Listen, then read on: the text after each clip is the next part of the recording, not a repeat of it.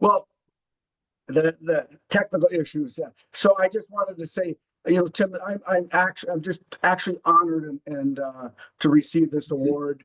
When you and your group have your fly-ins, as we meet with you and talk with you about the issues that matter in Minnesota's transportation. Just a brief overview. When I was in the city council in Hermantown, we had to build our roads, and when you build the roads and the infrastructure, that's when you grow. And then when I was a county commissioner, I was a transportation chair, responsible for 6,000 lane miles of road. Just under half were gravel, actually. So when you talk about roads and bridges, and then being on the transportation committee since my inception in Congress, it is very, very special. And I'll just start out.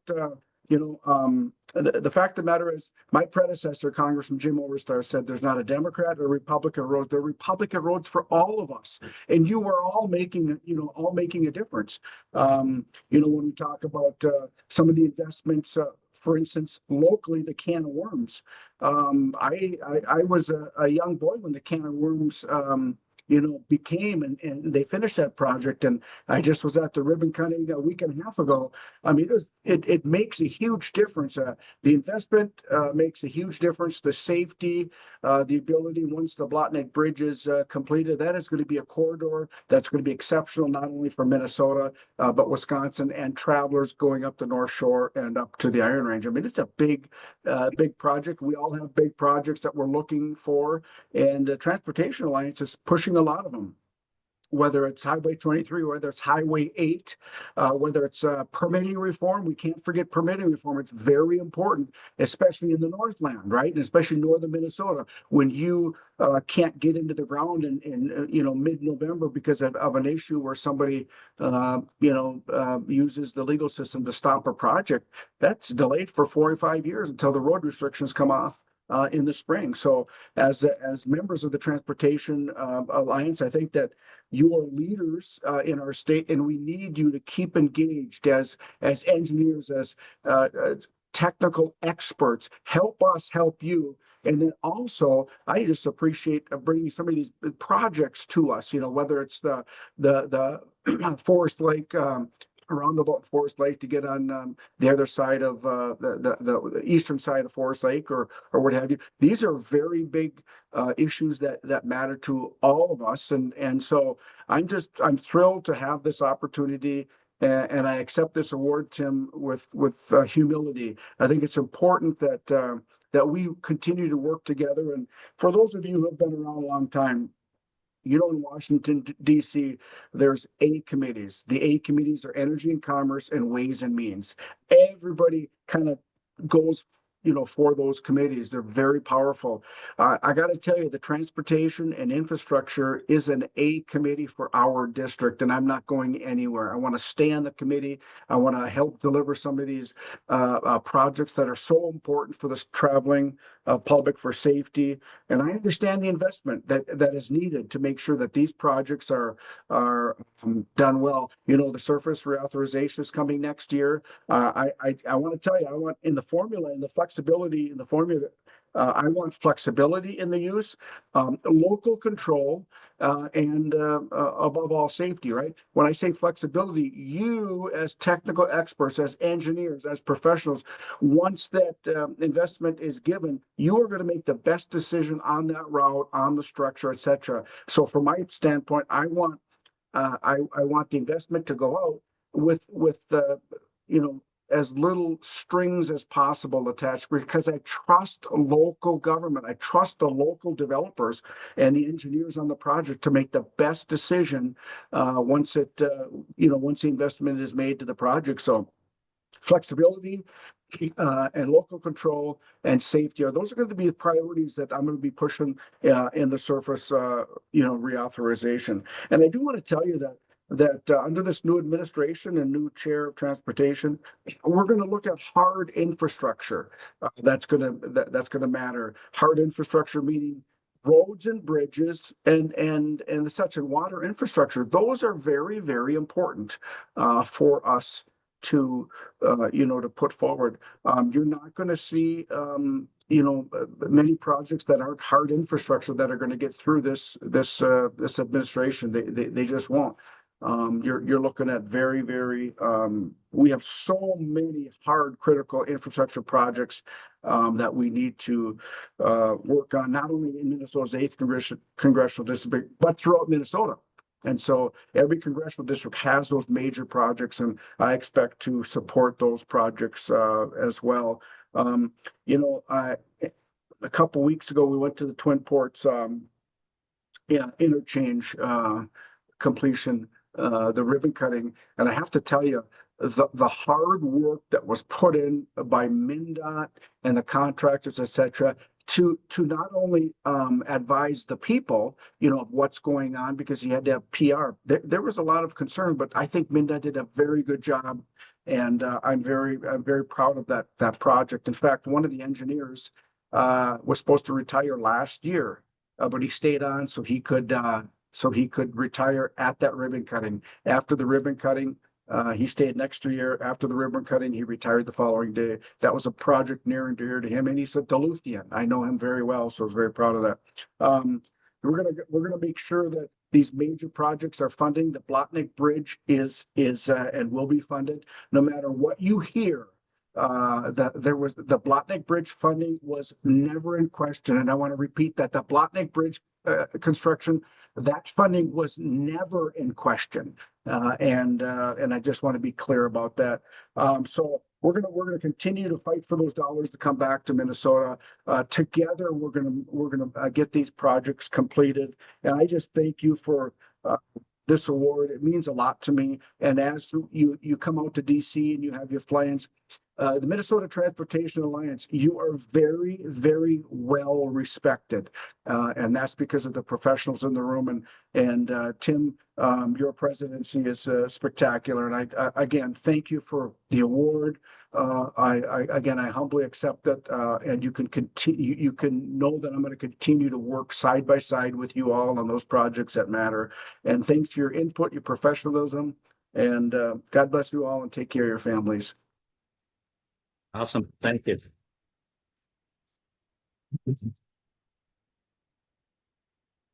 Thank you, Congressman. Appreciate it. So, and again, we thank you for being responsive and being, so engaging, and your staff has been wonderful to work with. And I'm going to say probably even a grossly overlooked asset that we have out in Washington, D.C. But you've been a huge advocate for us, and very open and very helpful when we come out there. So appreciate that as well. So do you have a second to answer any questions, or do you have to go? Yeah, a couple questions. Yep. Yep. Anybody have any questions for Congressman before we let him go? I'm kind of changing the agenda on everybody here a little bit, so. Yeah, we have one. Wayne Sandberg from Washington County. So. Just want a quick thought on your thoughts on the timeline for reauthorization. What's the committee talking about? Kind of what are you thinking we might see? Yeah, the timeline for the reauthorization, I hope it's on time, right? I mean, we have under a year to get it done. And first things first, right? Let's open the government. I don't want to get into that conversation at the moment, but let's open the government. Let's get to these conversations. And quite frankly, Wayne, you're looking at the transportation chair and the ranking member, Sam Graves and Rick Larson. They get along very well. They understand, just like Oberstar and Don Young did. They're very well positioned, and we think that we can get this done on time. And if we take politics out of it, we can get this done because it matters. It absolutely matters, and there's so many opportunities to make our roads and bridges safer and what have you. So I'm optimistic that we can get it done on time. Yeah, thank you. Anybody else before we let the congressman go? Sure.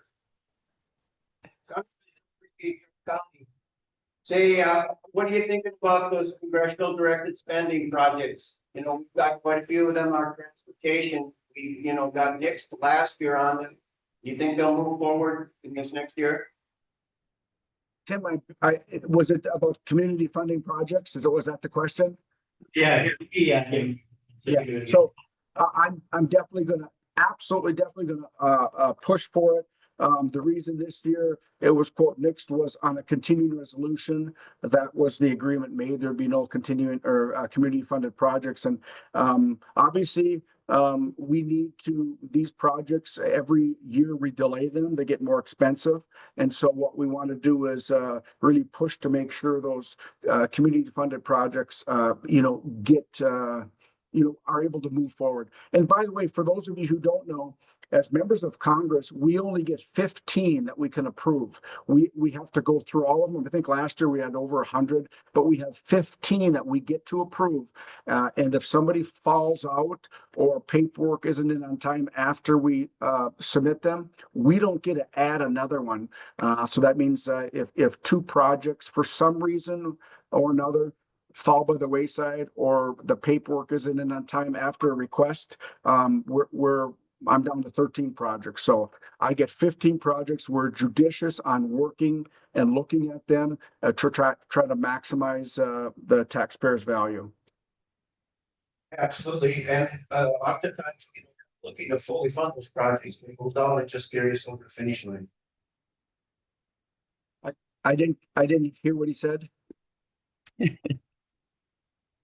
Those dollars oftentimes don't fund the full project, but they carry us over the finish line.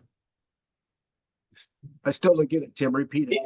Yeah, he was saying that the dollars don't obviously fund the whole project, but they sometimes get us over the finish line. That's exactly right. Exactly right. Well said. It's exactly right. Okay. All right. Anybody else? Hey, Tim, before I go, I want to just mention, being in transportation, next Monday, November 10th, was a really tragic day on the Great Lakes, as you know. It's the 50th anniversary of the Edmund Fitzgerald, and waterway safety is part of our transportation infrastructure purview. So we always want to be not only safe on our roadways, but in the water too. So 29 men perished on Monday, November 10th, 1975. So just as a reminder, safety is always a priority, and I know it is for each and every one of you in your room. So with that being said, thanks again. I'm heading to our nation's capital. Thank you. Have a good travel safe. Yep.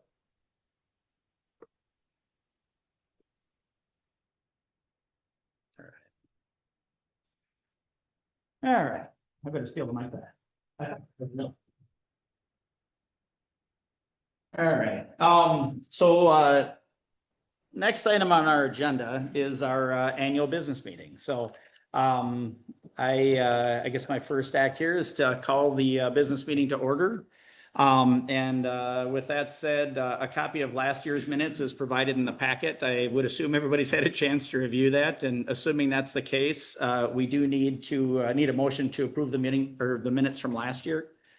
All right, we have a motion to approve. Second. Okay, and a second. And so all in favor? And opposed? All right, minutes are approved.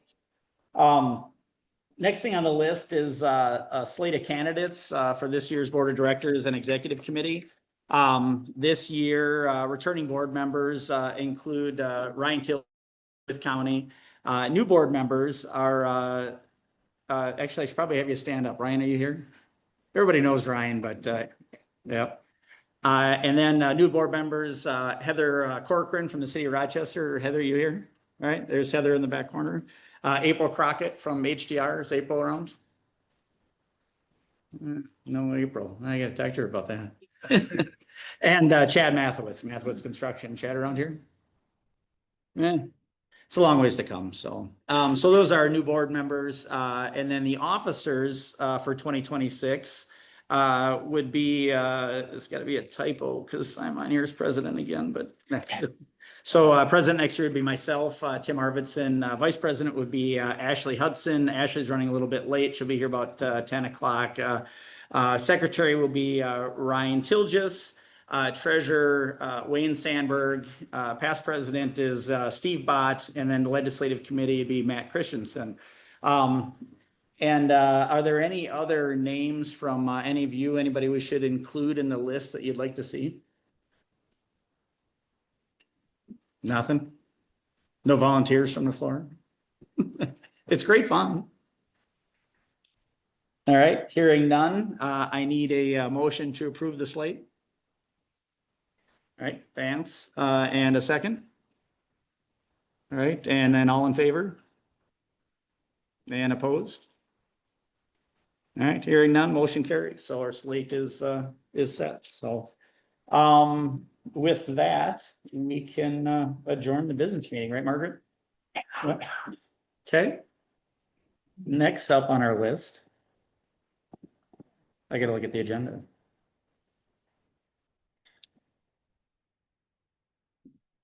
All right. So, at 10 o'clock, we're gonna be talking about electrification of transportation. That's, we have, Ann Johnson Stewart that's gonna come in, as well as, some other folks from WSB and Department of Transportation, rather. Are those guys here yet? Okay. So we have about 10 minutes, and I know you guys would rather do anything besides listen to me talk for 10 minutes. And I don't know any good songs or good jokes, but I always tell people I can talk about nothing for 10 minutes.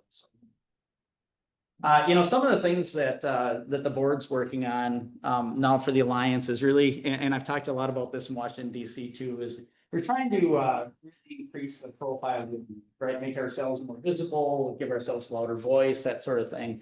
So we've actually been working with a consultant, Mercury Creative, looking at doing things like updating the logo, and looking at social media posts, and just trying to engage and find the best ways that are cost effective to engage with existing members to make sure that the message of what we're working on gets out, but also trying to attract new members by making sure that they see the value in what we're doing out there. And you heard Congressman Stauber talk about you know, the value of the Alliance and the impacts that we have when we go out to Washington DC, and I think that's very true. And you know, certainly at the state level as well. I think last year it was I think Dibble was here talking about how he turned everything that was in our legislative agenda into bills that were trying to be passed. I mean, this is a very effective organization, but you know, I'd be curious, as long as I'm standing here, in terms of how we message to you guys, do you guys have any thoughts or recommendations? What's the best way to reach out? I know we do our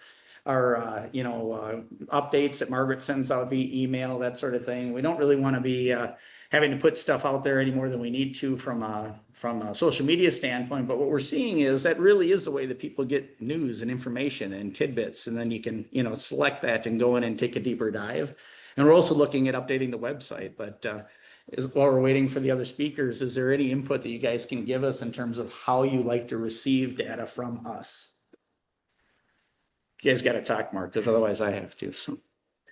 Yeah.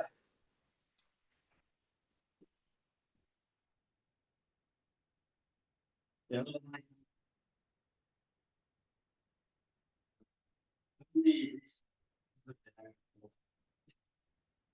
This issue, I can't understand.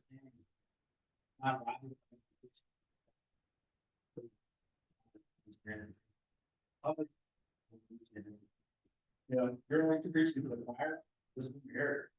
Right.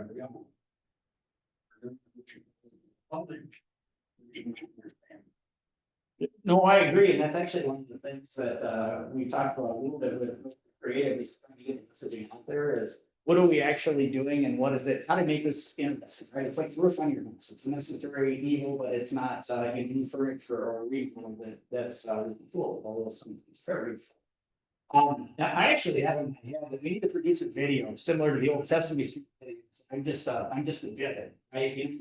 It explains how a bill becomes law, and I'd love to do something like that. That's at a you know, very I call it you know, understandable level to say this is actually how it isn't just about here needing to do this and we get paid for money. There's multiple funding sources, all that have lots and lots of strings attached to it. So, but I do think it's important that the public understands that it's not as easy as you think it would be to go out there, and in terms of where the funding's coming from. Yeah, I don't think anybody has a German concept.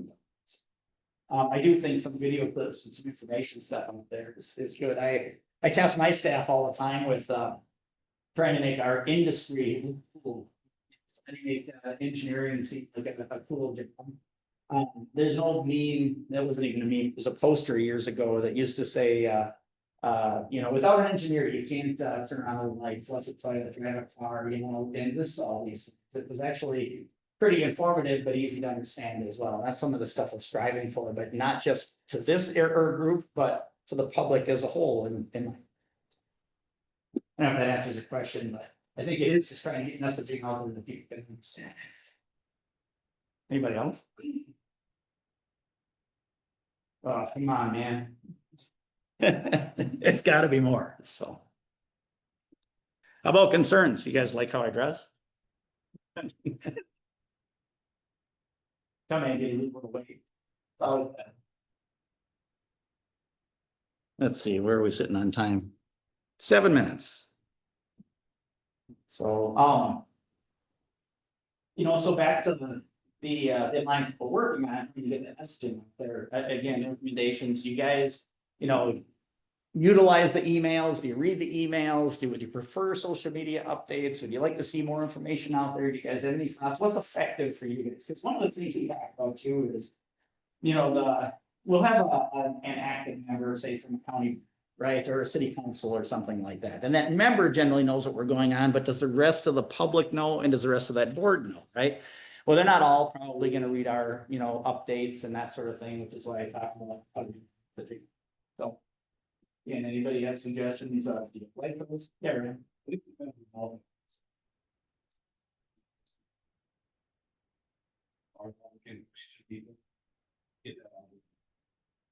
Yeah. We all get an email. The information out via that method is what I'm using. It's always. Yeah, Joe. Yeah, newsletter, something immediately. Email that, it's easy email onto our. All I have to do is click on that and there's the. That's actually one of the things we've talked about. I'm sorry, go ahead.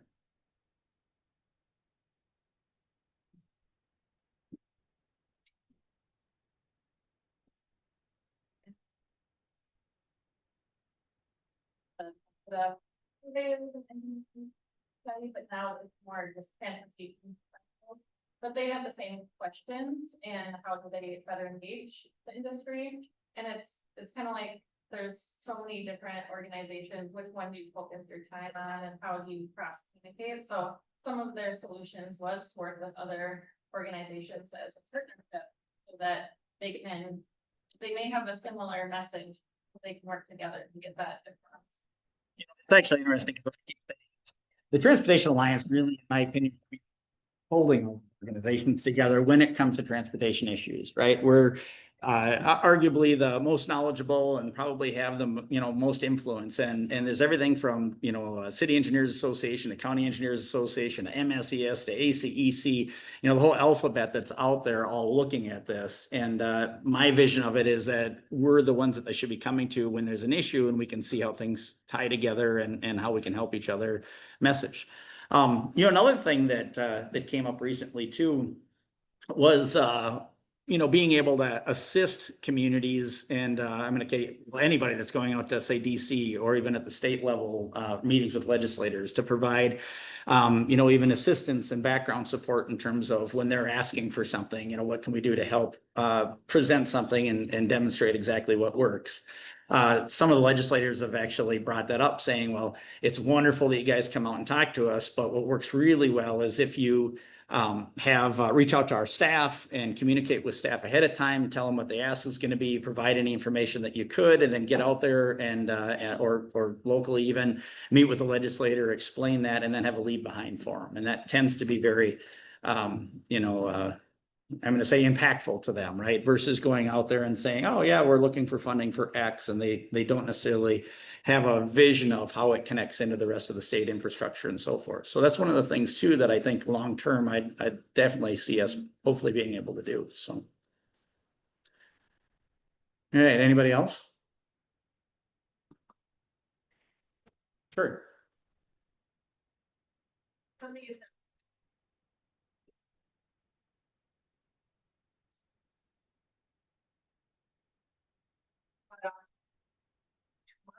And in this generation, it is what they're looking at. And I think that it should, as you do, yeah. But maybe looking at that side, with the links and the important issues of town and going from that, I think that's really for us to be able to change how.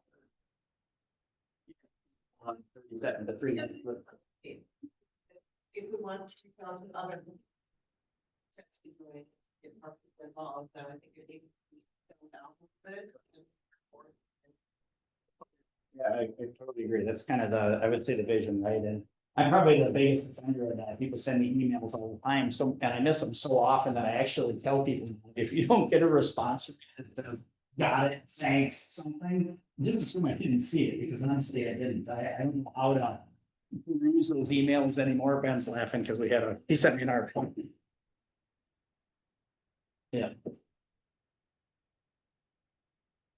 Sure. Yeah. Yeah, exactly. So, yeah, knowledgeable and quick hits where you can go pick on, a link if you want to take a deeper dive. So, all right, well, we're 10 o'clock. Margaret. That's all right.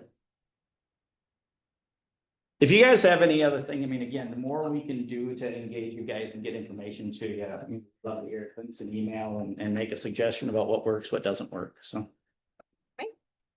Thank you. Okay, well, good morning. Thank you all for being here. It's great to see everybody. We're really excited to kind of focus on cutting edge trends, the future of transportation, as well as looking at this afternoon, what's coming up kind of in the near future as far as construction in Minnesota and funding and some other issues that we'll probably be dealing with in the next legislative session. So this morning, we're going to focus on electrification in transportation. And this is something that, might seem kind of far off, but it's getting closer and closer. So we, the Transportation Alliance, we worked pretty closely with Senator Ann Johnson Stewart last legislative session on a couple of bills dealing with the issue of more and more people purchasing and driving electric vehicles, which of course don't pay the gas tax or any other fuel tax, and the impact that that has on transportation funds.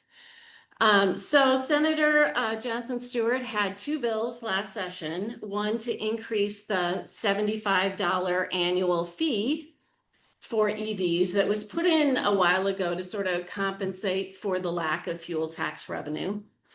And then another one that would charge a 5-cent per kilowatt hour fee at public charging stations.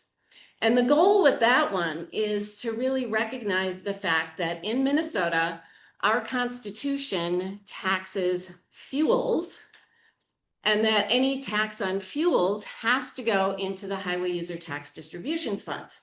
But the registration fee on EVs is not the same as taxing a fuel.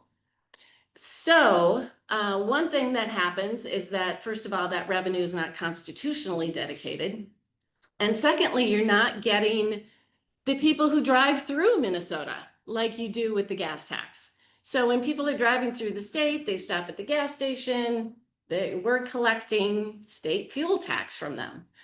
So we wanted to be able to capture that from people with electric cars driving through the state and charging their cars in Minnesota.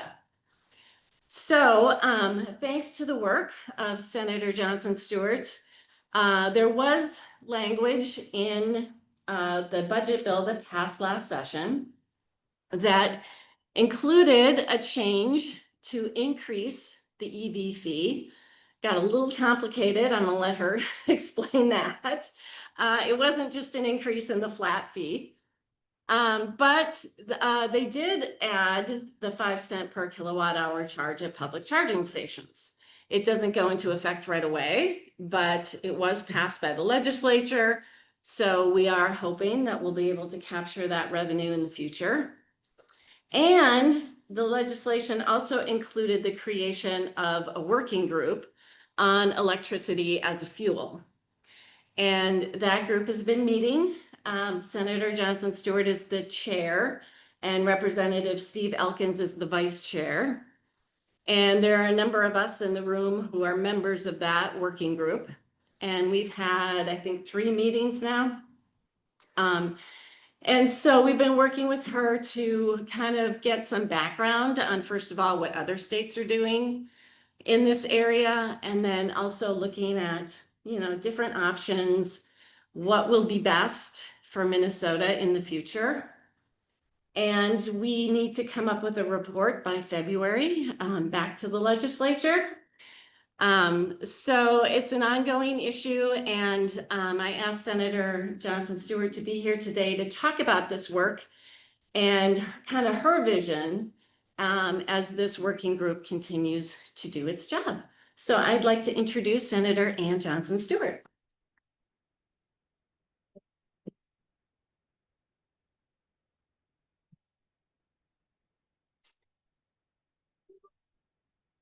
Thanks, Margaret. And I'm guessing there's people online, so I have to stand here. Yeah. I hate that. Some of you know me, I'm a teacher. I'd much rather be walking around the room.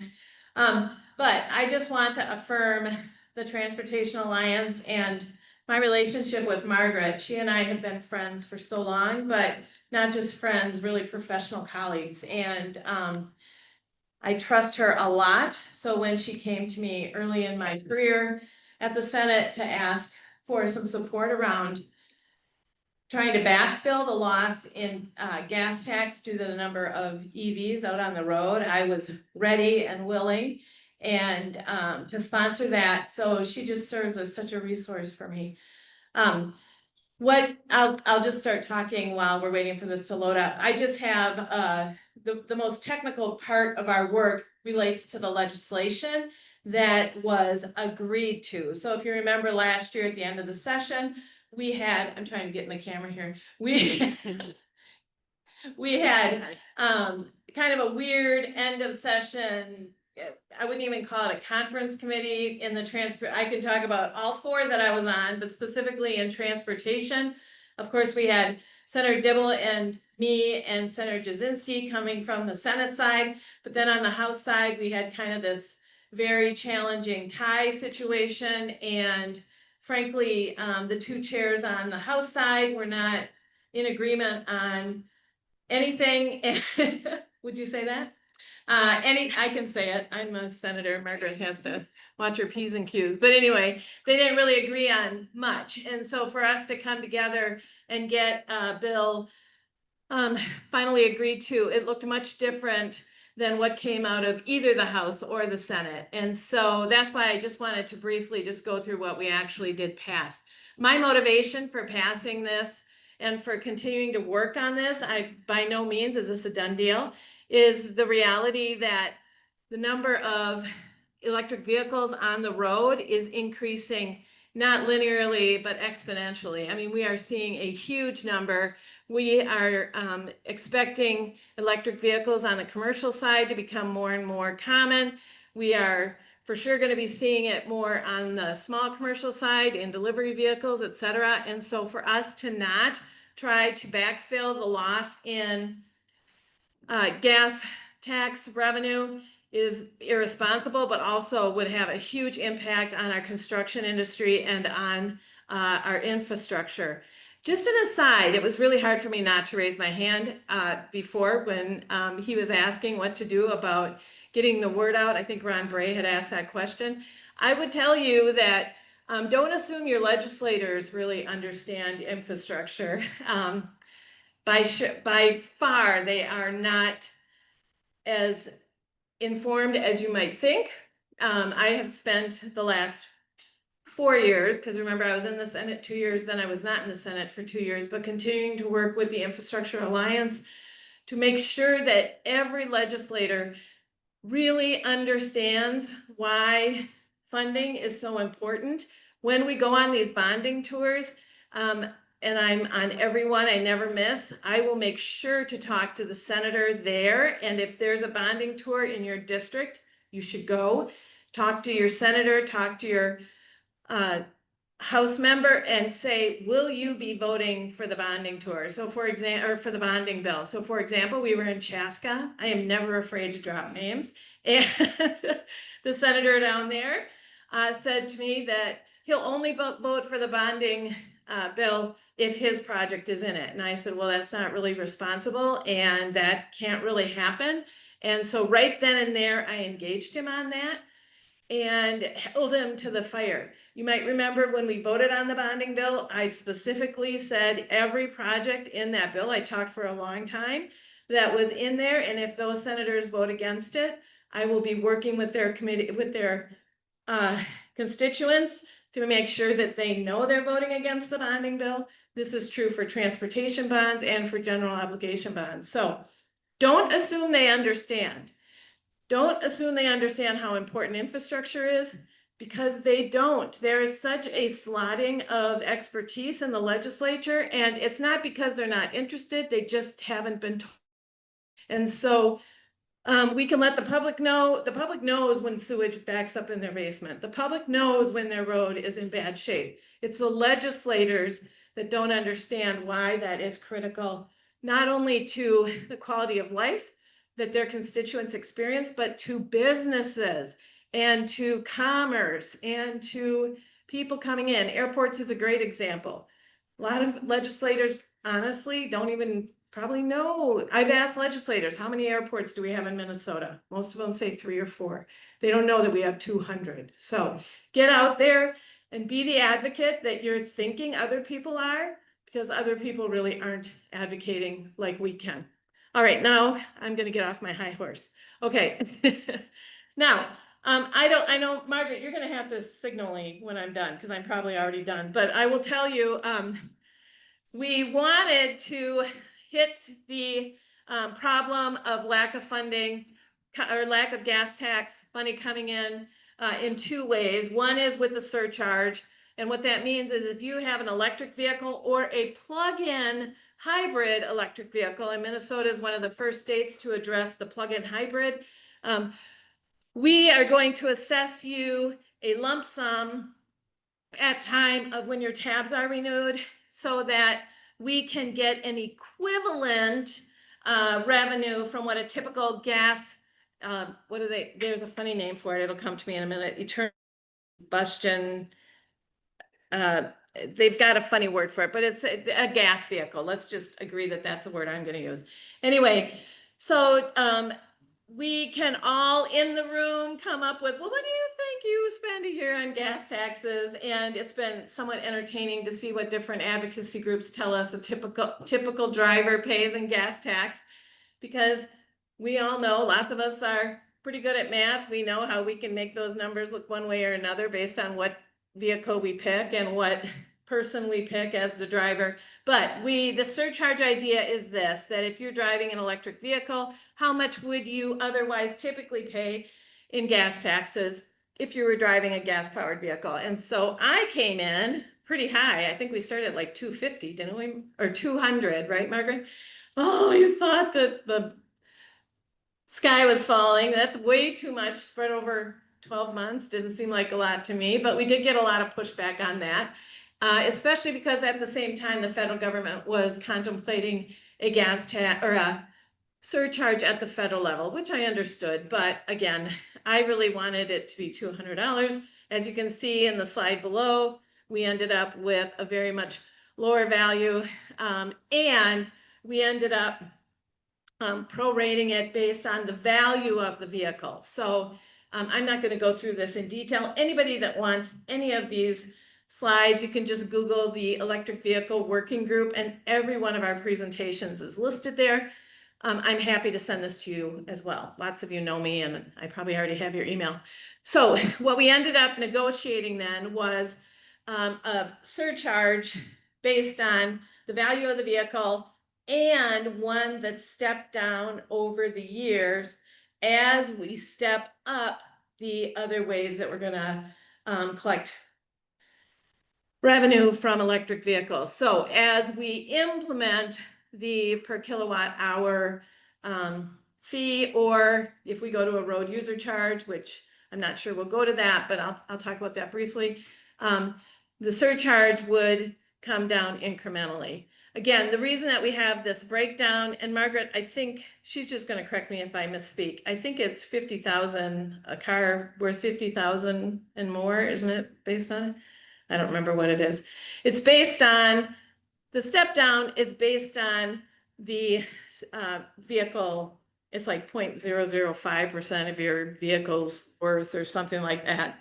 Anyway, it's similar to how we assess tab fees for gas-powered vehicles, okay? So that's one thing. Then the second thing was this 5 cents per kilowatt hour surcharge, or I'm sorry, tax that we're going to be incorporating at all public charging stations.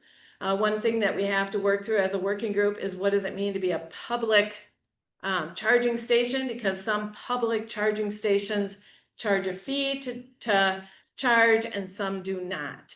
So we are trying, as Margaret said, to incorporate this tax on fuel to match our constitutional language.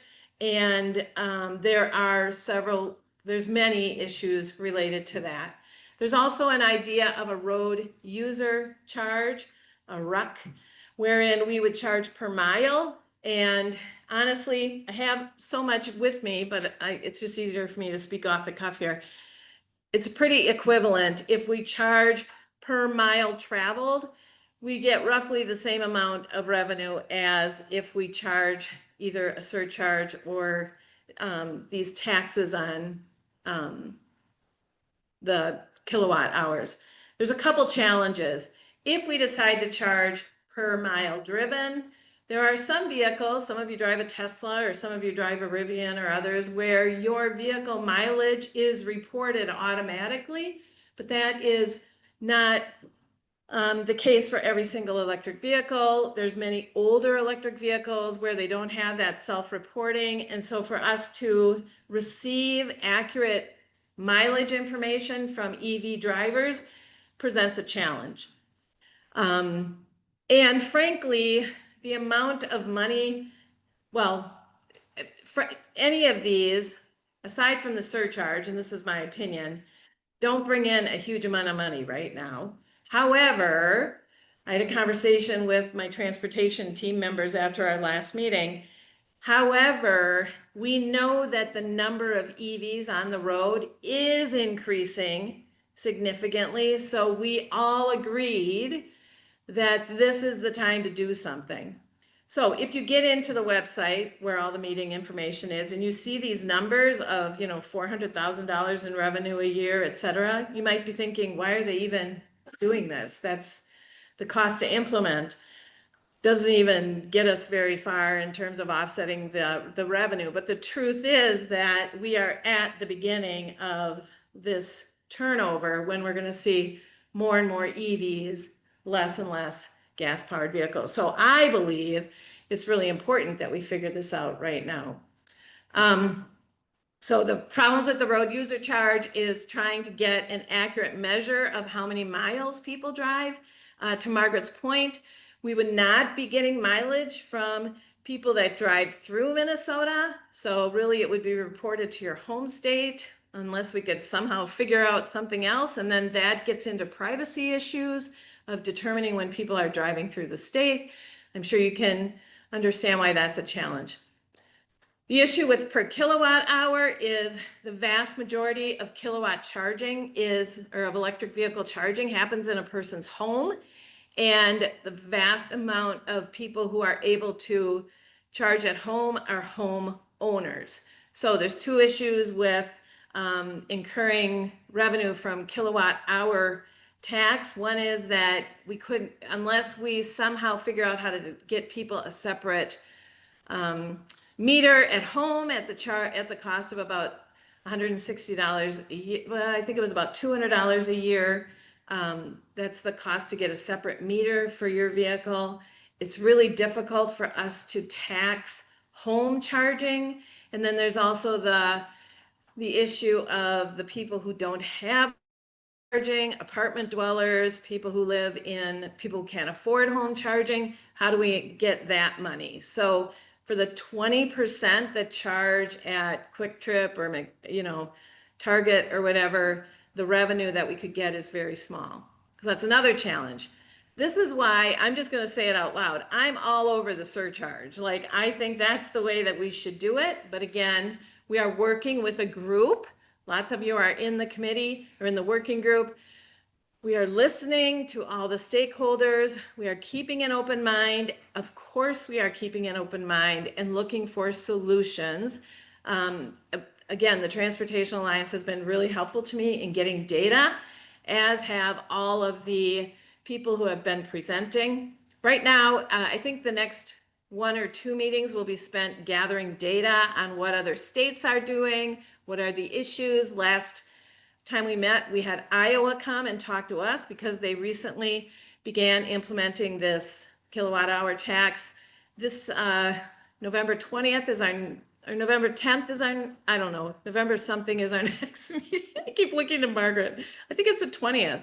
I don't, anyway, we'll be having Wisconsin come because they also just implemented this tax, but we are not alone. I think there's probably 30 states that are in the middle of either a pilot project or trying to figure this out.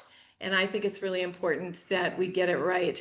We have proposed the highest surcharge. We also proposed the highest kilowatt hour tax. That's probably has to do with something, the fact that I'm heavily involved in funding transportation. And I know that we're going to have to be serious about this if we're going to make it worthwhile. And so with that, I think, was that had to be 15 minutes, Margaret, was it? Yeah, she goes, yeah, it was. Anyway, so here's what I want you to know is that I worked hard to become the chair so that I could make sure that everybody's perspectives were heard. At the same time, we set forth a foundation for funding of road construction and bridge construction into the future, because this is the chance that we have to at least get a good start. Obviously, with legislation, we can change it and we can update it, but I think it's really important that we show our stakeholders and those of us in the construction industry that we are serious. We are not going to put the whole cost on the EV users. There's no way we can do that fairly, honestly, if you look at the drop-off. However, we have to look at a way to do it in a way that's fair and in a way that continues to fund our transportation infrastructure. So with that, I think there's other people coming up. Okay, you guys know who I am and you can reach out to me anytime. I see at least one other elected in the room.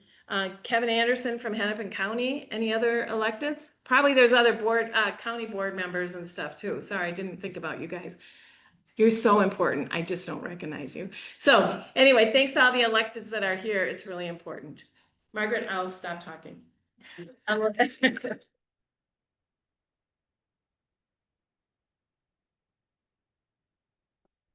I didn't really show this, so we'll leave it. Let's see. Okay, bring up everybody else up here. Thank you. Thank you very much. And yes, continuing with the theme, what's happening in this area. We asked a national organization called Aspire to talk to us about some really kind of cutting edge work that's being done with roadway electrification. It's also very connected to, you know, CAV, connected and automated vehicle technology, which is also a big topic in Minnesota with our Governor's Advisory Council on CAV that's continuing to meet.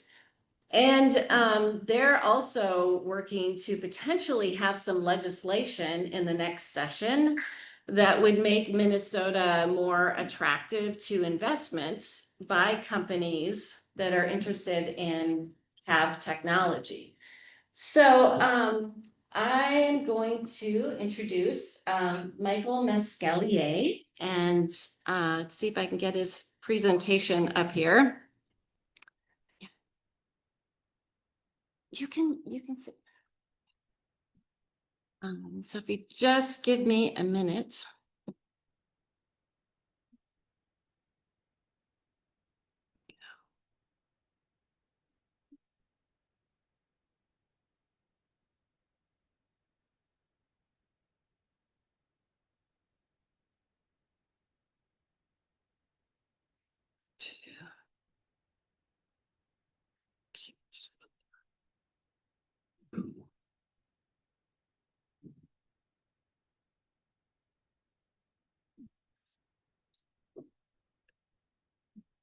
Oops.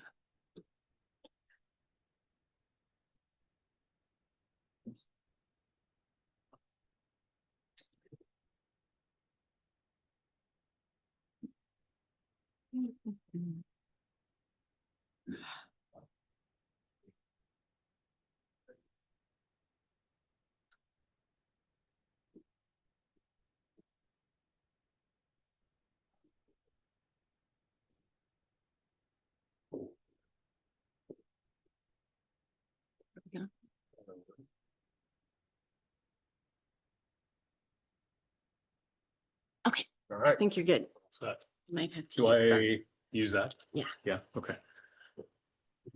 All right, good morning, everybody. How are you? So how many people have an EV?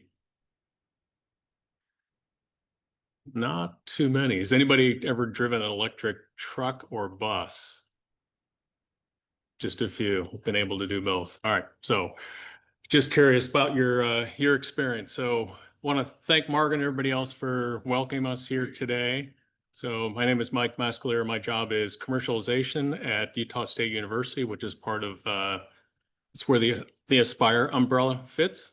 And not a legislator, I'm an engineer.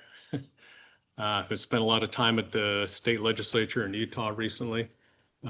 Previously was CEO of a company that spun out of USU that was acquired, and now I'm back helping with commercialization. So focused on electrification. All right, so quick overview. I've got a lot of things that I can cover.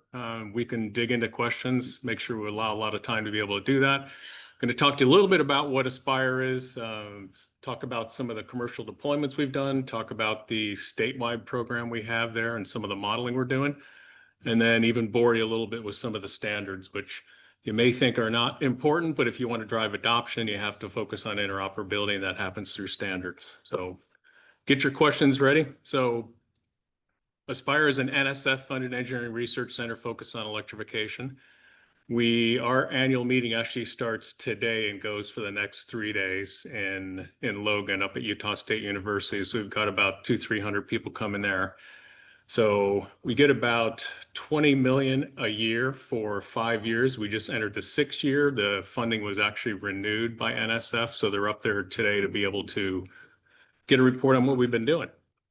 All right, so the big picture vision is multidisciplinary effort, 10 universities across the country, including University of Auckland in New Zealand, which happens to be where some of the original wireless power transfer technology came out of. And job is overall to catalyze practical, so market-specific transitions for widespread grid electrification. And then, of course, everybody's worried about what's going to happen to the grid when you put all these electric vehicles on there and data centers and such. So that's another big piece that we're looking at, and also focused on economic growth, and then not ignoring the job creation piece of it. All right, so what do we do? So overall, the big picture mission is to look at the most cost-effective way to move people and goods. So we're not focused on one mode of transportation. We're looking at heavy rail, light rail, trucks, buses, passenger vehicles. And then on the supply side, we're looking at everything, including nuclear, geothermal. So we're agnostic to where the energy comes from. All right, areas of research starting from on the right-hand side, transportation systems, power systems. I'm going to show you a little bit about that. And of course, anything that's integrated with the grid. And you're probably aware there's a large amount of battery storage now being attached to the grid. So we're also looking at that. And of course, Senator talked about it, but user acceptance, public policy is actually a really big deal. So we spend our time traveling around the state, talking to people, not only in the Wasatch Front corridor, but also in the rural parts of the state. And then, of course, it all comes down to data, which is a big sensitive issue because of data privacy and such. But in order for us to do what we do, we need to be able to get data on where people are moving and where they stop. All right, so some of the areas we focus on, charging stations of the future, I'm going to show you some of that. So it's not just the standard plug-in chargers at your house. It's not a DC fast charger. We've got a big focus on wireless, both stationary and then in motion, which is number 2. Electrified roadways, think of it as charge as you drive. I'm going to show you some of those examples. We call systems of systems. So this is the vehicle talking to the infrastructure, vehicle to vehicle, pretty much everything. And then workforce pathways is a big deal. All right, so here's the list of some of the members. If you start over on the right-hand side, you see a lot of DOTs, Michigan DOT, Virginia, Utah DOT, of course, working closely with Pennsylvania Turnpike, Ohio Turnpike. I'd say overall, we've got discussions going on with 15 to 20 of those entities. And then the left-hand side, you see about 5 of the wireless supplying companies, and also some of the A&E firms like AECom, WSP, and then you see big companies on the grid side like ABB and Schneider Electric. All right, so just quick numbers. We've been growing. If you're interested, there is an annual report. You can scan the QR code. We actually just released it about a month ago. This is a picture, for an overhead picture. We've got a EVR, an electric vehicle roadway. So this started out as a tiny building, 1/4 mile. We just extended it to 3 lanes of a 1/4 mile, and the building is about 4 times what it used to be at about 20,000 square feet. So this is where we do a lot of the pre-commercial testing. A couple of examples for P3 technology deployment. I was just at Nebraska DOT about 4 weeks ago. They're putting a system in an electrified roadway right outside of Lincoln, Nebraska. And then also Pennsylvania Turnpike was there a couple of weeks ago. I was surprised to hear that their gross revenue is over $1 billion that they pull in from the Turnpike. They are committed to putting in both stationary and in-motion wireless charging, and trying to figure out, like you were talking about, how do you pay for this? They're obviously a toll road, so we're helping model for them how to collect those usage charges. All right. So another thing to think about as you're doing this, people typically say, well, okay, I have a trucking organization, I run a fleet, I'm going to put in some chargers, but the best way to do it is to think about it at a statewide level and also coordinate amongst all the different modes of transportation.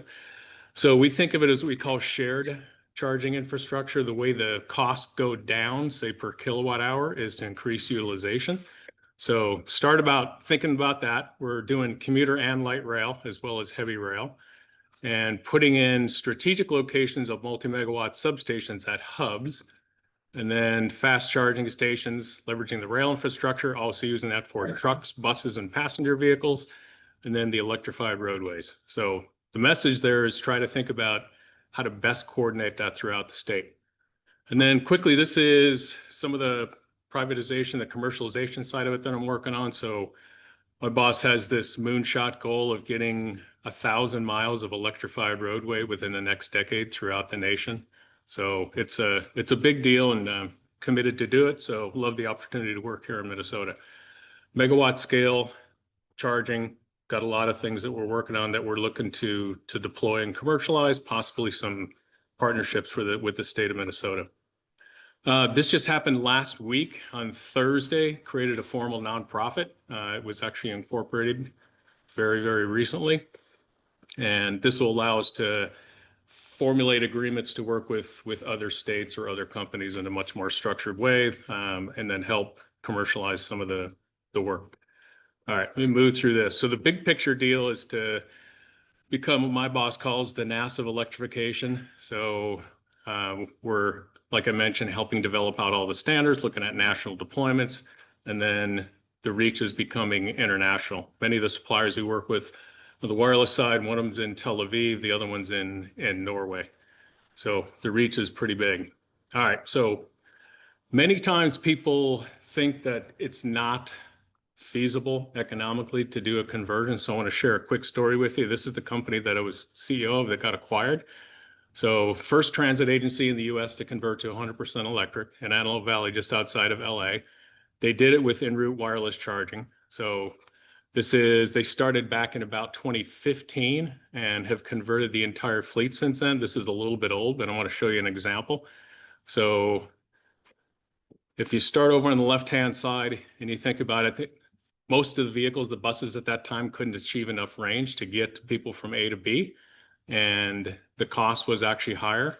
So you think normally you would, to increase the range, add battery, but that increases the weight of the vehicle. So we came in and said, we'll strategically place 12 en route wireless chargers. And by doing that, you can actually reduce the size of the battery, and you can get diesel-like range and meet the axle weight limits. And then here's the big one on the cost. So they started out with 65 diesels, figured out that they would have to add 102 electric buses to cover the same routes, okay? And then the bottom you can see, so that's 37 more battery electric buses. Total cost, if you look at both the vehicles and the charger, about 121 million over 10 years. And if you add wireless to it, you can do it with 65 battery electric buses, the maximum battery size, the charger cost, of course, goes up, the vehicle cost goes down, and they show they could save 25 million over 10 years. And then if you look further and said, okay, I'm going to optimize the size of the battery that's on the vehicle, so the CapEx goes down, you can actually increase the savings to about 34 million. So I just show you that to illustrate that it is possible to do it, and it is possible to do it at a same or better cost compared to diesel. All right. So this is legislation that was passed by the governor, State Bill 125, 2023. If you look it up, you can find all the language that's in there. Reading through the language that's in the bill that we just talked about, it looks somewhat similar. We just finished the second year, just reported to the legislature on October 14th and passed with flying colors. The whole idea is to coordinate across the state agencies. I looked through the list of the handout you had on there, so we're doing something very similar to that. So the GOEO is the Governor's Office of Economic Opportunity, and then the OED is the Office of Energy Development. Work closely with UDOT and all the transit agencies. So that's moving along nicely. We had this industry advisory board, so it's a little different than it looks like the way you had it structured. But for example, there's a group focused on power generation, transmission, distribution, and storage. There's another one focused on and off-road heavy vehicles. Typically, there are 2 chairs for each of those that get together monthly, and then the whole steering committee gets together quarterly. And I don't know if any of you know Carlos Parceras, who's the head of UDOT. Probably he seems to have pretty good visibility, so he actually chairs that and makes sure that we're staying on track. All right, so this is the other piece of it. If you drill down into a little more details, it's supposed to be market driven, so we're not just going out there saying you have to convert to electric. There's no stick involved, and then we're putting together 10, 20, 30-year roadmaps for how to get there. And if you look in the annual report, if you go to utahelectrification.com, you can find the annual report that was just released for that.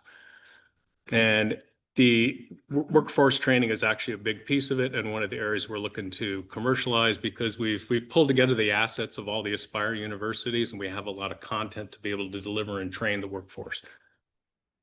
All right, so this gets pretty interesting. So we have 2 PhDs on staff, and they're doing modeling. One's working on transportation systems, so where do all the vehicles move? The other one's focused on power systems, so everything that's happening from the grid. We're in the process of gathering information from the 39 utilities that exist in the state, and data does become an issue, both storing it and anonymizing it. But we're actually getting data on all the generation sources, where the transmission lines are in the state, all the distribution, and using that to put into a model. We've got data for about 30,000 Class 8 trucks that move either within the state or through the state. And we're using that to produce what we call actionable insights. And we're also working with some staff at UC Boulder, with a woman who's an epidemiologist, and we're looking at air quality. We're modeling it, and then we're looking at the positive impacts on human health. So, you've got poor air quality days. You probably know, if you've ever been to Utah, there's an inversion problem. A lot of kids get asthma, miss school days, parents miss work days at that point. So we're trying to also model what the conversion to electric will enable. Looking across all modes, like I mentioned, even aircraft, the only FAA approved electric aircraft is in the state of Utah. So we're helping modeling where to put the charging infrastructure within the state. This one is what I call the what, when, and where. So we've got them, the 2 guys modeling and figuring out where to put chargers, what type of charger, when to put them in. And if you use your imagination here and look at the legend, you can see the I-15, I-80 corridor. So you can see I-15 going north-south. You can see I-80 going east-west. So that's where it suggests to put electric roads, where there's going to be heavy traffic, and then also has destination fast charging for medium and heavy duty. And then we've also figured out where to put the chargers in for public transportation, and then stationary slow charging. So quick example. There's a misconception out there that there's not enough power being generated. But in some places, specifically in Utah, the issue is really more distribution. So getting the energy to where it's actually needed. So these are three pillars if you look at it. The one on the left that we call unmanaged, the one in the middle is incentivized, so taking into account time of use charges. And then the one on the far right basically takes into account an overall system optimization of not only time of use, but demand charges. So you can see on the left, if you don't manage this with software, you have the demand exceeding the supply. You can see it improves in the middle one. And our predictions show, based on doing a statewide model, that you can actually situation where the demand never exceeds the supply. So the ability to model it is actually quite insightful. We all know that a model is only as good as the input. So as we continue to get more data, we'll be able to refine this and then show guidance. And this is something we could also do for the state of Minnesota, for example, as long as we had the data. We do fleet modeling also. So this happens to be a company that does drayage. So they move containers from the Utah Inland Port to storage yards, and they also go up into Idaho and throughout the state of Utah. So it's an example showing that we're not saying you have to convert to electric. In this case, it actually suggests that there's an optimal mix, at least at this time, depending on where they run the trucks. So some of it makes sense to convert to electric, and other routes, other trucks do not make sense at this time.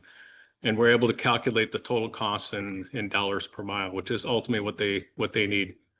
We just ran about a month ago an electrification workshop, had about 50 people there, did it at Association, something else I'd highly recommend. And also did it in collaboration with NACFE, which is I don't know if you know them, Mike Rotha, he's the CEO of the North American Council on Freight Efficiency. They're doing a lot of tests nationwide with entities like PepsiCo, and they're comparing, and they post it all online if you go to runonless.org. They are comparing fuel types with different fleets. So they're comparing diesel to battery electric to hydrogen fuel cell and CNG and other biofuels. All right, and then High Valley Transit. So this is the one that operates up in Park City. We've got the 2034 Olympics coming soon. So they're a little bit nervous. They're in the process of converting. They've got 8 electric buses. Now they're running. They've got another 15 coming the middle of next year.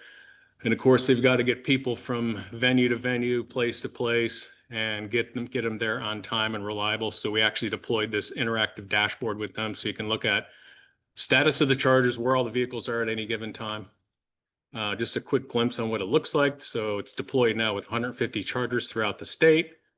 If any of you have ever been to the national parks, we've also published some reports showing how to get there, and once you get there, where you can charge, and actually adding additional charging infrastructure.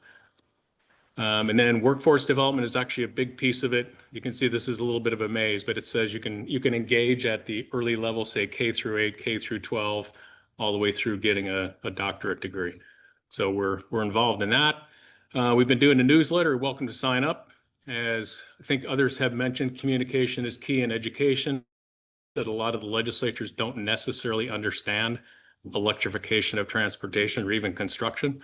So this was the first one we did, where Carlos sent out some nice notes just to make sure the word gets out. And then the one in the middle is actually, there is an association of governments and an association of counties in the state of Utah. So we've been going around and visiting each of those. So this was the one, R6, which is down in Richfield. So going out and actually visited the IPP power plant in Delta. So it's important to get out there, make sure you listen to everybody, understand what's really going on.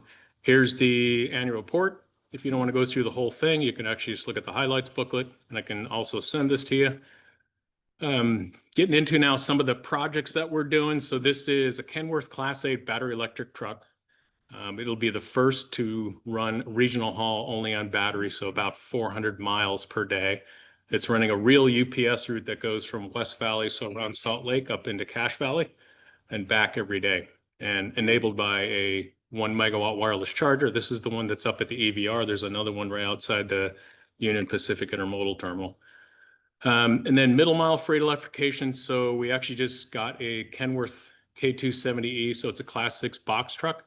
And you can see here, it's the first wireless charging roadway in Utah. We just paved over it 2 weeks ago. and it will be used to create visibility and show people what's possible. From my experience, as soon as you get somebody out behind the wheel of one of these vehicles and have them drive down the road and see they're actually charging, then they start to believe. So it's one thing to model it, but you've got to get it out there and let people try it. All right, just some quick construction pictures. This is about 3 weeks old. One thing to note there in the middle one on the left-hand side, we've also got 1 megawatt and 2 megawatt hours of stationary storage. Again, it's there to mitigate time of use and demand charges and also test out what's possible. And it should reduce the cost per kilowatt hour. So quick pictures, you can see how it happens. Down in the lower right-hand side, you mill a section of the roadway, put some slurry in there, put the coils in, which you can see here, and then pave over it with about 4 inches of asphalt, so that if you have to resurface the roadway, it's something that's possible to do without damaging the coils that are in the roadway. All right, so just a couple other quick pictures.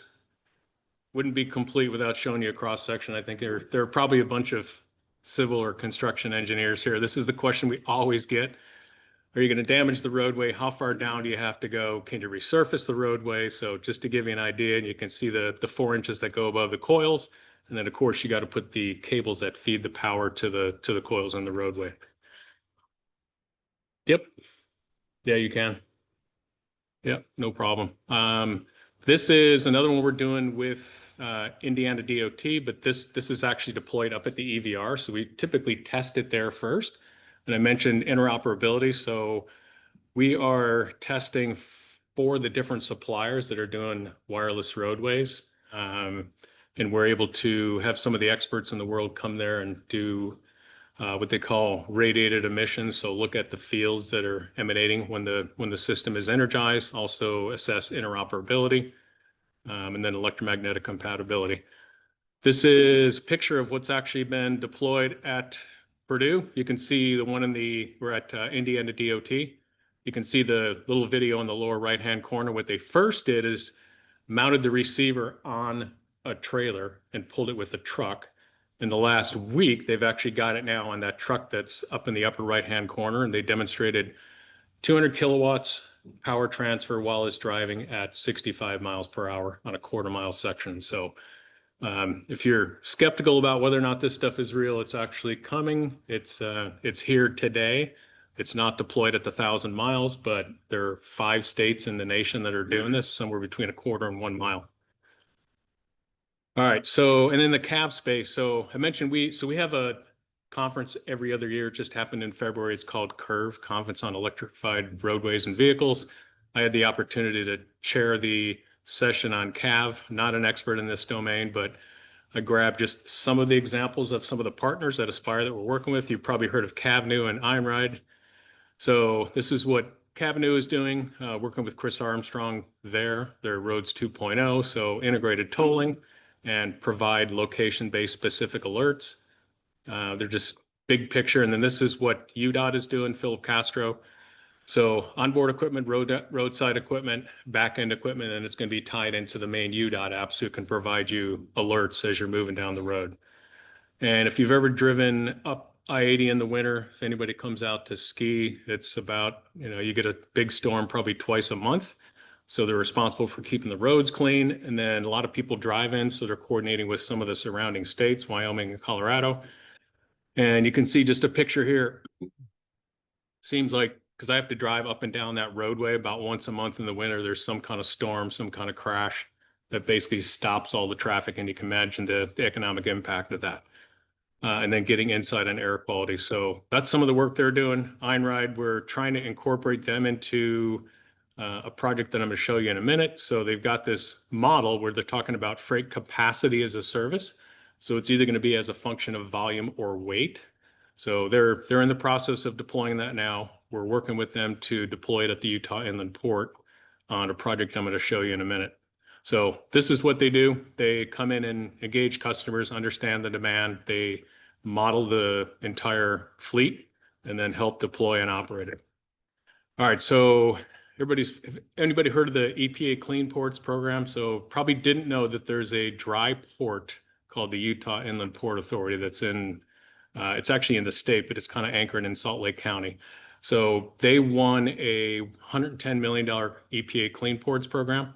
This is one of those that's actually contracted and it's not going to be pulled back by the government change. Show you a little bit about what's happening. So it's the one on the left. It's awarded. They've actually hired a full-time program manager.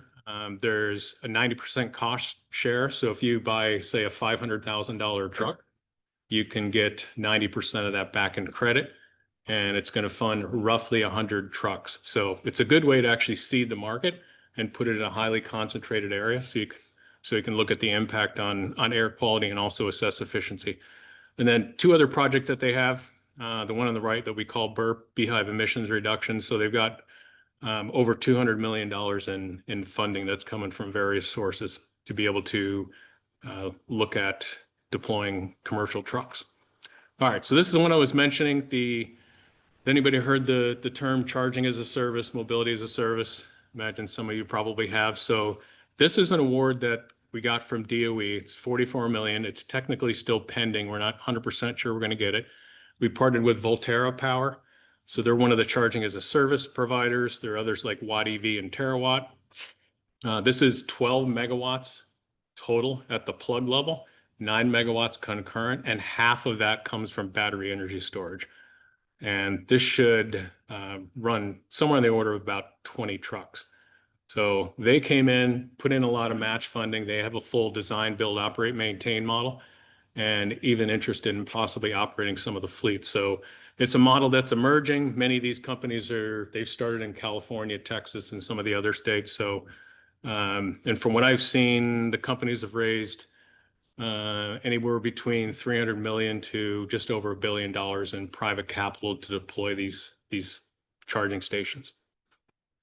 All right, so standards just a little bit. So this is wireless charging. It's SAE J2954. You can see there in the middle where I fit in as one of the co-chairs for the bus heavy duty charging. And then my boss, Regan, is co-chair of the dynamic or in motion standards. So it's one of those jobs that you do as a volunteer. I don't know if anybody's ever served on standards committee, but you get in a room with all the competitors and you try to get your design, your technology to win and become the standard. And this is some of the testing that we're doing up there now. And the whole idea, people are generally concerned with anything that's wireless about safety. So energy is transferred via magnetic field from those coils that are in the roadway up to the vehicle. And they're focused typically with ferrites or magnets, but there is some level of stray fields. So we're doing testing to make sure that it meets what they call the EMF limits for the standard. So make sure that it's safe to be either in the vehicle, standing next to the vehicle when you're charging. All right, so some of the testing we're doing, interoperability, like I mentioned, is a big deal. I don't know how many people have been out trying to use charging stations. Many times they're either down. There was an issue recently at the Utah Department of Air Quality where somebody came and stole all the copper cables from out in front of the building. So it's a big deal. Reliability of chargers is turning out to be a big deal, not just the availability. And I noticed in some of the language it talked about range anxiety and such, and there's also people referred to it as charger anxiety because you don't always know when you get there, is the charger going to function? And will you have the right software to be able to actually authenticate and bill? So it's a bigger deal than most people think. So this is, again, the test bed that we have up there. You can actually look at a live video cam and see what's going on. Even this week, we've got one of the suppliers up there. We're doing testing. We've just, the last 4 or 5 weeks, we've tested the other 4 suppliers. All right, so this I just throw in there because people always ask, can you really transfer energy across that kind of gap? So it's typically about a 200 millimeter 8-inch air gap. So you can transfer energy across that gap with efficiencies from grid to battery on the order of 92% or better, which surprisingly in many cases is even better than what a plug-in charger does. So it is an efficient system. And of course, now your imagination is wandering. You're thinking, well, I've got a truck that's got a big ground clearance or a bus, and then I've got these commercial or the light duty vehicles that have much smaller air gap. So part of what we do to ensure interoperability is make sure that we can maintain that gap, maintain efficiency across all vehicle classes. All right, so, and these are the guys that are out there now. So if you looked, you'd see they're out there with all kinds of test equipment and antennas, running the systems and measuring fields. So, and then just one final thing. You mentioned that a lot of the people don't really understand what it takes. So we spend a lot of time working with the fleet operators and the OEMs and educating them. And we start typically with what's the application? So what's the duty cycle? Where do you go? Where do you stop and start? Where can you charge? So I just put one example in here of we go to them and understand what the duty cycle is. We can tell them what kind of power level they need and talk about things like efficiency and educate them. So it's a big deal. So anything you do, looks like you've got it outlined nicely in the language that's in the electricity as a fuel working group. But happy to share some of the best practices, things that we've learned, what's worked, what's not really worked. It's just continuous education. So, all right. Thanks, everybody.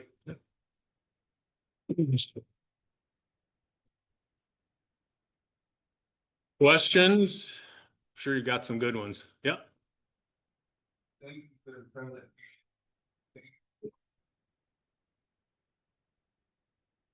And he questioned, would Stanley, he launched a goal line, first one is goal 70 to 80 of graduate, but the most popular thing people ask for is design the route, electric buses.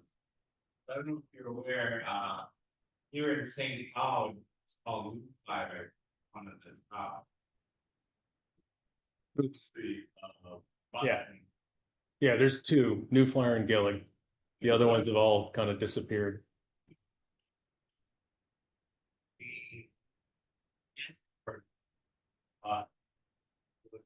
Over $9,000. Delivery and the record, they're about $1.5 million. Yeah, the new organization doing things to drive down the cost. And hopefully part of that is bus. Because some of them maybe there's gonna be randomly a few weeks.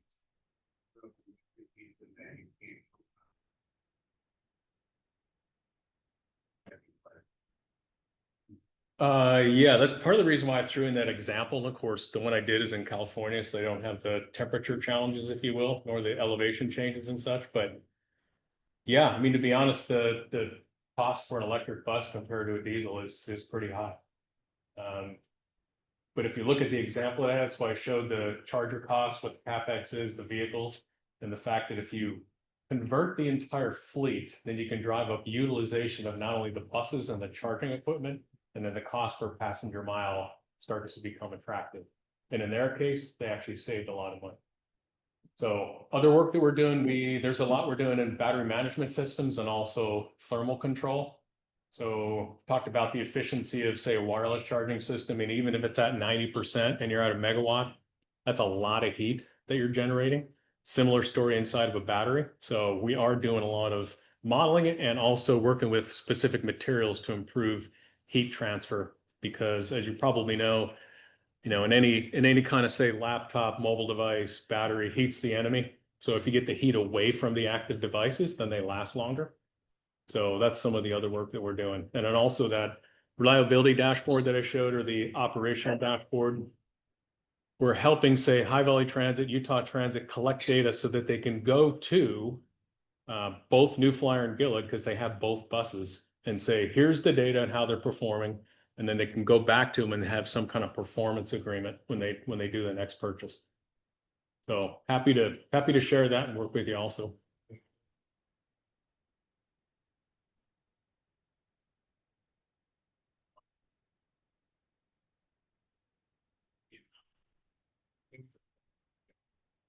IIJA. Asia Road. 35. 94.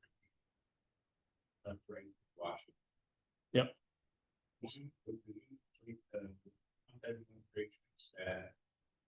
Spending, that was that much of that in jeopardy. But also, if that can follow through money that.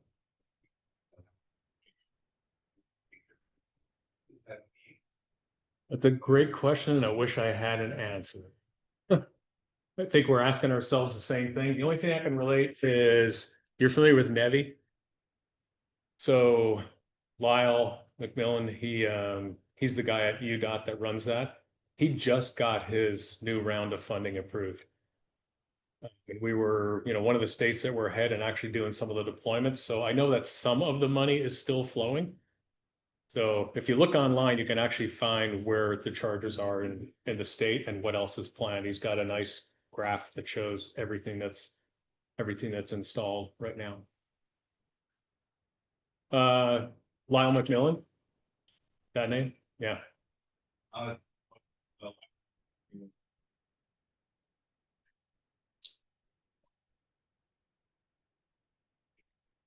Yep.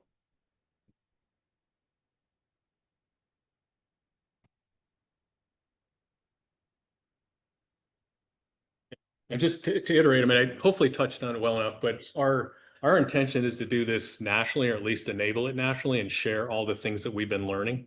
So we'd really love the opportunity to work with the state to be able to deploy some of that, and even, share some of the modeling expertise. And anything we've done regarding legislature, Lyle's also the guy that's responsible for the RUC. So it's always an interesting conversation. Yep. It looks like your. No, it actually includes everything. So you remember that big, we called a cake chart at the beginning? I mean, we're power supply agnostic. We're also, let's call it vehicle agnostic. I mean, we're even modeling aircraft. There's the Wasatch Front Regional Council. They collect all the light duty data. So that's actually incorporated into the model that I showed. So this. It will, it's not, we have purposely started with heavy duty for a couple of reasons. One is the benefit's bigger, and as you probably know, the majority of GHGs and PM come from heavy duty sector. So we started there. And also they typically hit the corridor, and that's a good place to put the electrified roadways. So it's just a great place to start. But we are testing interoperability with the medium and heavy duty vehicles, and also light duty.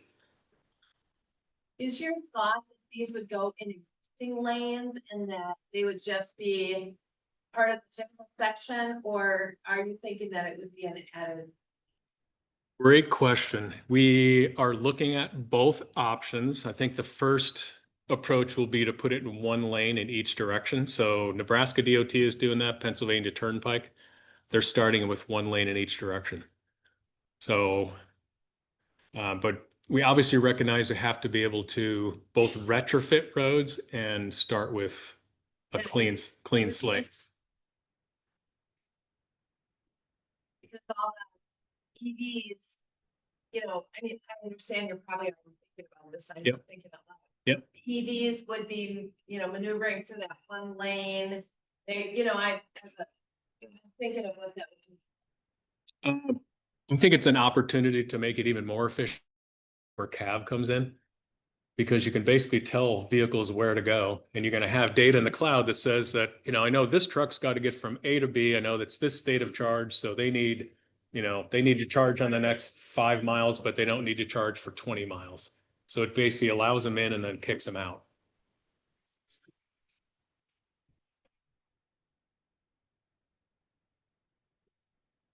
I do. Yeah, it's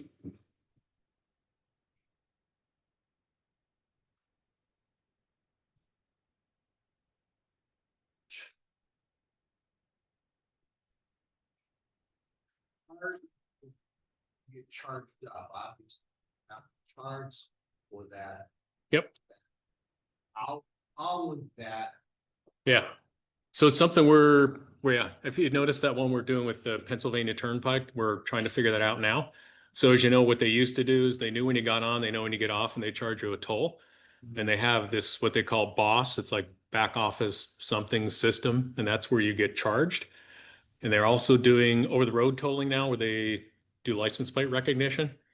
But for this, all the data from energy that comes from the grid that goes into the coils on the roadway, also the data that's on the vehicles. So we have the ability to look at the battery management system. So we know how many kilowatt hours have been transferred to the battery. That all goes to the cloud. So you can charge people for actually the energy that makes it to the battery.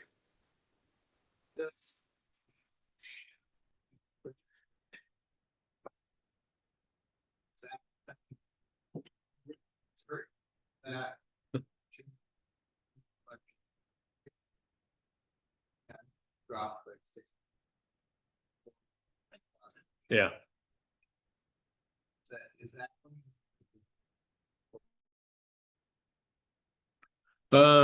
My personal feeling is I think it's a bump in the road, and I think it'll take some time for people to adapt to a different way of thinking. And I think it'll drive more of those opportunities into the private sector and less reliance maybe on the federal government. That's one of the reasons why I mentioned the charging as a service companies and the amount of private capital that's gone into them. So they wouldn't be attracting that capital if they didn't see a return on investment. And I've talked to a lot of them directly, and they said it's really just going to come down to utilization. I mean, right now they're in probably 5 to 10% utilization, which isn't very high. They need to be up above 50%, which means getting more trucks on the road. So I think there's kind of a bump in the road right now. So, yeah. The infrastructure,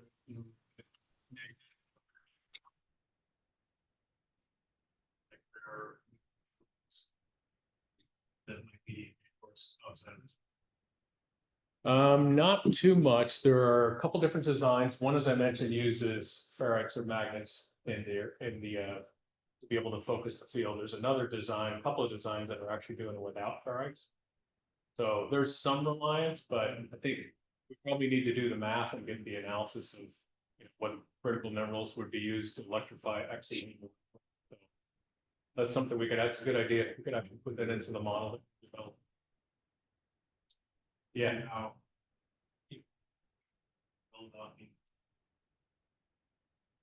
Yep. Yep. so this are technology. Upgrade your vehicle. Is this a or the wheel drive? So you're talking about the charge of you drive electrified anyway, and then yeah, understand that.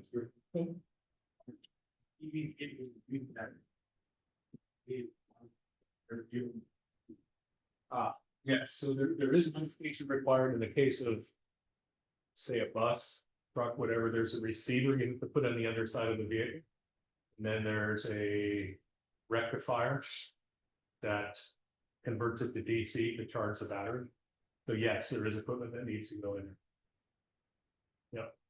And there are a handful of, let's see, there's a BMW 5 Series that has a receiver for stationary, and New Flyer and Gallagher have both integrated onto buses for the receiving equipment. So it's starting to happen, and we're working with PACCAR, so Kenworth, Peterbilt to do the same thing.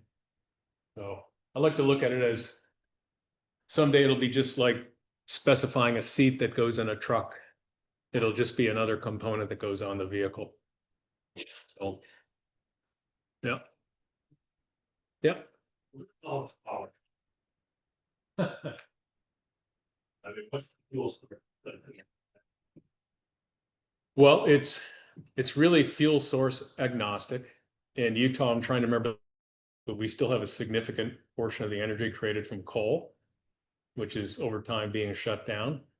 There's a company who's situated in southern Utah that's going to fire up a small modular nuclear reactor on July 4th on the 250th year anniversary of the country. So that's starting to happen. There's a lot of CNG. So all various sources. And that's one of the reasons why we're modeling that, because we can look at the transition over time. So let's say one of the coal plants shuts down or throttles back. We can actually model the impact of it. Another piece I didn't really talk about in great detail, but everybody's probably familiar with charge management. So that's basically the handshake, the handoff when you plug in your vehicle, to authenticate and build. We're also working on what we call smart energy management. So I showed the one example where supply exceeded demand, but if you, with software, make sure that you enable and take into account time of use and demand charges, you can actually reduce it. I mean, you can basically, you can shift the demand to a time where it's not going to exceed the supply. And then we can also have a statewide entity, like you're probably familiar with CAISO, what they call it, California, I can't remember what the rest of the acronym is, ISO, but they basically control where energy goes. And we can also look at when certain types of supply should be turned on and others should be turned off. So it's something that we're actively working on. In addition, I know it'll sound a little contrary to what I said, but the governor announced this Operation Gigawatt, and the plan in the state of Utah is to double the generation capacity in the state in 10 years. So it's a subject of big debate right now, because where's that energy going to come from? What's the source? When does it need to come online? All of those things. And then we're trying to help them understand, is it really a generation problem, or is it really more about transmission and specifically distribution? So again, good way to get insight with modeling, and happy to engage the state on that if there's an opportunity. So Does you? yeah.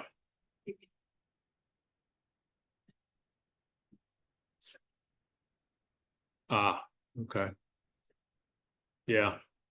That's a big point of debate, I'm sure.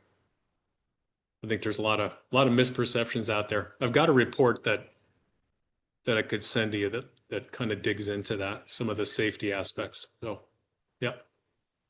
You're maybe not the right person to ask this, but in that discussion of alternatives, and still learning, so this might be a totally naive question, and it may not be direct to you specifically, but has someone identified alternatives to regular diesel fuel, like compressed natural gas, things like that? How many different options are there out there that we have that can be better than straight diesel? And again, you might not be the right person, and it might be a very naive question, but No, I think it's a great question. And I mean, I've talked a lot about electrified transportation, but my personal belief is it's going to take a mix over time. If you get a chance, go to runonless.org, the NACV thing that I mentioned, and they're doing what I kind of call a bake-off between different fuel types. And then part two of that is the data we're getting from the trucks, for example, the 30,000 that I mentioned, which is only a subset, but representative. We know what kind of fuel that they use. So we can actually track utilization. And then as more EVs come online, we can put that into the model and see what makes sense. So yeah, go to the runonless.org. They're comparing all the different fuels, at least for Class 8 trucks. Well, thank you. All right. Thank you, everybody.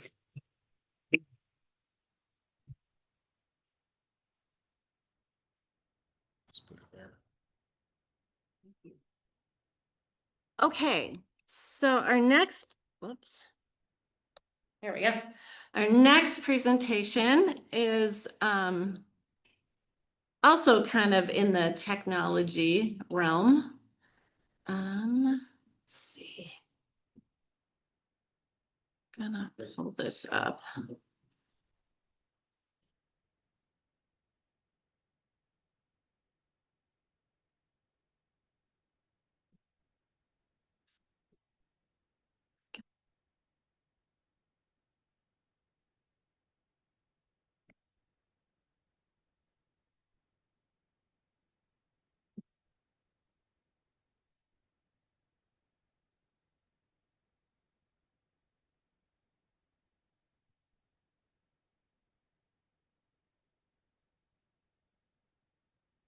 Okay, so we're really excited to have Shannon McGrath with WSB and Amy Sullivan, who works for MnDOT, to talk about how MnDOT is working to enhance its digital delivery efforts. And with that, the need to accelerate data interoperability throughout an asset's lifecycle. So MnDOT has secured a federal Advanced Digital Construction Management System grant for a project known as Nice Connect. And so they're gonna talk about this project and the initiative and how it is working to modernize and standardize data interoperability across the various stages of planning, design, construction, and asset management. And we think that, you know, this is another really important issue as we're working on, you know, a lot of times we focus on funding for transportation. But it's also just as important to look at how to be cost effective and reduce some of the funding gaps. And asset management, of course, has been a huge issue. So we're really excited to hear about this. Thank you. You. Anyone else's mind blown by the last presentation? We can now drive over chargers for buses, not just your phone. It's hard to follow. All right. Real quick here, I'm gonna leave this up while I do a quick intro. So here's a link to our presentation. So if you want the presentation, you can go and grab it. I am Amy Sullivan with MnDOT. I work in the project data management section, which I heard the Transportation Alliance is meant to be the glue, right? So what does the project data management section do? We administer and license our construction management software and our design management software, but we also try and be the glue of all of the areas of MnDOT to bring everyone together and make sure that our systems are working together, as well as our data and our business processes. So who in here has heard of the term BIM? Who knows how to define it? Okay, we have some honest people in this crowd. That's awesome. That's awesome. To me, BIM is really the definition is in the eye of the beholder, right? Because if you are working in design, BIM is design. If you are working in construction, BIM is construction, right? I'll give you my version of what BIM is. It really is making sure that all these areas are working together, not just the data and the interoperability of data, but also the people, making sure that the people are talking across these different areas as well as the process. So think about when that communication happens seamlessly. Think about when you're not taking data from one system, exporting it, getting a sheet in front of you and manually entering it into the next system, right? So it's really making sure that there's seamless transition of data and business process at MnDOT. Enter Nice Connect. So there was an opportunity 3 years ago, and that is the ADCMS grant. And the ADCMS grant allowed us to submit for grant funding, federal grant funding, to solve a couple of issues that we have. Hard to find data, right? So we have a lot of partners who are looking for data. We have a lot of people internally who are looking for data across business partners. We have too many data silos. So as I mentioned, it's unfortunate, but there's a lot of exporting data and manually entering data into the next system instead of working together across those silos to make sure that we're not potentially causing issues with the data and also the time and money spent entering that data. And then also undocumented data. We still have a lot of forms on paper, right? So where does that go? You save a PDF, but where does that data go? So making sure that we have a place for all of the data as well. Nice Connect overview. So Nice Connect was really meant to be focused in on the construction management systems. So on the construction side of it, as well as pulling in design data, how do we get asset data throughout the entire life cycle of the construction project and beyond, really, right? Because when the construction project ends, the asset does not. The asset needs to be maintained. And then once you go to design that part of the roadway again, the asset needs to be brought in so you know what assets you have. So Nice Connect really was to accelerate that path for asset and construction project data. So let's talk a little bit about asset data. First, we're going to talk about the importance of asset data, right? I think the number one real priority is safety, knowing where your assets are. So that bottom right, the risk analysis and mitigation, risk scoring, prioritization, resiliency is a really big factor. Meeting regulations, state regulations, local regulations, performing long-term and short-term planning. It's really hard to plan when you don't know what you have in front of you. So if you have all the asset data in front of you, it's a lot easier to plan for long-term. So the TAMP, the 20-year plan, the STIP, right? To be able to plan for future projects. I'm going to tell a brief story. So my first endeavor in this area was I was the first BIM coordinator at MnDOT. And when I took the job, I'm not sure I even knew what that meant. And what was awesome about being the first BIM coordinator was that I could kind of shape it into what I thought it could be, or what we see it being. And the first question I asked, it's the first time I met Tricia Stefanski in our asset management office, is what is an asset class? What is an asset type? Right? And doing a little bit of research myself, I saw that FHWA has maybe 6 asset classes, 6 to 12 asset classes. But the awesome piece about MnDOT is that we are tracking 70 plus asset classes. So we are going above and beyond what the federal government is requiring of us. Which also means that when we go back to BIM and digital delivery, we're ahead of the game because we have the end in mind. We are already managing our assets. So now we just have to figure out how to tie in those assets that we're managing throughout the entire life cycle. So how can design pull in what we're already managing? How can construction use that data? How can maintenance use that data? Talk a little bit more about the ADCMS grant. So the ADCMS grant, the first one was in 2024. They did a combined request for 22 to 24 data. And really the ADCMS grant, I've seen things from e-ticketing to our asset management project to IFC, which is a data standard. So a state, Pennsylvania, is doing an IFC project where they were trying to incorporate IFC into a bridge model. So it is things like construction management software and how do we use them and how do we make it so that other states can use what we've already put together. And there is a link down there if you want more information on the ADCMS grants.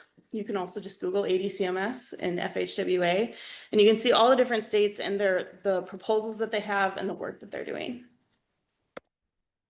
So Nice Connect specifically, in the proposal here, we have 5 different phases. I don't know if you can see it, but that's why we shared the presentation with you.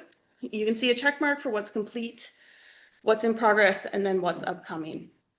I would say the biggest part here that we've worked on is that data standardization and modernization plan. Shannon and her group really took a deep dive into MnDOT data and the softwares that we use, and how do we connect those softwares, and how do we make sure that that data is accurate across all the different systems. I know we're recording, but I'm going to say it anyways. We found route identified 13 different ways in our systems. Just as an example, right? So when we're trying to come together across those data silos, how do we speak the same way so that the data that is saved in this system also works downstream?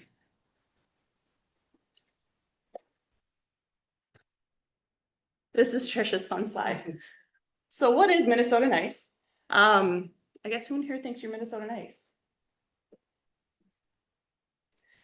Who thinks you're actually Minnesota Nice, which is the bottom part? Yeah. I'm from Wisconsin. So I like to say that I'd like to say I've lived in Minnesota long enough that I just dropped the passive. Right. So who's involved? Who isn't involved might actually be the better question here. We have key MnDOT stakeholders across all the different divisions. So we have planning, scoping, you can read here, right? Survey design, pre-con, construction, materials, maintenance, operations. Who isn't involved? Anyone who touches project data or asset data really needs to be involved in the data modeling part of this project. We also have a TAC, or a technical advisory committee, that includes somebody from each area to make sure that when we're making decisions on data and how they flow, we're making decisions on what system, what software we use. Everyone has a seat at the table to make sure we understand how it affects every different area. There's also an asset management steering committee, and that asset management steering committee has division directors, assistant division directors, all across the divisions, right? We also have a digital delivery stakeholder group. We like groups, we like committees. And the digital delivery stakeholder group is really meant to take all the different areas and make sure that we're making the right decisions and moving the right direction for everybody. One thing that our office is working on right now is a digital delivery plan, implementation plan or strategy plan. So what does it look like for MnDOT in terms of how do we take what we know and move forward in the right direction? hopefully we will have that approved and posted for everyone soon to see. For external, so we have other DOTs. As I mentioned, specifically ADCMS grants are meant, you actually have to show how other agencies are able to use what you are putting together. So in collaboration with other agencies across the nation, we are trying to get this work done. Municipalities, our office meets with our state data department, who is also working on a digital delivery plan, right? So how does it look like to share data across municipalities and not just within MnDOT? How do we share data with our contractors? Because at the end of the day, if our data doesn't work for the contractor, what was the point, right? We have to make sure that if we put data out, it is usable by contractors and external stakeholders. I'm gonna pass it off to Shannon. Thank you, Amy. Shannon McGrath with WSB, and I've had the pleasure of managing this project from the consultant side. And I want to mention a little bit more to build off of what Amy said with the stakeholders. MnDOT has, what, 5,000 employees approximately across the state? And there's a lot happening, right? Especially from an asset side. There's data being collected in a lot of different places in a lot of different ways. And it's a great opportunity to bring so many different people together, because you have to when you're talking around one topic. And then for external stakeholders, we're going to give you the opportunity to help us out with this project towards the end. So pay attention to that, where we'll ask for your information if you're interested. Okay, so if you haven't noticed, the project name is a Minnesota theme and our presentation is a Minnesota theme. So now we're moving on to the fishing section. So fishing for data information. How we started is to document where is MnDOT at. And this was actually challenging because there's not a single person that knows exactly how data flows through what systems, what's there. So this included a lot of interviews across the entire agency. And it's a way to document what data is there, what's being shared. And I want to mention that I have the pleasure of working with not only the DOT, but counties, cities, tribal governments. And I've asked this question many times of, do you know what assets you have and where they are? And I have yet to find someone that can say yes. So even like starting somewhere, right? What do you have? What's your inventory? So then you can build it up from there. So this data flow diagram there's a lot of information here, but the high level is it's documenting different levels of what MnDOT has. So first, there's a lot of systems that asset data flows through, and this isn't even all of them. These are the main planning, design, construction, and asset management systems. There's a lot, and there's a lot of arrows and connections. And I like to think of this as the game of telephone. You know, you whisper something to the person next to you, and then they whisper something else. And by the end, you have something completely different than where you started. And that's happening here. Then you build in what's a manual process right now, and how much time is being spent there. And that's something that we're going to start documenting as the efficiencies. Also, there's data being collected in all of these different areas without understanding what others need too. So like Amy said, begin with the end in mind. You know, thinking of a life of an asset, let's say a roadway lasts 50 years. What percentage of those years is just building it versus maintaining it over time, right? So you want to think about how your data is being used in all of these different areas. The next level digs a little deeper. So using AstroWare as an example, what type of data is flowing to and from there? This is one system that has a lot of stuff flowing in and out. And then the digging one level deeper there is, what are the attributes in there? You know, Amy gave the example of one attribute could be called 15 different things, depending on what system. So understanding that crosswalk of what that is. And then we got to think about what the future looks like, right? had that slide of partners, our technology partners are a big role in this. Because if the software doesn't talk to each other, then you don't have that interoperability. And yeah, we're using interoperability in our presentation too, Michael. So what we're doing is we're getting these competing software companies together in the same room saying, it's important for us to work together. The industry needs this, and they agree and they understand that value. So we're actually doing software development that can be used in any organization.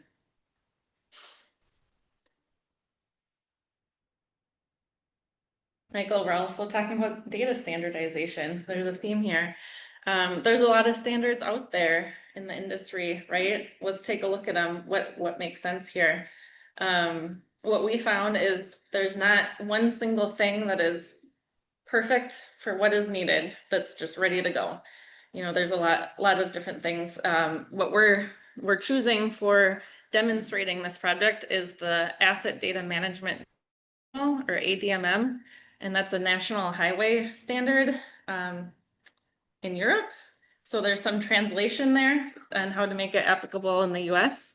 But standards is something that is a big topic right now, that it's difficult to determine what is right for everybody.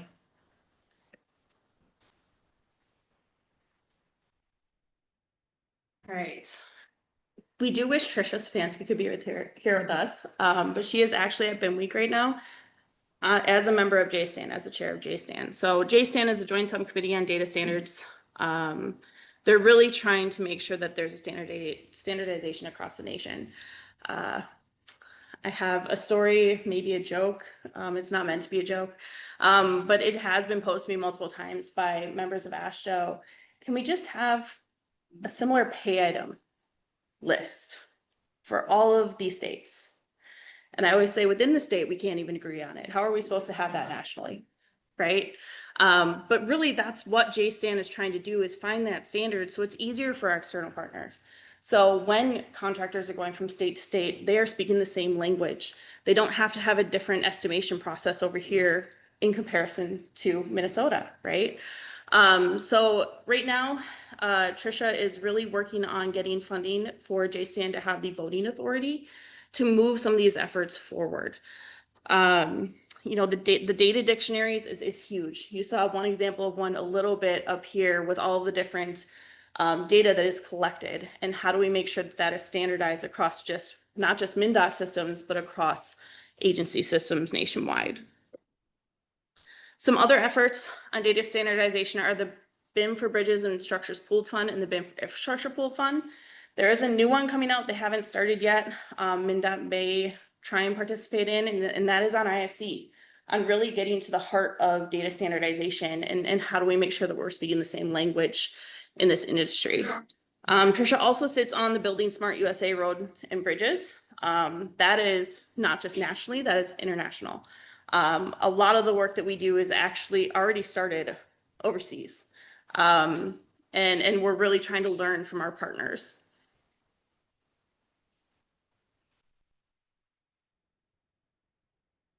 We developed a data standardization and modernization plan, and some of these things that we're talking about, they're not innovative efforts, right? This is a planning exercise. Documenting data workflows is a documentation exercise, but it is innovative because it's just not happening. I've yet to find another transportation organization that has done something like this. However, it does exist in the private sector, like the oil and gas industry, who operate more as a business to find these efficiencies. So we have this plan. Part of it is the modernization, the standards, and then advancing technology. For example, MnDOT is committed to moving to cloud-based solutions that are more digital twins or digital models, so that there's more of a single source of truth, or there's a lot of different terminologies there for what that means. So MnDOT developed a vision. MnDOT has modern, standardized, and transparent data systems that enhance collaboration, the importance of collaborating across jurisdictions. and deliver accurate and actionable information, enabling smarter decisions for all stakeholders in driving and improved use across Minnesota's transportation system. And there's a lot of pillars to this plan.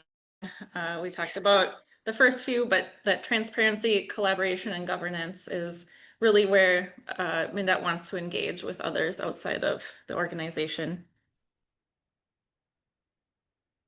So join us on the journey towards data sharing and compatibility across systems. We got a North Star reference here, so we can all head in the right direction together. How can you get involved? I know we have a lot of different folks here that represent a lot of different types of organizations or roles in an organization, but it's simply developing relationships in those other areas, understanding what I do impacts you, and this can be applied to any topic area, right? We could all benefit from better communication. But we are stewards of the infrastructure, right? What's the importance of the asset data in all of those roles? Okay, so we're gonna do a Mentimeter exercise. Several of you are familiar with Mentimeter. If not, you can use your cell phone to scan the QR code. Otherwise, you can go to menti.com. This is pretty small, but I can read off the code if we need to. What we want to hear, and you may not work for a organization that owns infrastructure, but what are you hearing out there from those who do?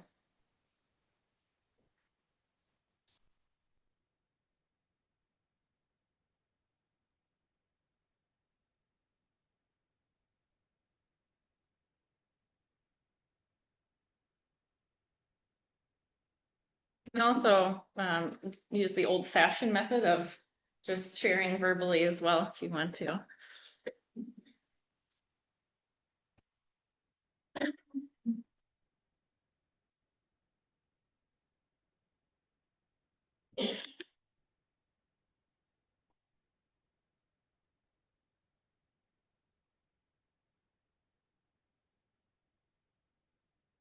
It is anonymous, so please be Minnesota nice.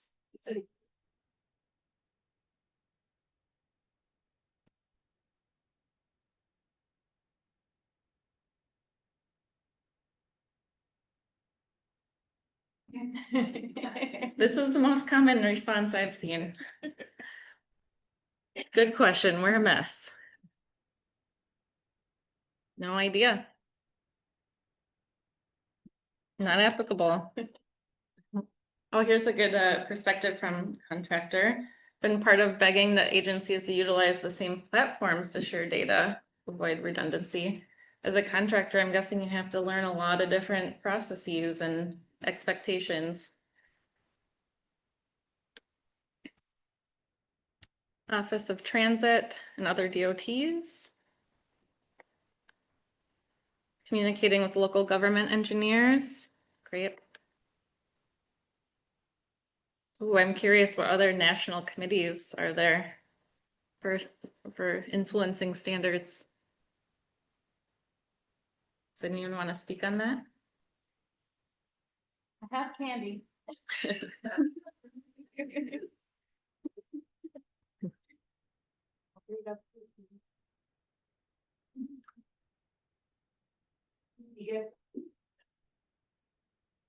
Bringing people together. Learn from others. City engineering standards regularly updated. Nothing. Asset management software that helps. You can still share data without that, but it helps you make much better decisions having that software in place. How to get software to interact. As a consultant, bringing subject matter experts to help support the discussion. Best practice work groups from projects. We can learn from each other. An AI related position. I know MnDOT has a AI plan underway, right? We have. Oh, you have as well. Advanced asset management. Yes. Nice Connect. Guessing that was a MnDOT person, Project Wise, not sure.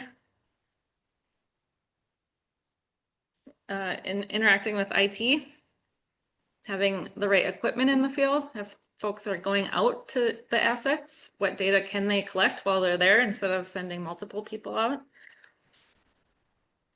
Vendors to contractors, encourage and financially support, growing support staff. Great. Committees for national standards and educate firms. Excellent. Thank you for your input here.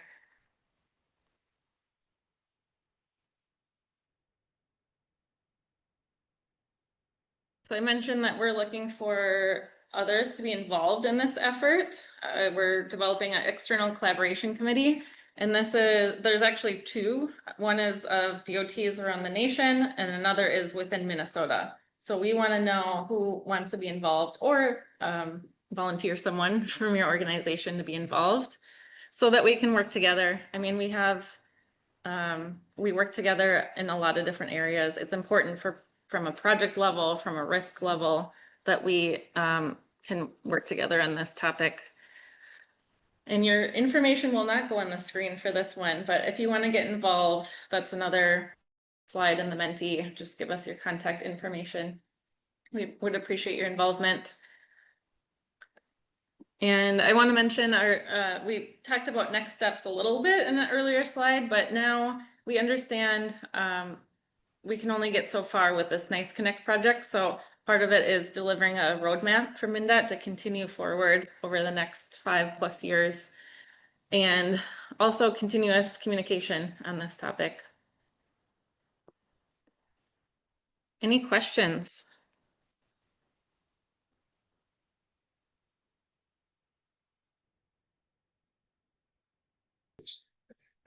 Didn't teach me anything, but with the help that I've received from experts in this room, Margaret for sure, Emily Murray from AMC. I mean, I've been able to come out and not be an expert, but be a voice for transportation. And not only for Blue Earth County, which of course is near and dear to my heart, but for the state of Minnesota.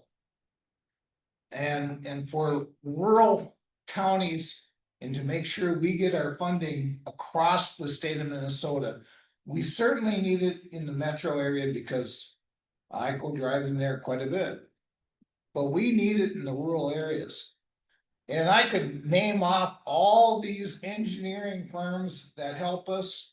The firm, I mean, trust me, until 2 years ago, I had no idea what it took to take down a dam.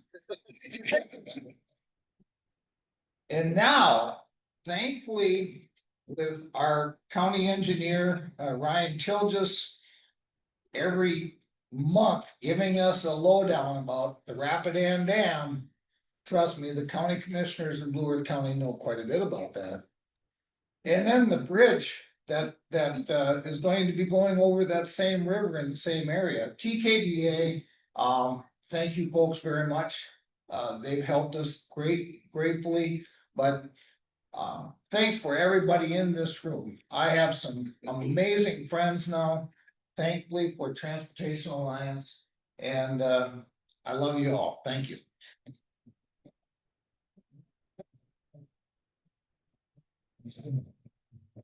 Thanks, you didn't get a plug in either, but if you get a chance to see some of the custom wood flags that he makes, they're awesome. So I know a lot of us have them, but it's really cool. So, all right, next up, Julie is here to present the math wood. Hello there, thank you. I was kind of shocked yesterday to realize that it is 25 years since I started giving this award out in memory of my father, who passed away.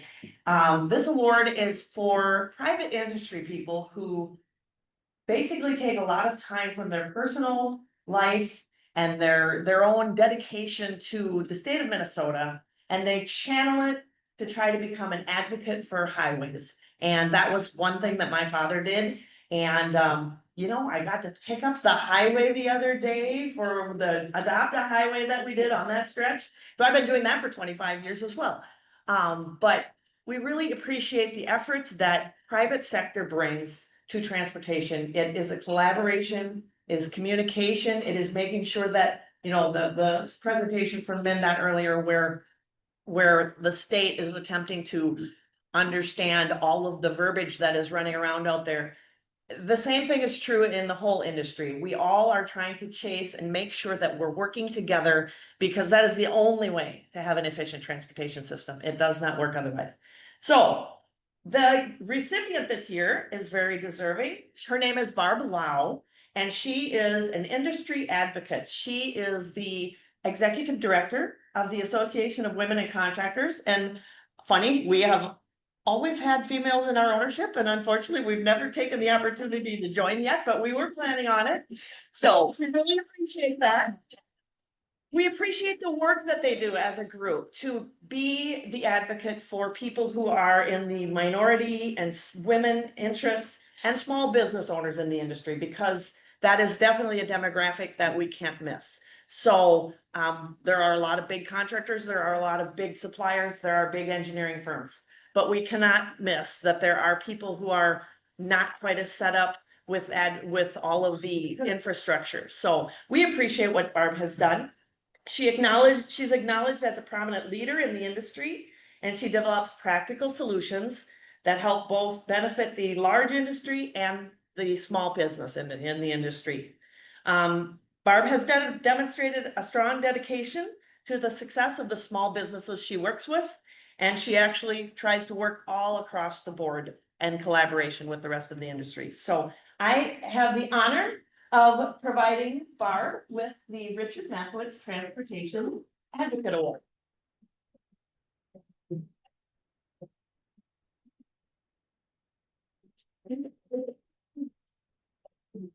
Let me put the mic. Are we in the right place?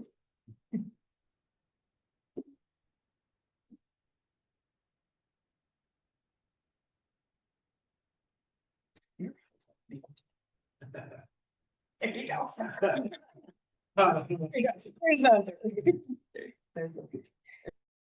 Say something. We were bartering for tables, so I'm gonna keep it short so that I can save a bunch of time for Stan.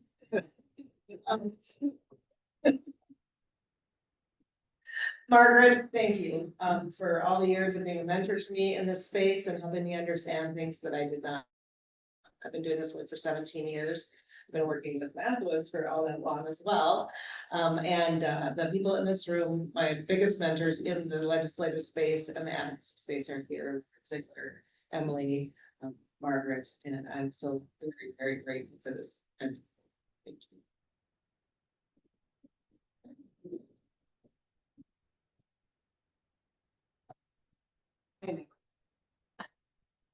My turn again. So these, the next two are the Transportation Advocate. So the Transportation Advocate Award is something we do every year. It's given to people that go above and beyond, that understand that transportation isn't just about moving cars and vehicles and so forth. It's about creating opportunities. And these two folks have been involved with the Alliance for quite some time. They've been tireless advocates. You know, I'm constantly getting advice and input from both, and frankly, have developed a really strong, long-lasting friendship with both of them. So our first Transportation Advocate Award winner is Barb Brecky from Scott County.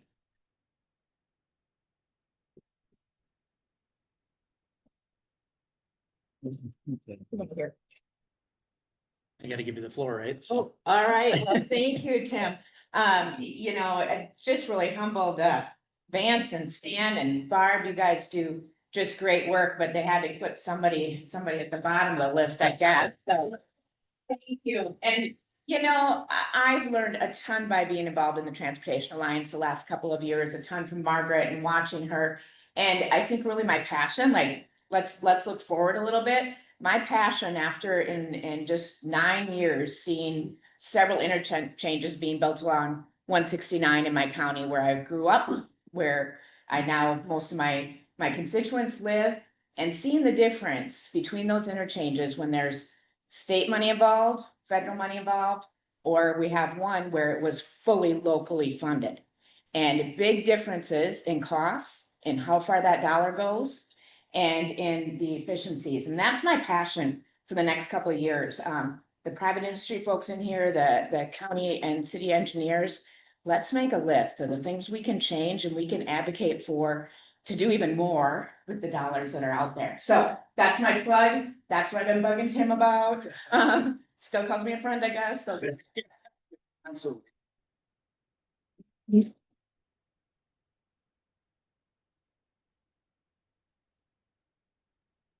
Thanks, Barb.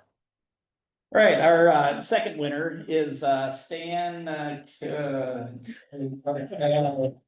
Kowalski. We were joking about that before. So Stan, again, has been actively involved with the Alliance for a long time. I've gotten to know him for, oh man, I bet the last 20 or so years we have gone out to DC together, and again, he's a tireless advocate for transportation. He's certainly one that likes to reach across the aisle for both the state and local level. And you know, obviously he's made a meaningful impact to the Alliance for a lot of years. So Stan. I know we were joking about getting the thing on the road. So I got elected the first time, 25 years ago, they couldn't pronounce my name, and I kept saying Karwowski. Then all that extra debate. Anyhow, I'm on my 25th year of elected as office, city council, mayor. Fisher, and the one thing I learned immediately is when you're elected, you're only as good as your staff. And we have Dwayne Sandberg here as our public works and he's as good as they get.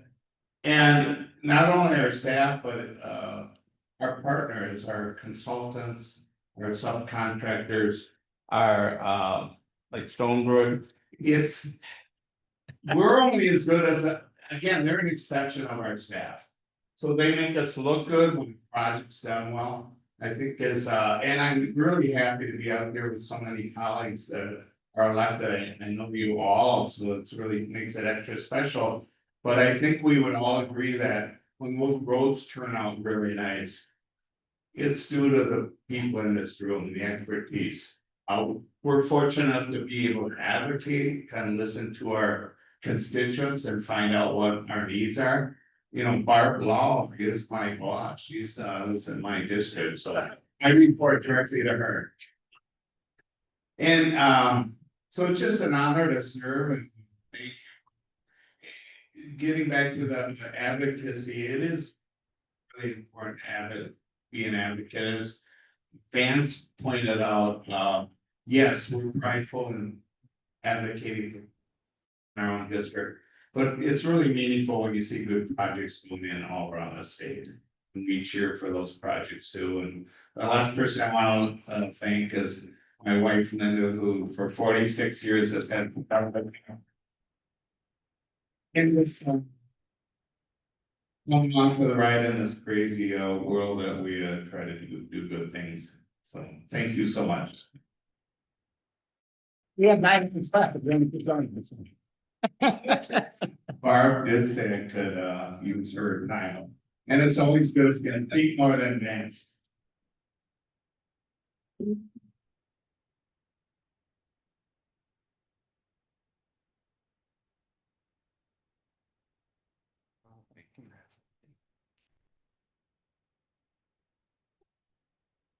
All right. So up next, I think we have the construction forecast. I'll bring Heather back up. Otherwise, you gotta listen to me drone on for 10 more minutes. Well, let's see. 8 more minutes.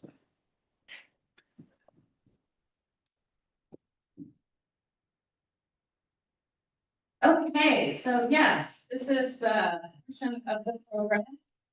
I might get this.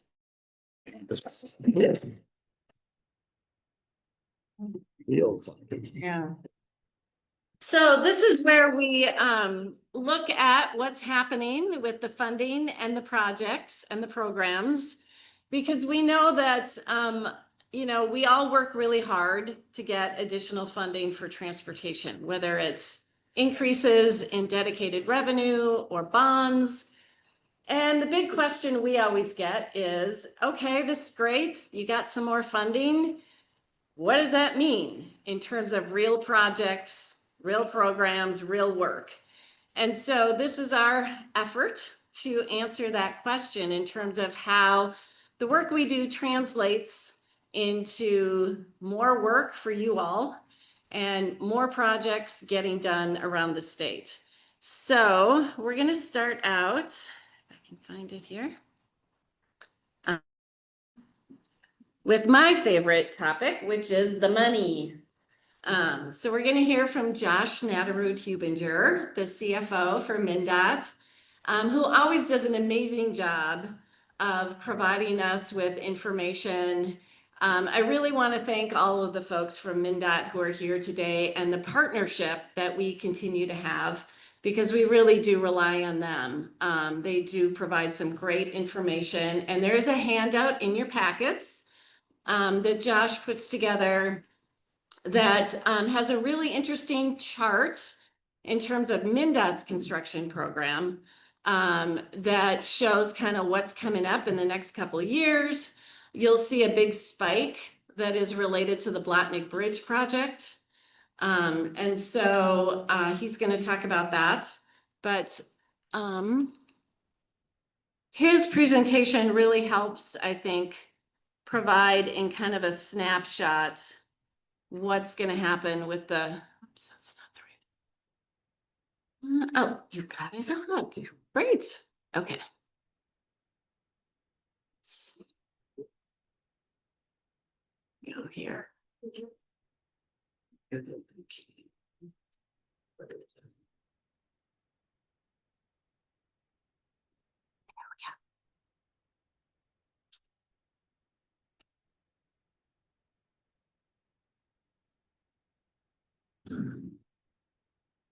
There you go.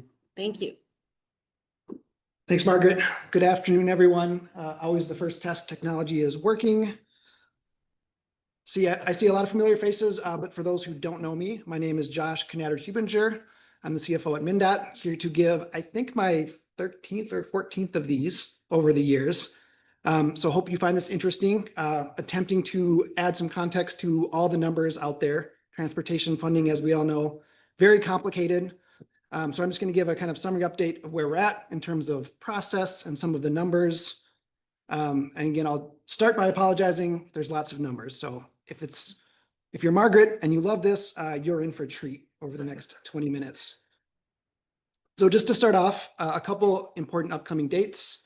So we are kind of in that window right before the November forecast kicks off. So that's the key, looking at revenues and expenditure trends, mostly for the general fund, but it's also gives MnDOT a chance to do the same for transportation revenues. And so that forecast, which is led by MMB, has to come out by law by December 6th. So we have about 6 weeks to go here. 5 weeks now. We, MnDOT, have to put together our forecast and release it within a week of that MMB forecast. So we'll have something out with new numbers by December 13th or within a week of whenever MMB's forecast comes out. So sometime in that mid-December window. We are also starting the process or deep in the process for next legislative session. It being an even year, the focus is on a capital budget or a bonding bill. MnDOT has put forward a preliminary list of requests that is public. The distinction for capital budget is the agency requests are published, and then the governor will make selections from that list that will go into the governor's capital budget. That governor's version of the capital budget is going to come out by January 15th. Session starts mid-February on the 17th. Then we'll have another forecast at the end of February. And then even though it's a capital year, there's an opportunity for some largely minor, typically supplemental operating budget requests. Any of those that impact MnDOT will be released in early March. So just starting with kind of a status update on how are the revenues doing. I'll start with the general fund and go quickly here. Again, reminder, transportation is a very small piece of the general fund. For MnDOT specifically, less than 1% of our revenue is from the general fund. But this is where a lot of the debt service or most of the debt service for bonding is paid for. So it's still really important to be tracking this going into next session. So state fiscal year 25, which wrapped up in June, came in $1.3 billion over forecast. Big dollar amount, it's about 2%. So small, relatively small percentage, but a big dollar amount. 26 revenues so far through September are down about 90 million compared to forecast. MMB just released a kind of status update after the state fiscal year closed. So as of that update in October, there's now almost a $5 billion surplus in the general fund at the biennium.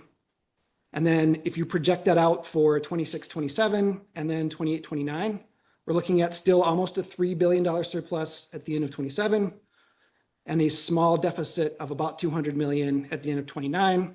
Reminder that for future biennia, MMB also includes a forecast of inflation, which for that biennium is about 800 million. One thing to remember here that changed last session, debt service for future bonding is no longer included. So typically these forecast amounts historically would have included the costs for a bonding bill next session. That's now not in here. So as we're going into next session, if there is a bonding bill, the debt service costs would eat into these amounts. They're not paid for, which is new. Switching over to transportation revenues. So focus on the Highway User Tax Distribution Fund. Well over half of the revenue for transportation that runs through MnDOT, both state and federal. We also prepare forecasts for 6 other funds, State Airports Fund, Transit, Counties and Cities, and Trunk Highway, but all generally flows from HUTD. So state fiscal year 25, revenues came in a little bit under forecast. That's largely due to motor vehicle sales tax. That is coming in well under current forecasts. But reminder, that's versus forecast. Revenue still grew more than 6% last year as a result of some of those revenue changes that were passed in 2023. So a lot more revenue, just not quite as much as we projected. Same trend holding true in 26 so far. So through October, actually got the numbers this morning. So this is actually, now we're down about 5 million through October. Gas tax and tab fees are both doing very well. MVEST continues to do very poorly compared to forecast at least. But again, we're still up more than 7% so far compared to last year. And just a reminder of kind of the splits and what the money looks like. Fiscal year 25, almost $3 billion flowed through the Highway User Tax Distribution Fund. That's again about 55% of all the state and federal revenue for transportation. Gas taxes are about 1/3 of all the revenue that flows through the fund. Historically, that was always the biggest revenue source. That is no longer the case. Tab fees are now the biggest dedicated transportation revenue, cracked $1 billion for the first time in 25, more than 1/3 of the total revenues. And then motor vehicle sales tax. This is actually the largest revenue dedicated for transportation overall. 60% goes into the HUTD fund. So even that 60% is still almost $700 million. So that's about 20% of the revenues. And then there's some small-ish for this fund, state sales taxes. This is the small portion of the sales tax and auto parts, the 2 rental taxes, and a portion of lease taxes, which is about $200 million. And again, reminder how this flows through, spelled out in the Constitution. Trunk Highway Fund gets about 60% of this revenue. Counties get about 1/3, cities get about 10%. Lots of numbers on this chart, so when Margaret puts this on the website, feel free to chew on this at your leisure, but the couple really important aspects here, you can kind of see the year-over-year growth rates and the impacts of those changes in the 23 session, more itemized by revenue. So for gas taxes starting in that fiscal 25, you can see up 5% after basically being flat for many years. That's due to the indexing that's now in place, and you can really see it in 26, which is the first full year of those indexes kicking in. So projected to grow 8%, where in previous years, the most it ever grew was in that kind of 1% to 2% range. It does level off in future years as inflation slows from our kind of current peaks and it's capped at 3% in future years. So our gas tax can't go up more than 3%. Same thing for tab fees. If you look at 24 through 26, there's a phase-in element to the revenue changes in 23, but really significant increases working their way through HUTD, up 10% almost in 24, the first year, up 14% last year, projected to grow another 12% this year. And that's the kind of 3-ish year window of phasing in, and then you can see it kind of levels off in the 4 to 5% range. Apologies. MVest, so this is one worth watching. You can see in 25 actually declined compared to the previous year. That really has never happened. And so part of that is just we're at a level now where that revenue can't grow too much more. If you look back the last couple of years, even during COVID, MVest grew a lot. And so we're kind of maybe peaking there. But as we're working towards the November forecast, something to really watch out for, because the current forecast from last February, we would have to grow 13% this year to meet the forecast, which we are not going to do. So MVest will likely come way down when we update our forecast numbers in the next couple of weeks. And then if you jump to the bottom, lots of moving pieces here, but just overall, you can see the year-over-year growth rates. And if you compare that to that very bottom row, which is our internal construction cost index, the cost of projects, you can see it's many years, especially in the last couple of years, greatly exceeding that. So we're actually getting real purchasing power increases, but it also does eat into our revenue growth pretty sizably. So you can see 2022, we had 13% inflation. A lot of that was due to COVID. Fiscal year 25, these numbers just came out publicly in the last couple of weeks, 12% inflation this last year too. So again, and then we're projecting some deflation in the current fiscal year, just we're kind of at that peak again. But that has a really sizable impact on how much we can actually do, even with new money. Quick reminder of those revenue changes. This is going back to the 2023 legislative session. Gas tax is now indexed to our construction cost index. There's kind of a look back component to this. So that first increase that happened on January 1 of 25 went up 3.3 cents. That's pegged back to our inflation from state fiscal year 22. So it's kind of a 3-ish year look back.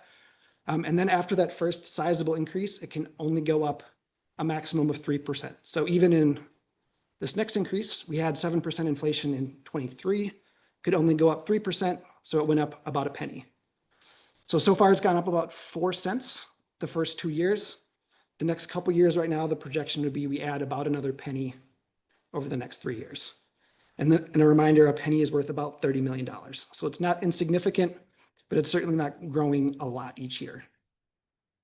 And then cumulatively, about 5 cents out in state fiscal year 29.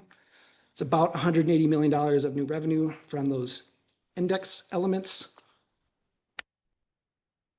Registration taxes is worth its own day, but reminder, this is on a depreciation schedule. So you pay a percentage of your vehicle's value in year 1. That was increased from about 1.3% to 1.6% almost in that 23 session. And then that percentage of the vehicle value goes down over 10 years by 10%. It was what it used to do. Now it goes down by 5 to 10%. So it kind of transitions from this blue line to the orange line. So you pay somewhat more in every year, but you can never pay more than you paid last year. And so that's why there's this 3-year phase-in period for those revenue changes. You're paying more than you would have, but you can't pay more than you did last year. And again, once that's fully phased in 27, you're looking at about a 30% increase to this revenue source. So this is by far the most significant of those changes in the 23 session. A little more details on the fleet right now. So there is almost 6.7 million vehicles. This is all types of vehicles. So personal use, school buses, motorcycles, commercial vehicles, everything in between. About 5.6 million are personal use vehicles. So if you look at just the overall tax per vehicle, it's about $170. Those other vehicles pay about $140 per vehicle, and that's mostly commercial vehicles. Apologies if some of this is a repeat, but from this morning, but just a quick update on electric vehicles. Obviously, there's always this discussion about the transition from ICE vehicles to EV vehicles. Currently, the state has about 55,000 fully electric vehicles. That's about 1% of the total fleet. It was 5,000 just 6 years ago, so it is growing a lot. About 50% a year over the last 6 years, and it's still a very small piece of the fleet. But of new vehicles, it's about 6%. So getting from that 1% to the 6% is kind of that transition. But again, we're at a total of 55,000 vehicles. Those vehicles obviously do not pay gas tax, but they do pay significantly more in registration taxes and motor vehicle sales tax because they're typically more expensive still. That's starting to close that gap. And then they also pay a surcharge. And so the surcharge is something that was changed last session. So historically, it's been a $75 surcharge, just a fixed $75 just for fully electric vehicles. That was changed to now function just like this normal registration tax, but a different percentage. So it's 0.5% of MSRP on top of this normal one. And so there's almost two kind of parallel taxes for electric vehicles. And now also additionally, plug-in hybrids are also part of this. And so plug-in hybrids pay the exact same kind of structure, but everything is half as much. So they pay 0.25% of their MSRP, same over 11 years. And there's a minimum, that surcharge. So again, it was $75. Now the minimum is $150. That will change to $100 in about a year and a half here. If you're buying a $40,000 EV, that surcharge would be about $200 and then work its way down to that $150. So that will actually be a pretty sizable revenue source down the road. And if you remember this chart from a couple back here, so you have this revenue growth that was up 6% last year. It's projected to grow 10% this year. Really good. A lot of changes made in 23 are bringing in a lot of new revenue. But then when you look at that bottom line, what inflation is doing, and you adjust those revenues for inflation, you get the chart. So the blue bars are the nominal dollars. The red line cutting through it is adjusted for inflation. So even with all these changes that happened in 23, lots of new revenue working its way into the system. When you adjust it for inflation, it doesn't look nearly as significant. Still significant dollar amounts, but inflation is really eating into a lot of this. Quick reminder, the other big change in 23. So there's also a new functions essentially like the HUTD fund, but just for locals. It's called the Transportation Advancement Account, or TAA. All of this money is going to local entities. None of this goes to MnDOT. It's funded from two revenue sources, sales tax and auto parts. It gets a growing percentage that's phasing in over 10 years. So 3.5% of sales tax and auto parts in that first year in 24 will be almost 60% in 33. So this is another one of those where right now it's relatively small, but over time, this is going to grow into a very sizable revenue source for locals. So and then the other revenue source is a delivery fee, a retail delivery fee. It's 50 cents on any order over $100.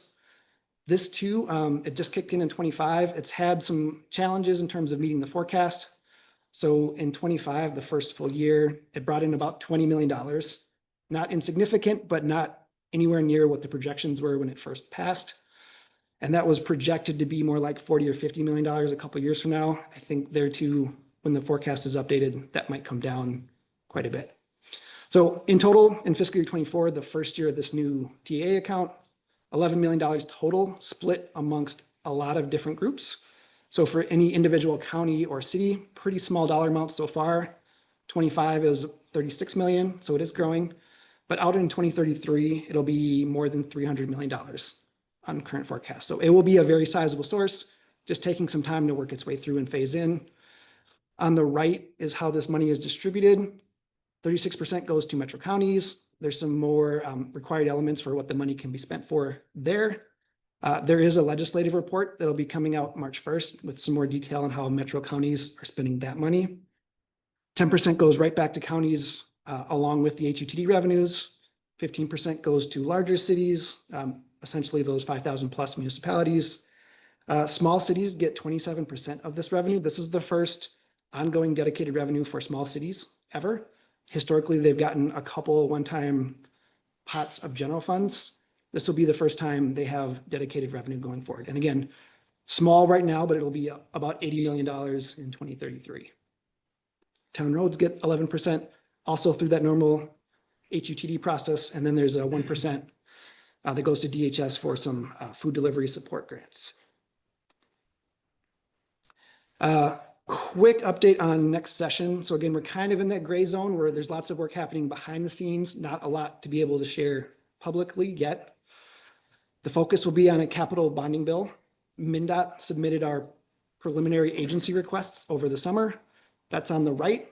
We have 18 requests totaling more than $700 million. It's for our typical requests in general, so local road, local bridge, pretty sizable chunks. I know Mark will be giving an update on those programs in a little bit. 200 million for pavement on the trunk highway system, some money for ports, a new drainage asset management program, a lot of requests for our modes that we oversee, generally kind of the normal type of requests and similar scales. So we asked for $738 million total. There are a lot of limits that will restrict how much we actually get. So MMB has a variety of policies related to debt. There's 3 big ones. Under guidelines 1 and 2, which are more percentage of debt relative to like GDP. The state overall has almost a $3 billion bonding capacity, but because of this guideline 3, which is how quickly we're repaying the debt, that number goes way down to about $1 billion. So right now the state overall can afford $1 billion. We, MnDOT, just us, are asking for $700 million. So I think fair to say we're not going to get $700 million. Historically, we get about 1/3 of bonding bills in total, so 300 million would be a probably reasonable guesstimate. But there's a lot of moving pieces here. Lots of requests. I think overall agencies requested about $5 billion, and then locals requested another 2 or 3. So lots of needs out there, not a whole lot of bonding. And again, like I mentioned, the debt to repay this $1 billion enterprise limit, not paid for anymore. So because of a law change last session, those debt service estimates will have to get paid for from somewhere in that fund balance. And then quick reminder for any trunk highway bonding requests, we have our own policy internally. We have a lot of capacity versus our policy. We could afford about 700 million of trunk highway bonds within our limits, but we are also still restricted by these MMB policies. So any trunk highway bonding counts against our policy and MMB's. So we have to stick under this $1 billion as well. And then a quick update on federal funds. This should be a very big question mark instead, but high level things are generally working the way they normally do. So even though there's a shutdown, most transportation funding still is ongoing. It's funded through IIJA.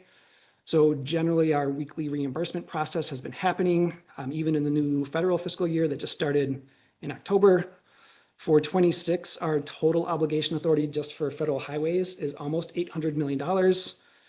This is 1.7% of the total. It's kind of our standard percentage we've received.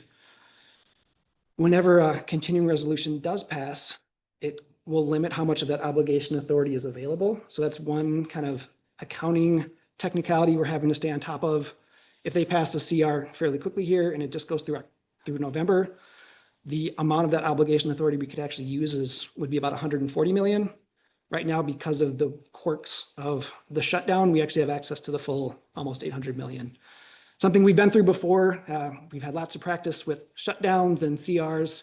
So far, minimal impacts. We have advanced construction as a tool to manage through it. So far it's been basically business as usual for formula. On the discretionary side, we have had one grant rescinded that was going to us. So there's a $32 million grant for low carbon materials that was rescinded. Otherwise, for the most part, the discretionary grants are also moving forward. And then just because this question comes up quite often, just have how much Minnesota received in August redistribution. It was about $100 million this year, a little more the last 2 years. That's not new money. That's really an accounting gimmick to use up obligation authority. Whatever we get in August redistribution, they take right back at the beginning of the next year. So it's something that we want to make sure we don't lose obligation authority, but in the end, it's really just something that is kind of a misunderstood behind the scenes. Nothing on here changed our program at all. And with that, I know we have limited time to get through everything. So Margaret, I don't know, do we want to do questions if there are any? I'll be around after to if there are questions.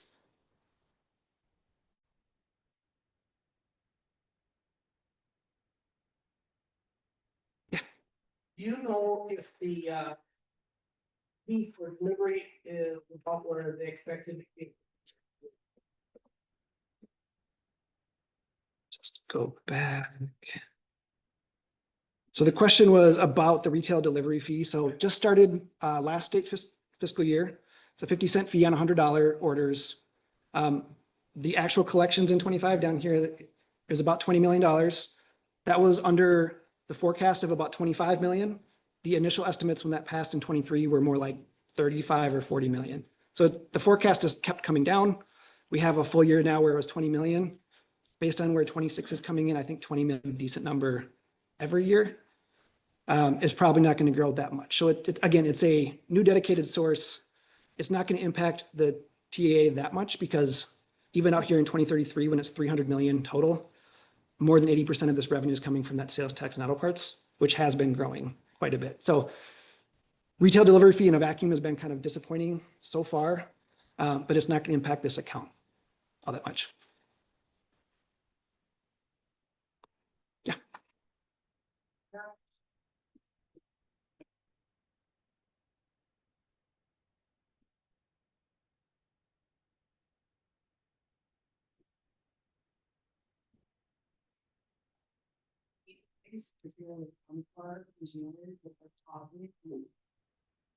Has it kind of smart us yet in terms of the cascading effects? Or not? Yep, great question. So I should be clear, when I did all my caveats. So far, the money has continued to flow the way we would expect. There will be impacts and we're starting to see them. So on the kind of front end, like you mentioned for permit reviews, especially on the discretionary side, just the kind of getting through the process, which is bureaucratic and long normally, is even longer and more bureaucratic now. There's additional reviews that have been happening. There's less available staff to do those reviews.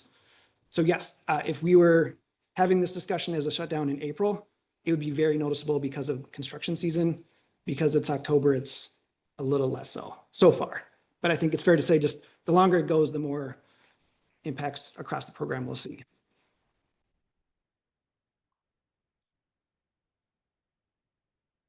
All right, well, again, I will be around afterwards. Happy to answer any other questions. Also, my contact email is on there as well. Thank you.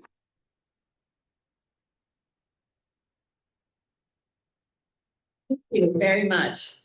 And I will just add that on the delivery fee, you know, that $100 threshold we knew was going to be a huge problem.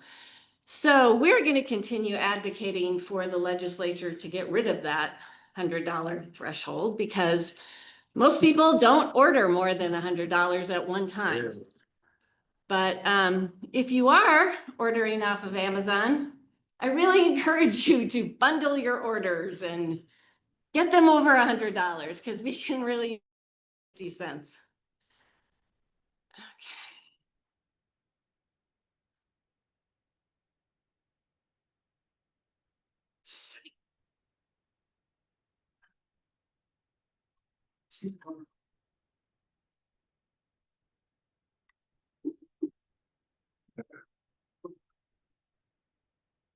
Okay, so next we're going to move to the MnDOT construction program and the corridors of commerce program as well. So this up. Hey.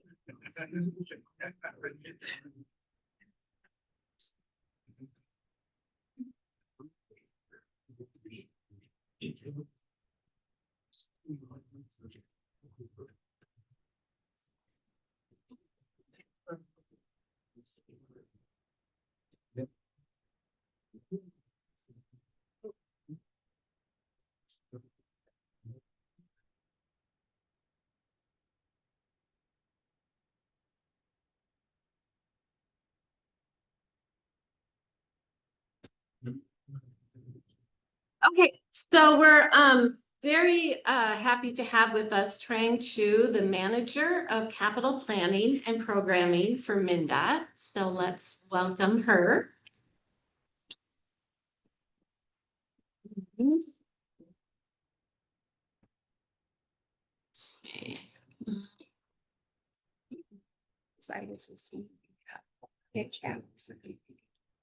Yeah, I think. Let's see. There, I think you can just use the arrows. Yeah, okay. Okay, thank you. Thank you, Margaret, for having me here. This is not like Jeff, this is my second year here in front of this group. Last year, was my first year, and I did say that if you want to scare me away, I will not come back. Today, I'm just going to give you a book day, two topics today to come. First is, photos of Congress. It's, Facebook and story. The second part of it is the regular program that where we are in terms of funding in the next 4 years of this debt. So just look at COC, just quarters of Congress. Just to remind everyone, quarters of Congress is created back in 2013 by the Minnesota legislature. The program's focus was on putting additional resources, the state highway system, and hope to get grow in economic development for the state. And the quarters of Congress again is the regular that SSC or state construction. This is in addition to. Look at the funding in the last 13 or 12 years, as you can see, we have a total close to $1.7 billion. Recently, MnDOT had went through the quarters of Congress 4 project, as you can see there, and the funding for quarters of Congress project was combined as part of the last 5 years funding started in 2021 on the way to 2020. Together, awarding a COC for which you will see in a bit. And so this slide and the next slide will just tell you, yeah, this is small, but you can see it on there. The first chunk of money focused on the project that will complete. This is from the beginning of time, so as you can see on that one slide, and also as the second slide, this list here you can also see project completed from the beginning. Now this third slide here will tell you what project that's currently under construction, so or project going to be constructed. It is in the stage or design stage, not planning. Design stage and what is going to be constructed. So these are the ones that's remaining and currently in construction status. On here, going back to the funding a little bit, as you can see, there's also project readiness as part of the COC4 program. And I'm going to take a couple of minutes and talk about the project readiness.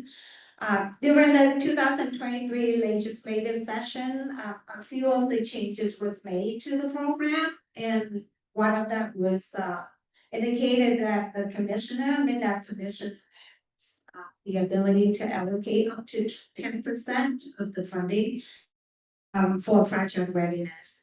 And project readiness were the activity that identified the law were planning, scoping, pre-design, PE, and environmental analysis. So part of that COC4 funding, we as MnDOT allocated $22 million reserved or set aside for project readiness. And this is kind of giving you the summary laid out, what phases that for project readiness, as you can see, different phases. First project selection, project solicitation, which we already went through. Secondly, the local body will provide some recommendations of which project will proceed to the next step. And then phase 3 was project scoring, phase 4 is ranking and selecting of the project, and then phase 5 basically just the announcement of which projects we're going to receive part of that 22 million. So we are currently in the process, as you can see, we are phase 4. We are just kind of looking through that at this point. Once we have that ready, so we made and that's so. Okay, that was just kind of a quick summary of COC Photos and Combo program. Any question for me before I move on?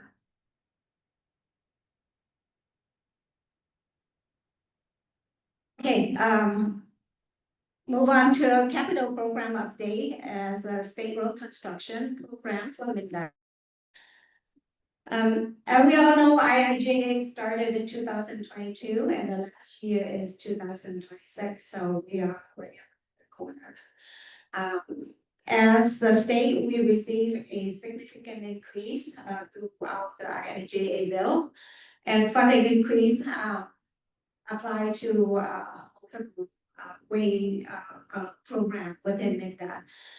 The first thing is it increases our formula funding, and those are just kind of our 4 forms that we were looking for. In addition to that, it gives us some money onto the bridge program that never existed before IIJA. So that bridge non-formula program gave us a chunk of money that we put towards specifically for bridge construction that releases out some of the normal MnDOT money that allocated to bridge for other needs within the agency.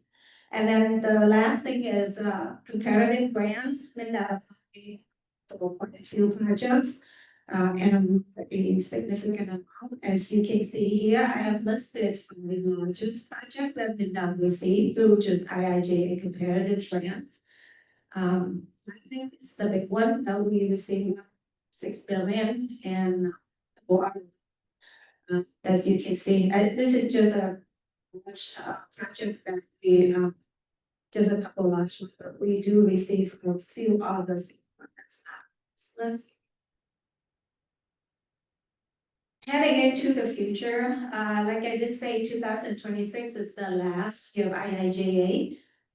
This means that when I show here the next couple of slides, the STIP will show you the number for 26 and then 27, 28, and 29. 26 is the funding than the following 3 years, just because 26 is the last year of the JA. And 26, 27, 28, and 29, we are looking at the four formula will remain the historical rate. And then the non-core formula program will most likely be. So here's a quick snapshot on what you will see on the current STIP, which MHWA just approved the STIP as of last week, 26 to 28 STIP. As you can see, federal fund for 26, formula fund is in green, and then is in the green there, which is a total again. And 26, as you can see, $1 billion total. That includes some of the IIJA funding, and moving forward up to 27 and 29, the number have gone down a bit just because of those increase of IIJA in a lot of there.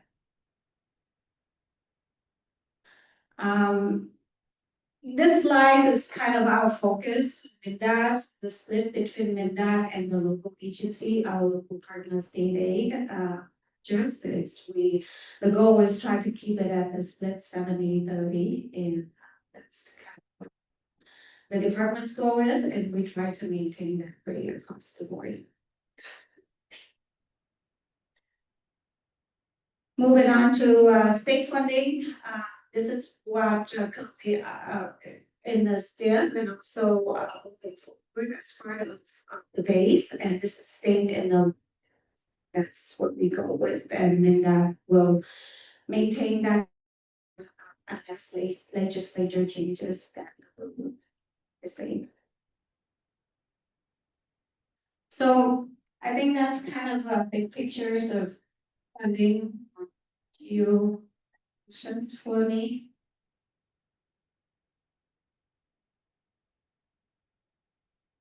Okay, well, I will be around for a little bit if you have questions. Thank you.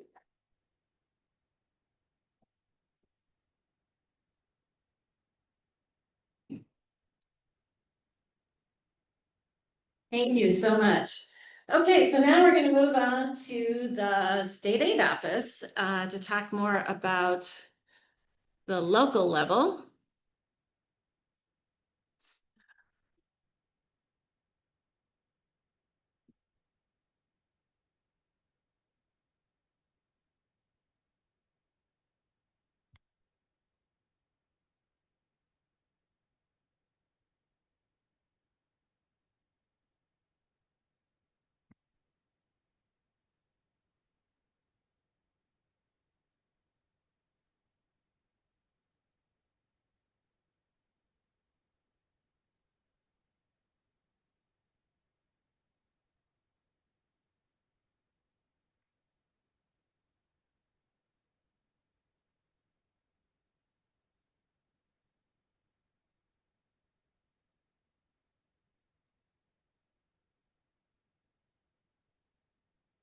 Ready.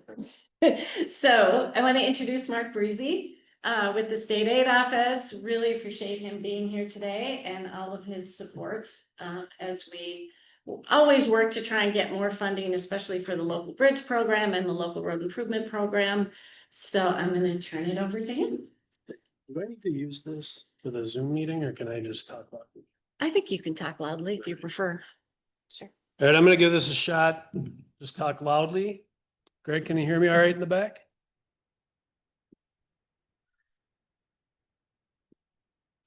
All right, so I think Josh said that he's been here 13 years or more, trying second year. This is my first year. Normally you would get Ted Schenecker, but he's got a prior engagement, so you get me instead. A lot of familiar faces in this room. In fact, I've got some that go back to college and golf and volleyball. I was chatting with Commissioner Karwoski in the back a little bit. And early in my career, I interned at the city of Oakdale when he was, I don't know if you were mayor at the time or if you're a council member. All right, yeah, in early 2000s. So a lot of familiar faces here, but for those of you that don't know me, my name is Mark Breezy. I'm with the Office of State Aid at the Minnesota Department of Transportation. Before I came to the Department of Transportation, well, like to tell people I like MnDOT so much, I've left and come back 4 different times. And one of my previous jobs was, before coming to State Aid, I worked at the Gold Line Bus Rapid Transit Project. And you talk about a project that is pulling funding sources from all over. That was a great example. So this picture that we're looking at here is a project in St. Louis County that was funded with local road improvement program funding. Nice looking project here, urban environment, lots of turn lanes, moving traffic safely. All right, how do I move on, Margaret? Got it, I'm on it. I got it. All right, so I'm going to touch on each of these state programs. Local road improvement, local bridge, active transportation, safe routes to school, and then a couple state sources of IIJA related funding. Local road improvement program. So this is another picture here. This is a recently completed project in Redwood County in the city of Clements. And what I like about this picture here is, we looked at the previous picture at the beginning in St. Louis County, big urban environment. Certainly the LRIP does fund a lot of those types of projects. We also fund projects like this. that are market type roads, access to agriculture. You see the silos there on the picture on the left and the bottom right. So a lot of different types of projects get funded from the local road improvement program. This program was established in statute in 2002, been around for a while now.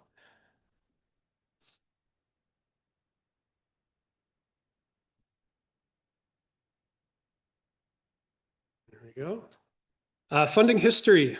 So if you go back about 10 years here, it's kind of hit or miss. I think Josh was talking about the odd year being capital investment type years with maybe supplemental budgets, and then the odd numbered years being budget years. And that kind of had been the rule of thumb, and that has changed over time. So you'll see some of those even numbered years that you would expect to see bonding, you don't see any. And in fact, 2024 doesn't show up on this list, but there was no funding provided for LRIP in 2024, but there was 47 million appropriated in 2025. So again, we're had a $47 million in LRIP last year. We're hopeful that we'll get some more funding for the program this year. One of the other things I really like about these programs in general, and I know that the legislature also likes, is if you look at this picture on the right, it kind of looks like a shotgun blast. That's a picture, and all those different dots are projects that have been funded with LRIP. So they're everywhere. They're in every corner. Every legislator can look at that and look at their district and say, oh yeah, that when I support that LRIP, there's funding that's going back to my district. One other thing too, I think Margaret was mentioning about different funding, kind of leveraging other funds. The local road improvement program, for every dollar that the state invests in the LRIP program, about $2 in other funding. So it could be federal, local, could be other state grants, could be other grants from MPCA, DNR. So it's a really good state investment. We're getting good return on our investment. Looking at the last LRIP solicitation, which was opened in fall of 2023, and awards were announced in April of 2024. There are 300, let's see. I should probably get cheaters. 378 applications, and we were able to fund with a little over $100 million, able to fund about 86 projects. So that's about a quarter of the applications that we received we were able to fund, but that leaves a lot of really good projects on the table that were not funded. So the 378 applications requested $417 million in funding. So there's a lot of need that's still out there. There are 83 grants that went to or are going to local agencies, and 3 to federally recognized tribes as well. And that actually is worth mentioning as well. Federal tribes have been eligible for the LRIP program since 2023. Prior to 2023, tribes are not eligible to apply for this funding, but they are now due to some legislative changes. I mentioned that there's a $47 million appropriation for the local road improvement program in 2025. And we've got a solicitation right now. I know many of you in the room are tracking this very closely and maybe have already or will be submitting applications. Applications are going to be due on December 12th, and we're anticipating announcing awards on March 30th. And I see one of our local road improvement program advisory committee members here in this room. I won't say who that is, so you don't have to lobby that person, but that group will be meeting probably in mid-March, and we'll be talking about the draft recommended selections, and then hopefully we'll be releasing that information towards the end of March. And I say that's always contingent on the number of applications that we receive. In 2020, the last time that there was a solicitation, we had about a little over 400 applications. In 2023, it was 380-ish applications. So assuming that we're around that same number, we're anticipating announcing awards towards the end of March of 2026.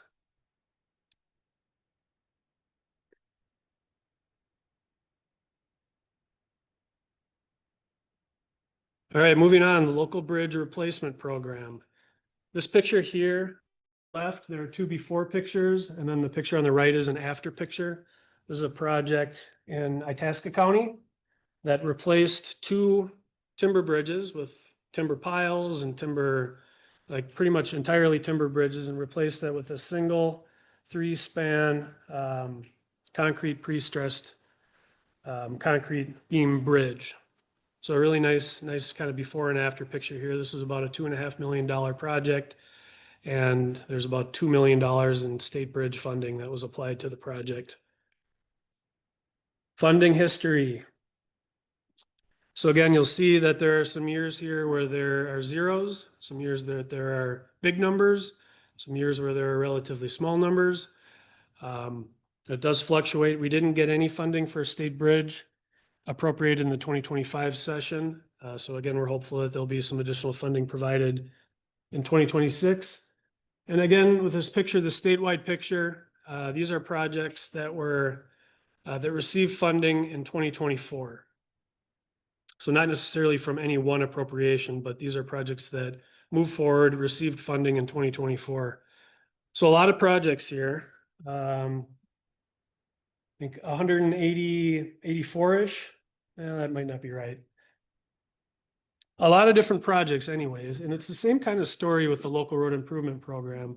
You see a lot of these dots around the entire state. And I remember getting, probably in the 2020, 2021 timeframe, I remember getting a question from one of the senators that was, I think he was the chair of the Transportation Committee, Senator Newman at the time, asked about how much funding. I think there was a perception that this funding all goes to the metro area. And as it turns out, it's almost the exact opposite. It's about 95% of the projects that are funded go to Greater Minnesota and 5% to the metro area. When you look at total dollars, it's not quite 95.5. It's probably closer to 85% because the projects tend to be bigger and more expensive in the metro. But this is really a great program that provides funding to necessary projects around. For every $1 of local bridge funding, we typically see about $1.30 leveraged in other funding sources. So again, a good return on investment. So I wanted to show on this slide appropriations from 2023 and 2025. So on the left, we've got appropriations, 85 million or so from 2023. That was a combination of general obligation bonds and general funds. And then 20 million was appropriated in 2025. So in 2023, that 85 million was able to fund 192 projects. And those funds were appropriated in the June timeframe. And then there's some work that needs to happen to make those funds available in the financial systems. So it was probably towards the end of July, early August when those funds became available, where we started providing funding for those local bridge replacement projects. So if you think it started maybe in August, we were out of funding again a little over a year later in October of 2024. So went through $85 million. Local agencies, I should say, went through $85 million in delivering important projects around the state. But then unfortunately, at that point, we were in a position where we didn't have any state bridge funds, and then we're building a waiting list. So as projects come in, the plans and specs and engineers' estimates are complete, but we don't have any funding. So they're shelf ready, they're ready to go. They're just waiting for that state bridge funding match to get out the door. So then in 2025, there was $20 million appropriated. And again, it was probably in the late July-ish timeframe that funding became available. We started issuing funding letters, getting funding out the door. And with the smaller appropriation, the $20 million appropriation, that funding has now all been fully allocated. And we again find ourselves in a position where we're building a waiting list. So there's definitely a need here for more state bridge funding and consistent, predictable, sustainable state bridge funding. Active transportation. So the active transportation program is the newest of the programs that we administer in state aid. It was established in 2017 and funded for the first time in 2021. This project that we're looking at here, this is in Wabasha County in the city of Plainville. If you look at the picture on the left, there's work that's funded along the east-west road, which I think is Second Street, Second Avenue, and then the north-south road is 10th Street in the red box. Picture on the right is taken from Trunk Highway 42, looking to the west. You can see, there's oftentimes with these active transportation projects, there's a road reconstruction, there's other work that's happening. But along with that, there's some really nice pedestrian connections, sidewalks, trails, rapid rectangular flashing beacons, things like that, bump outs. So another nice picture here. Funding history. So I mentioned that it was funded for the first time in 2021. We don't have that shown on this table here, but 22, 23, 24. There are various amounts of funding that were provided. And then on the right column here, we're showing how many projects were funded. So it looks like there's on the order about 75 projects funded and 821, 35-ish million dollars that was appropriated. So a lot, and again, we're showing, a lot of dots all around the state. So it's a powerful message to send. I will note that in 2023, Josh talked a little bit about the transportation funding in 2023, and I'm sure you talked about that earlier today as well. One of the outcomes there was a regional sales tax in the metro area, and a portion of that goes to counties, and a portion of that portion must be spent on active transportation. There's also funding from the TAA that goes to the metro counties, and a portion of that must be spent on active transportation. And then there's also part of that metro regional sales tax that goes to the Met Council, and a percentage of that, which equals $20 to $25 million per year, also is dedicated for active transportation. So a lot of really good funding sources created here in the metro area for active transportation. And in 2023 and 2024, for the solicitation that state aid administered, that funding focused entirely on greater Minnesota.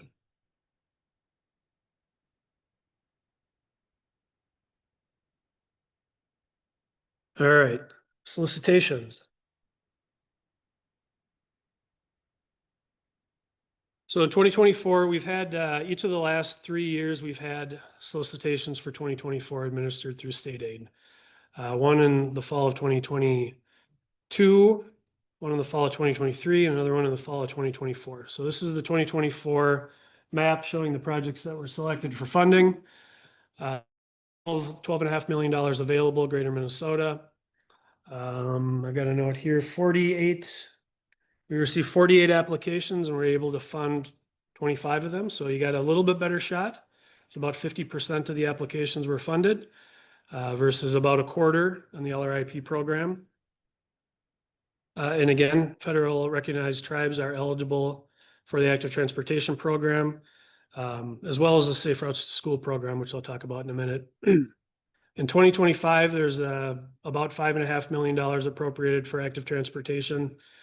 And that is both for the infrastructure arm, which is administered by state aid, and also for the non-infrastructure arm that is administered by the Office of Transit and Active Transportation. So of that $5.5 million, about $4.3 million will be going to the infrastructure arm.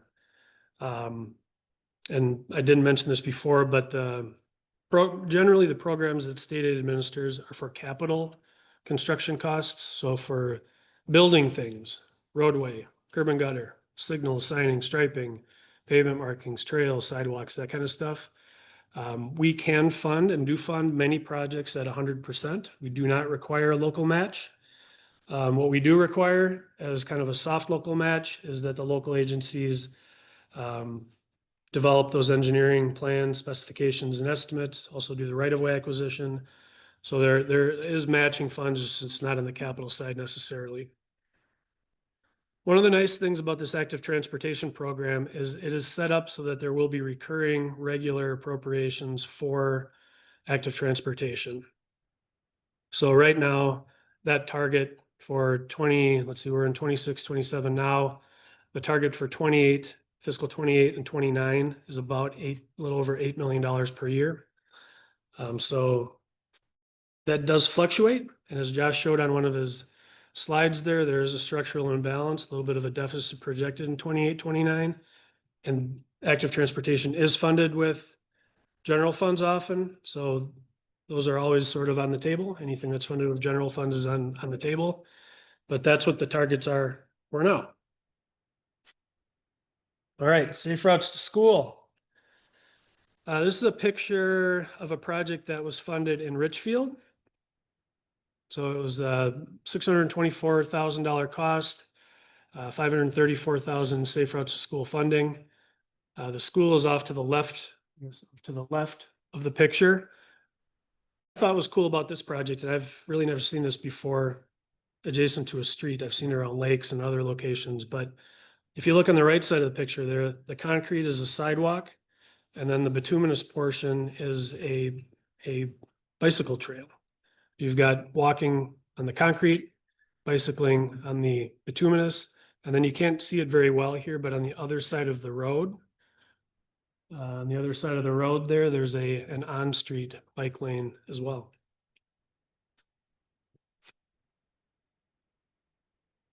All right, funding summary here. Again, this is a picture of projects that were selected dating back to 2020. Lots of different dots across the entire state, which is a fun thing to be able to talk about. For every $1 in safe routes to school funding, we typically will see about 50 cents and other funding leveraged. So this again is showing how much funding has been provided and appropriated to the Safe Routes to School Fund program over, dating back to 2009. Small amounts, no amounts, small amounts, no amounts.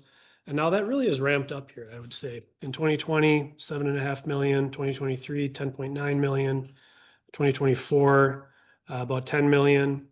And in 2025, it was back down to zero. Hopeful that we'll get some funding in 2026. If we do, I'll touch on that in a second as well. All right, so our last solicitation for Safe Routes to School was released in the fall of 2024. It was a little over $10 million, and we received 38 applications. We were able to provide funding for 23 of them. So that's about 60%. So again, a pretty good hit rate there if you're applying for Safe Routes to School or active transportation funding. Was no funding appropriated in 2025. But if there are funds appropriated in 2026, we would probably look to have our next solicitation for Safe Routes to School run in parallel with active transportation, which would be released probably in the fall of 2026. One of the things that we found in 2023 when we ran concurrent solicitations for active transportation, Safe Routes to School, and local road improvement program was it was a lot of work. And it was too much work. And so we're for a relatively small staff. So we're trying to get in more of a regular cadence where we'll do an LRIP solicitation like we are now in the fall of 2025. And then the following year, look at doing safe routes and active transportation, hopefully get in more of a regular cadence in that way. All right, so those are sort of the bread and butter programs, local road improvement, local bridge replacement, active transportation, safe routes to school. I did want to touch briefly on a couple other new programs that were created by the legislature in 2023. The first one is IIJA state matching funds. So Trang talked about the IIJA funds, the federal, so that's the Infrastructure Investment and Jobs Act, or something like that. It's also known as the Bipartisan Infrastructure Law. The state said, okay, there's a lot of federal funding coming in with discretionary grants. That's where MnDOT, transit providers, local agencies, airports, others are applying for this federal funding and then getting federal funds. The state in 2023 created this match program, which is a really great program. It allows for grants of up to $10 million in state funds if you in fact are successful in getting one of those federal discretionary grants, that you can get up to $10 million. And I know that there's some folks in the room here that have gotten some of that funding. $216 million was appropriated in 2023. A little bit of that was clawed back in the 2024 session. And then there's some administrative funds that are being used. So at the end of the day, there's a little over $200 million available. And that funding now has been fully allocated. So you see here that there's 98 projects that have received funding, and that's across MnDOT districts, local agencies, transit providers, airports, tribes, MPOs, others. You can see on here some of the summary information. But of the local projects, 50 projects were selected, and those were mostly for infrastructure construction. I would say probably 2/3 of those were for construction projects. And on the order of 1/3 of them were for safe streets for all planning grants. Those are grants that are typically in the $200,000 to $300,000 or $400,000 range. And the state matching grants were, $30,000, $40,000, $50,000. So you put that federal funding together with the state match, and in many cases, you've got your project fully funded with no local funds at all. Unfortunately, $0 remaining. The application is still open. And so if you happen to be successful in securing a discretionary federal transportation related grant, still do go to that application website. You can get to that through the state aid website and put in an application. MnDOT is still keeping a list and building a list in not anticipation, and just in case there are additional funds that are provided. And then the last one I wanted to touch on, and maybe I should have covered this one first, but this is IAJ technical assistance funding. In 2023, the legislature provided $2 million. Essentially, you can get a grant for up to $30,000 to hire your favorite consultant to help you develop an application for federal discretionary grants. So it's like you can get $30,000 to hire a consultant to help you write an application. If you're successful in getting those federal funds, then there was that state matching funds available. So state funding along the way to help. And, as state aid always says, we're here to help. So that's another one of the programs. Of the 2 million, there's still $700,000 available. There's still plenty of funding available. So any of you local agencies out there, if there are any of those federal program notices of funding opportunities that come out that you're interested in, there's still funding available here to help you develop those applications. All right, and then finally, this is kind of a summary slide here. In 2023 and 2024, there's been on the order of $250 million appropriated for these various funds. 400 plus projects have been funded. Margaret was talking about telling the story. It's great that we get all this funding, but what do we do with it? Well, that's what we do with it. We provide funding for 400 projects. We got a lot of maps that show where those projects happen. I think Josh and Trang also mentioned that MnDOT has submitted draft capital budget requests for a number of different programs, including local road improvement.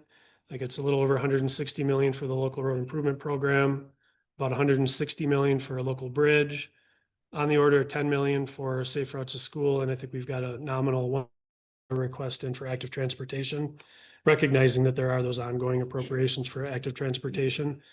So those are now in, and Josh talked very well about what happens next. The governor will determine what's going to be in his priority list. That will become the governor's recommendation.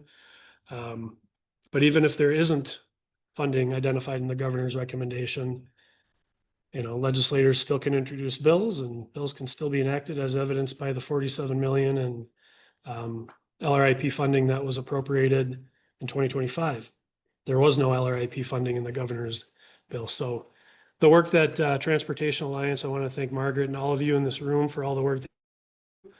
I call it kind of soft lobbying, where when legislators and committee chairs get a hold of us, we can show them what the need is. We can explain the need, but it's the work of the Transportation Alliance, AMC, LMC, County Engineer Association, City Engineer Association, can do that more active lobbying to tell the story and try to bring more funding into these programs.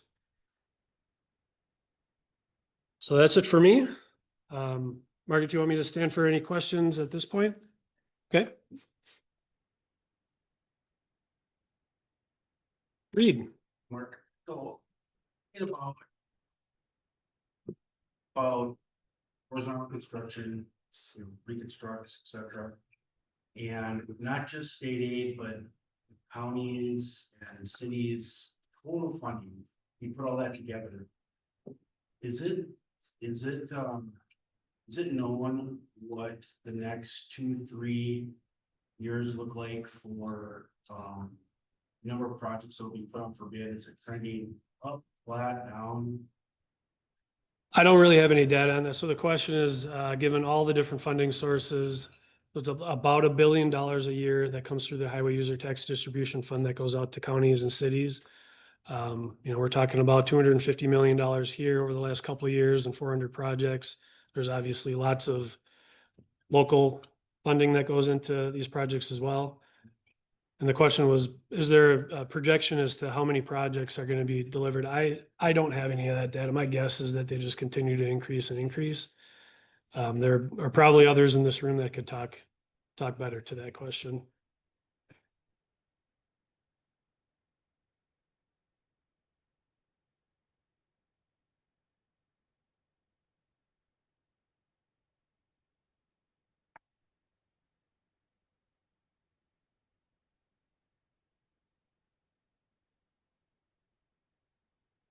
Okay, well, thank you so much for that.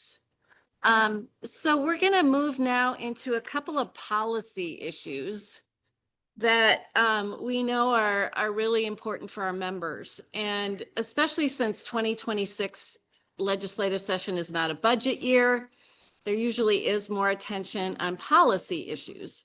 So a couple policies that we wanted to give you an update on are MnDOT's work to update the local cost participation policy, obviously very important.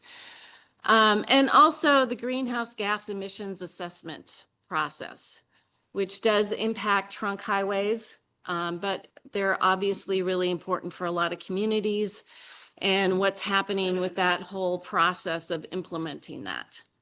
So next up is Philip Schaffner, and he's been really great at coming and talking to us at our legislative committee meetings and now today. So I'm going to find his presentation.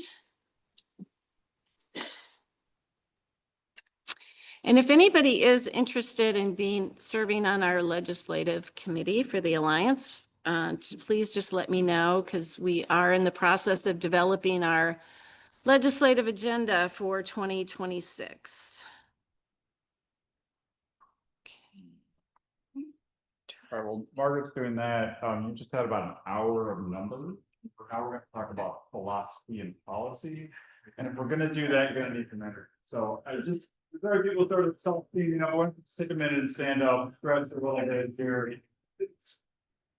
Gotta bring the energy back up if we're going to talk about this. Okay, I think it'll work if you use the arrows.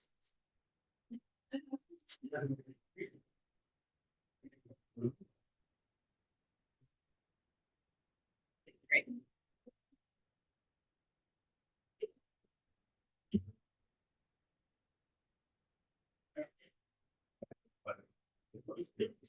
All right. Wasn't a full break, just a quick stretch.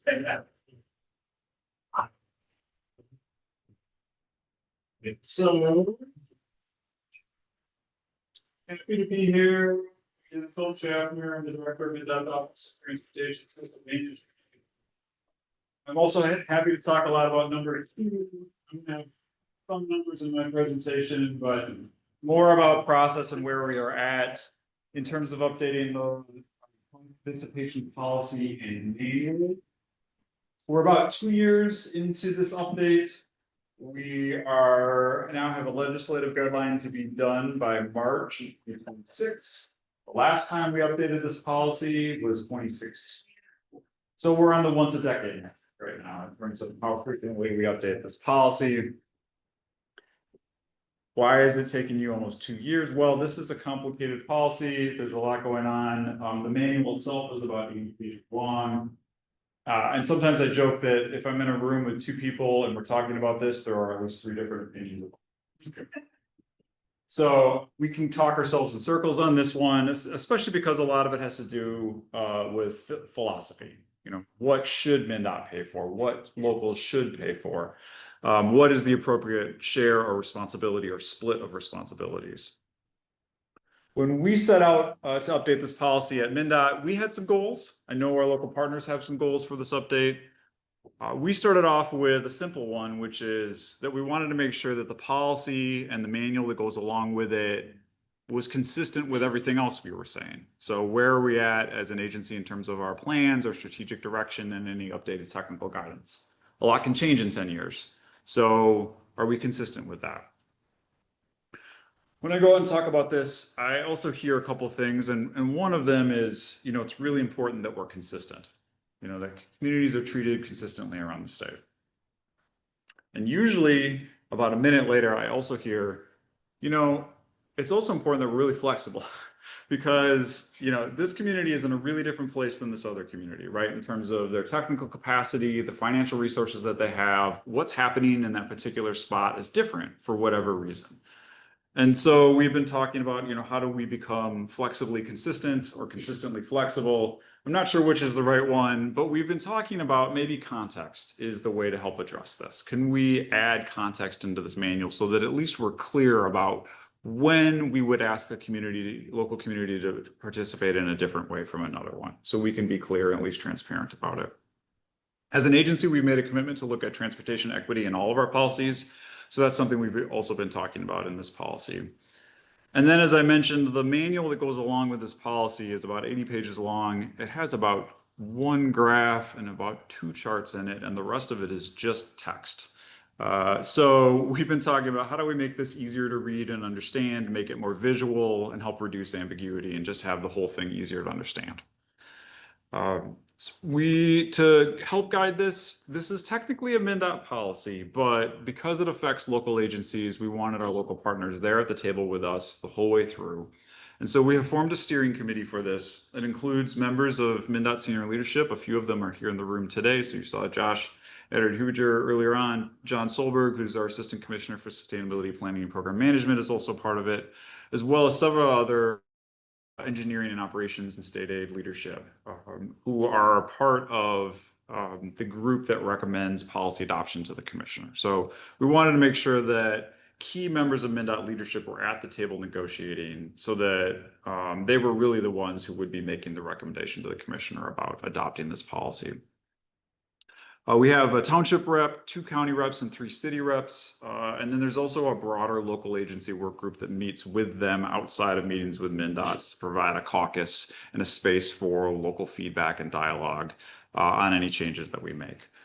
We function in a way that there is always time to take something back and get additional feedback on it. So we never make a decision about something the first time we talk about it. Our local agencies always have an opportunity to go back and get additional feedback and come back to the table with us, and vice versa. So if our local partners are recommending something to us, we take time, vet it internally, and come back and say, yeah, we agree with you, or we'll do this, but not that. And so there's a lot of ongoing negotiation, but because of that, it takes a long time. So we go slow on purpose because we're trying to go far. Where are we at as of last month? So we have reached agreement to bring back a de minimis clause. This used to be something we had where if the dollar amount was really small, we would just say, okay, MnDOT, we're going to cover it, or local agency. If it was a local agency-led project and there was a really small amount of trunk highway impacts, maybe the local agency would just cover it, and we would just avoid the need to go through a full agreement. We have agreement to bring back a de minimis clause in a more limited capacity. We've also agreed on changes to lighting, to roundabouts, to rectangular rapid flashing beacons, RFBs, and pedestrian flashers, to sidewalks, shared use paths, bikeways, and pedestrian bridges, and to traffic signals. We are currently talking about an ability to pay concept, which I'm going to talk about in a second. Changes to cost sharing for bridges and interchanges, for drainage, stormwater and wetlands, and green infrastructure. And then we have additional topics that work groups are talking about and preparing recommendations for the full steering committee to look at for things like aesthetics, local utilities, and a whole bunch more. We've got parking, we've got detour costs. There's a lot of different things that we'll ultimately hope to be able to get at.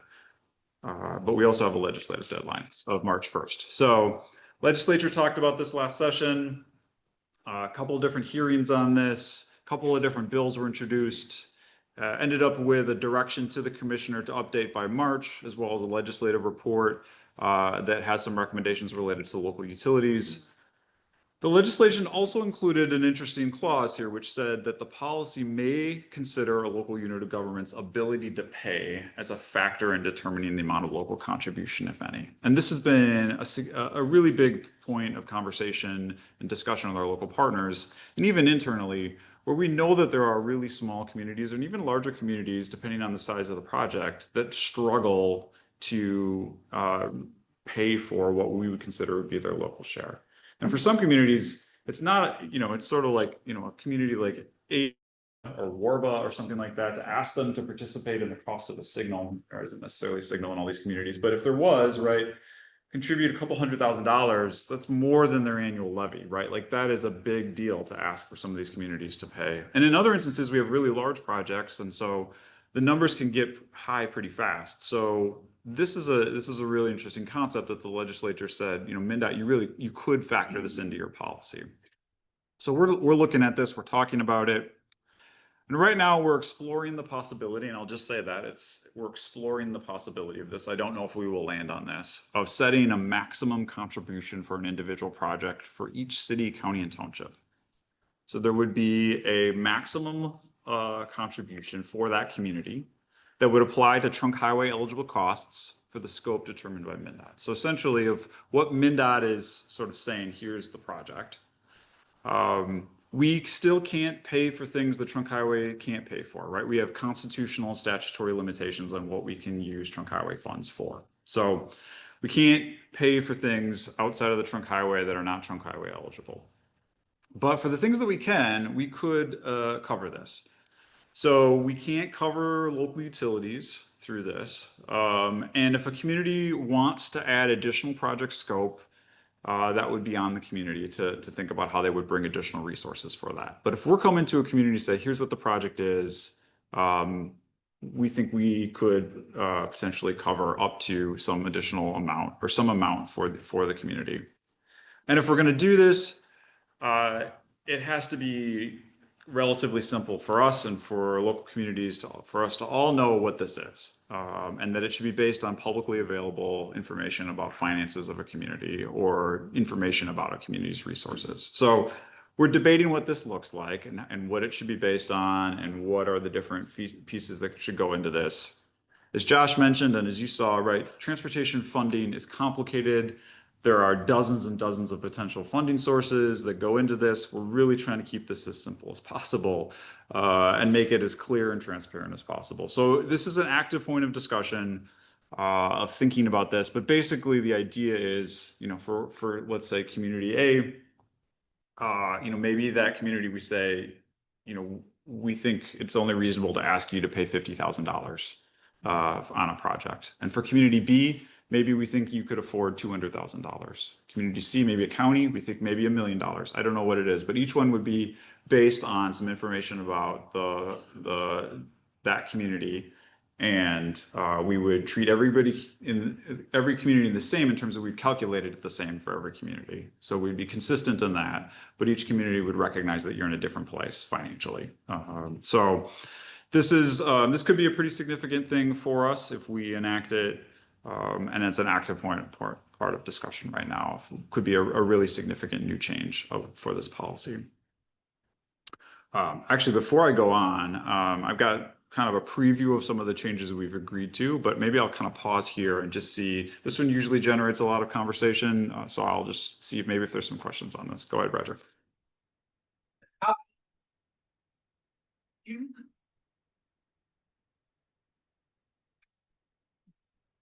Per jurisdiction. So, community, we'll call them community, I don't know, pick a name, but say Hennepin County. So Hennepin County is going to have a very large number, right?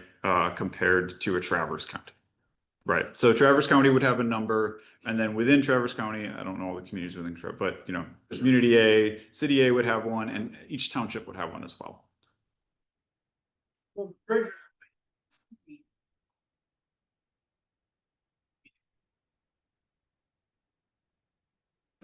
So this would apply to trunk highway projects. Yeah, so this would just be trunk highway projects.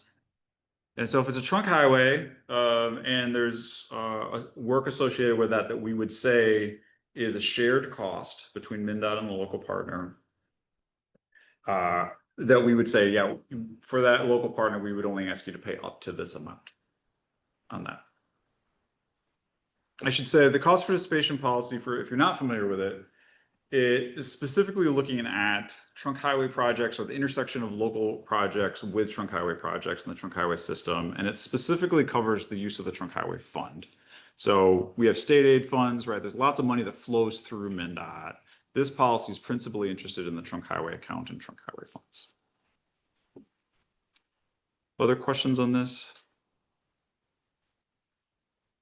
All right, I'm gonna start doing a little preview. I will also say that these are subject to change. So these are kind of what we've agreed to at this point, but as we talk about additional topics, sometimes we circle back around on a previous topic and you say, if we're gonna do this for traffic signals, maybe we should revisit what we just said about roundabouts, right? So subject to change, but a very good chance the final will look something like this. So lighting, this is one of the most common parts of local participation is on lighting in communities. Under our current policy, MnDOT says we will pay up to 50% of the costs for continuous urban lighting based on what it would cost us to light it using our standard equipment. Usually communities don't want our standard equipment because kind of drab and ugly and it doesn't fit the local character. But so we'll say we'll cover half of what it would take us to put this lighting in. Under our new agreement here, we will cover up to 100% of the cost of what it would take for us to light it using our equipment. No change here. So if a local community wants something different, some aesthetic element to this, or just simply, different lighting, if there's any incremental cost that will either need to be covered as part of the aesthetics budget or would be the responsibility of the local unit of government. But the change here philosophically is we actually think it makes sense to light our urban corridors within communities. And if a local partner wants to do that and they're at the table with us, we're at the table with you. We've also added a clause here. This has come up in some of our urban areas, particularly here in the metro, is questions about safety and security for pedestrians walking underneath bridges. And so we've added a clause here too that basically says we will participate in lighting underneath a bridge for a shared use path or a sidewalk for safety and security purposes. Again, if a local unit of government wants us to be lighting that environment. One of the things we've also added here is a table that summarizes responsibilities for lighting. This is just one page of it. I think it actually goes on 3 different pages of all the different circumstances for lighting. And so it articulates what is the circumstance, who's responsible for construction, who will own the lights, who pays for power, who's responsible for luminaire replacement and repair, and then any other maintenance. So new way to help digest and find information with this in terms of trying to add more tables or charts or figures to help understand what's in this policy. Rectangular rapid flashing beacons are a little bit like lighting. The current policy said we would cover up to half the cost to install an RFB. Policy now is we'll cover up to 100% of the cost to install an RFB or other forms of a pedestrian flasher at locations that have been identified as a high risk in one of a district safety plan, otherwise identified as a high priority by our district engineer, or if it's required to meet ADA requirements. If we're in a situation other than that and a local unit of government wants to add an RFB, we'll look at context. So we'll say, are we in a non-state aid city or township? Or are we in a school zone or near a college or university? What's the land use context that's going on? Is it one that we would expect a lot of pedestrians? Is there a state or regional trail crossing, or has it been identified in a local plan? And basically we say if none of those things are true, there's a couple of other ones, then we're at 50% and we'll add if more of those are true. And if 2 or more, we'll cover 90% of the cost. Roundabouts. Current policy, we cover the circle and then the trunk highway legs. And locals are then responsible for local legs. We also have this clause that said if there is one leg of the roundabout that contributes 5% or less of the entering volume, then the cost of that leg will be shared by all the other legs. It's been a point of frustration sometimes, particularly for counties that have often been asked to pay for like a township leg or a city leg. So we've changed this and we've said if a local only has one leg of the roundabout and they have less than 10% of the entering volume, MnDOT will cover that leg. So again, we're not putting in the roundabout for that leg typically. So this is just sort of a recognition that we're not going to ask one local to pay the cost share of another local agency. We've also recognized that while we do roundabouts and we like roundabouts for a lot of reasons, one of their principal benefits is the significant reduction in fatal and serious injury crashes. And so for intersections that have a high rate of fatal and serious injury crashes, we will take on a greater share for given the safety benefits, and that it's one of our top priorities, if not our top priority. Because the number of legs can vary here, the wording here is can take a second to get your head around, but basically at our highest crash rate locations that have the highest rates of fatal and serious injury crashes, at those intersections, basically we would only ask a local per leg that they own to cover 5% of the cost of the roundabout. Typically, locals are paying somewhere between 25 and 45% of the roundabout cost right now, based on the geometry of the roundabout. So in this instance, if it was a 2 local, 2 MnDOT, or 2 trunk highway leg roundabout, we would say we'll cover 90% of that. And we'd ask our local partners to cover 10%. So a 90-10 split versus like a 70-30 split. If we're a little bit down from that, we'll go to 10% per leg. And then we have some other ones where it's we still have some crashes, but it's not at the higher rates. We'll essentially go to a 70-30, and we say whichever is less here, which means if standard guidance would cost less for the local, we're not going to ask them to pay more as a result of this. Again, depending on the geometry of the roundabout. Otherwise, we'll stick with the standard guidance. Traffic signals. So MnDOT will cover the cost of a local leg now if both of the following are true. There's no private legs of the intersection, and the local unit of government is only responsible for one leg, and that leg contributes less than 10% of the entering traffic volume. So kind of matching the roundabout setup here, right? You have one leg and it's less than 10%. Again, we probably are not put in a traffic signal because of that leg. And so we will pick up a local cost here in some other instances. Some of you may scratch your heads about this one, but this has been an issue in the Metro District in particular. Sometimes we move signal work, and sometimes we have money for signal work, and we change it and put it on, one signal gets delayed, so we accelerate another signal, and then we go to our local partner and say, I need you to find several $100,000 next year or 2 years from now. And that's a big deal, right? We recognize that cities and counties have capital improvement plans that go out for several years. The cost of a signal is non-trivial in most instances. So we've added a new clause that basically says if we accelerate a standalone signal project within 3 years of the construction season, we'll cover half of what would have been the local share. And if we're doing it within 1 year, we'll cover the cost of that signal. So this is, again, in Greater Minnesota, this has not been as big of a deal. In Metro, it has been a point of frustration. I'm happy to talk about everything else, just to kind of circle around here on time. Again, we're actively talking about that ability to pay concept. We're talking about bridges and interchanges, drainage, got other work groups that are happening. The plan here is to have an internal review period on all of these different changes in January and February, with adoption to meet our legislative deadline in March of 2026, with implementation on these changes beginning in fiscal 27, which is practically tomorrow. So local communities, if you have a project in fiscal 27 and you have not already been talking to your MnDOT project managers and counterparts, I suggest that you do, because that is the plan. As with fiscal 27, we will begin implementing these changes.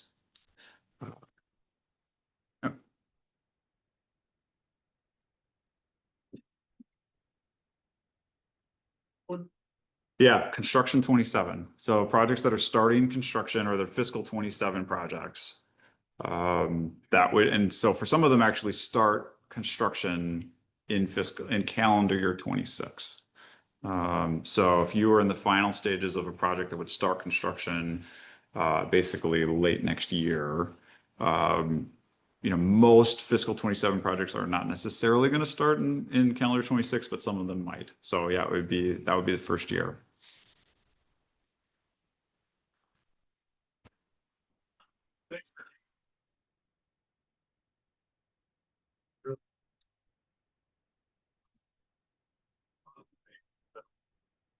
for a long time. Policy, but I do want to say, probably see it, the greater group that we talk about, transportation funding, local funding, MnDOT funding, all that advocacy. This will mean all of these you saw are generally in favor of the. This will mean a conscious discussion and decision that there's probably less funding for less project. I don't remember the current split, but MnDOT's looked at the numbers of how much money is for each project. So it was a conscious discussion that all these levels, that there probably will be less projects involved, there will be less. A lot of this makes a lot of sense and seems to be not only in favor of locals, but in favor of common sense for how we should be splitting this pie. So, you know, I do, but just thought for this advocacy, point that out. It's probably not something you would plan on, but it. Yeah, thanks, Steve. And the question is, right, we're taking on more costs. Nothing I pointed to here was locals taking on more costs. And so, yeah, and the reality is this doesn't come with a funding package, right? So MnDOT is taking on more costs. We have looked at it. It fluctuates year to year. It's about 3 to 5% of our construction program is coming from local funding sources in terms of through these contributions. So it's not a huge share, but it's also meaningful when we think about the fact that we have a large funding gap too, right? So there is a trade-off here, but we've been trying to focus and approach this from a philosophical standpoint of what does make sense philosophically about what should be MnDOT's role versus a local partner's role, and recognizing that the amount of funding will fluctuate over time. So we want to kind of think through, what makes sense for this policy, cognizant of the fact that there is this fiscal reality that we face. So yeah, it may mean fewer projects overall.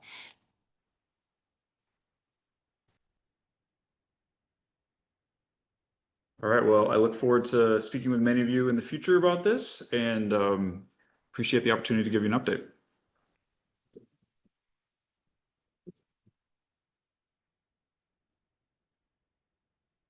Thank you so much. So last but not least, everybody's favorite topic is the greenhouse gas emissions assessment process and where that is at, because there is a transition, as you know, between project by project analysis and a more programmatic analysis. So we wanted to give you an update on what's happening with that. Let's see.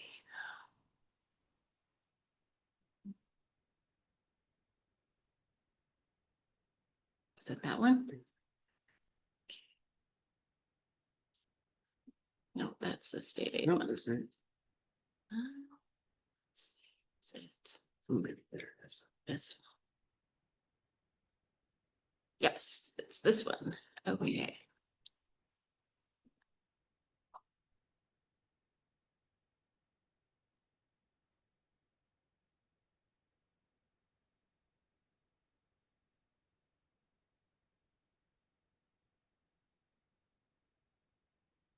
Great. So I want to introduce Maurice Roars. Is that how you say your? I go by Morris, but that's right. Morris? Okay, sorry. And he's going to give us an update on what's happening with this. So thank you so much for being here. Great.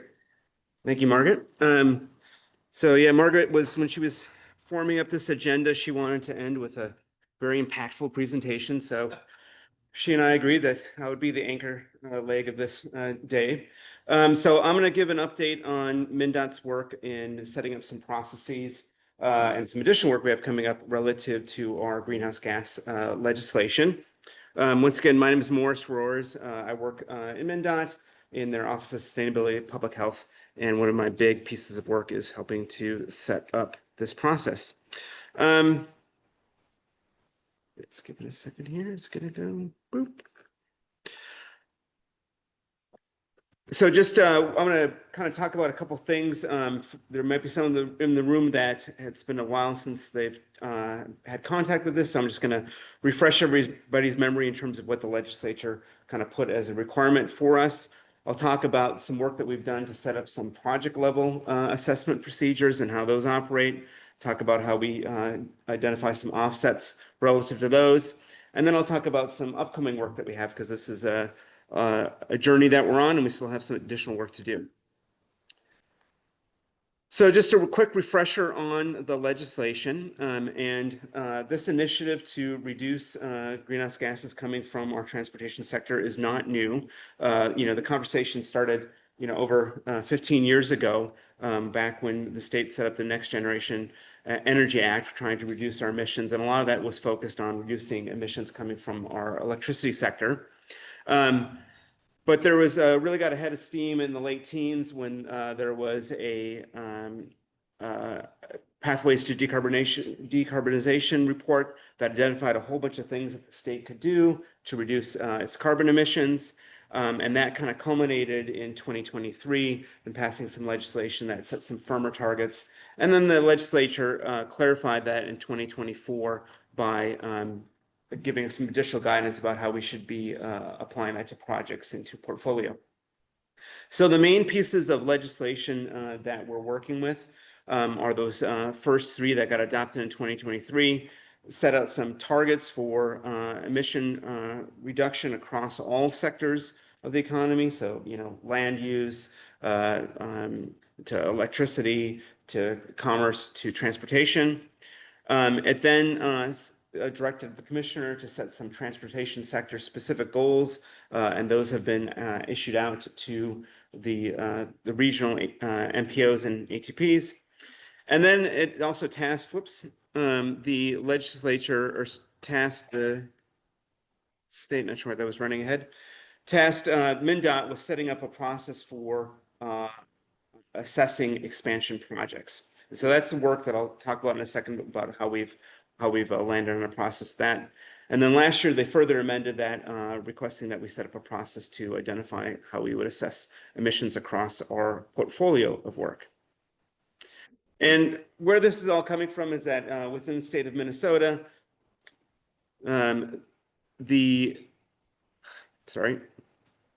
transportation sector, hopefully it holds, is the I'll talk about that verbally for a moment. You can see it in the slide deck, what gets distributed after the fact. So the transportation sector is the biggest quadrant or biggest contributor to greenhouse gases in the state of Minnesota. And then there was a graphic on the right-hand side of that slide that kind of showed across the different vehicle types, which is generating those. So that legislation that focused on expansion projects, kind of why it was doing that is that there was a lot of research that was showing, and we kind of know this to be true. We build a highway, and then suddenly the congestion that we were trying to mitigate 1 year, a couple years later, is clogged back up. And some of that is, responding to demand at the time, but there's been a lot of research over the last 30 years that has showed that expansion projects, particularly on a highway network, actually do a really good job of encouraging additional traffic that wasn't there.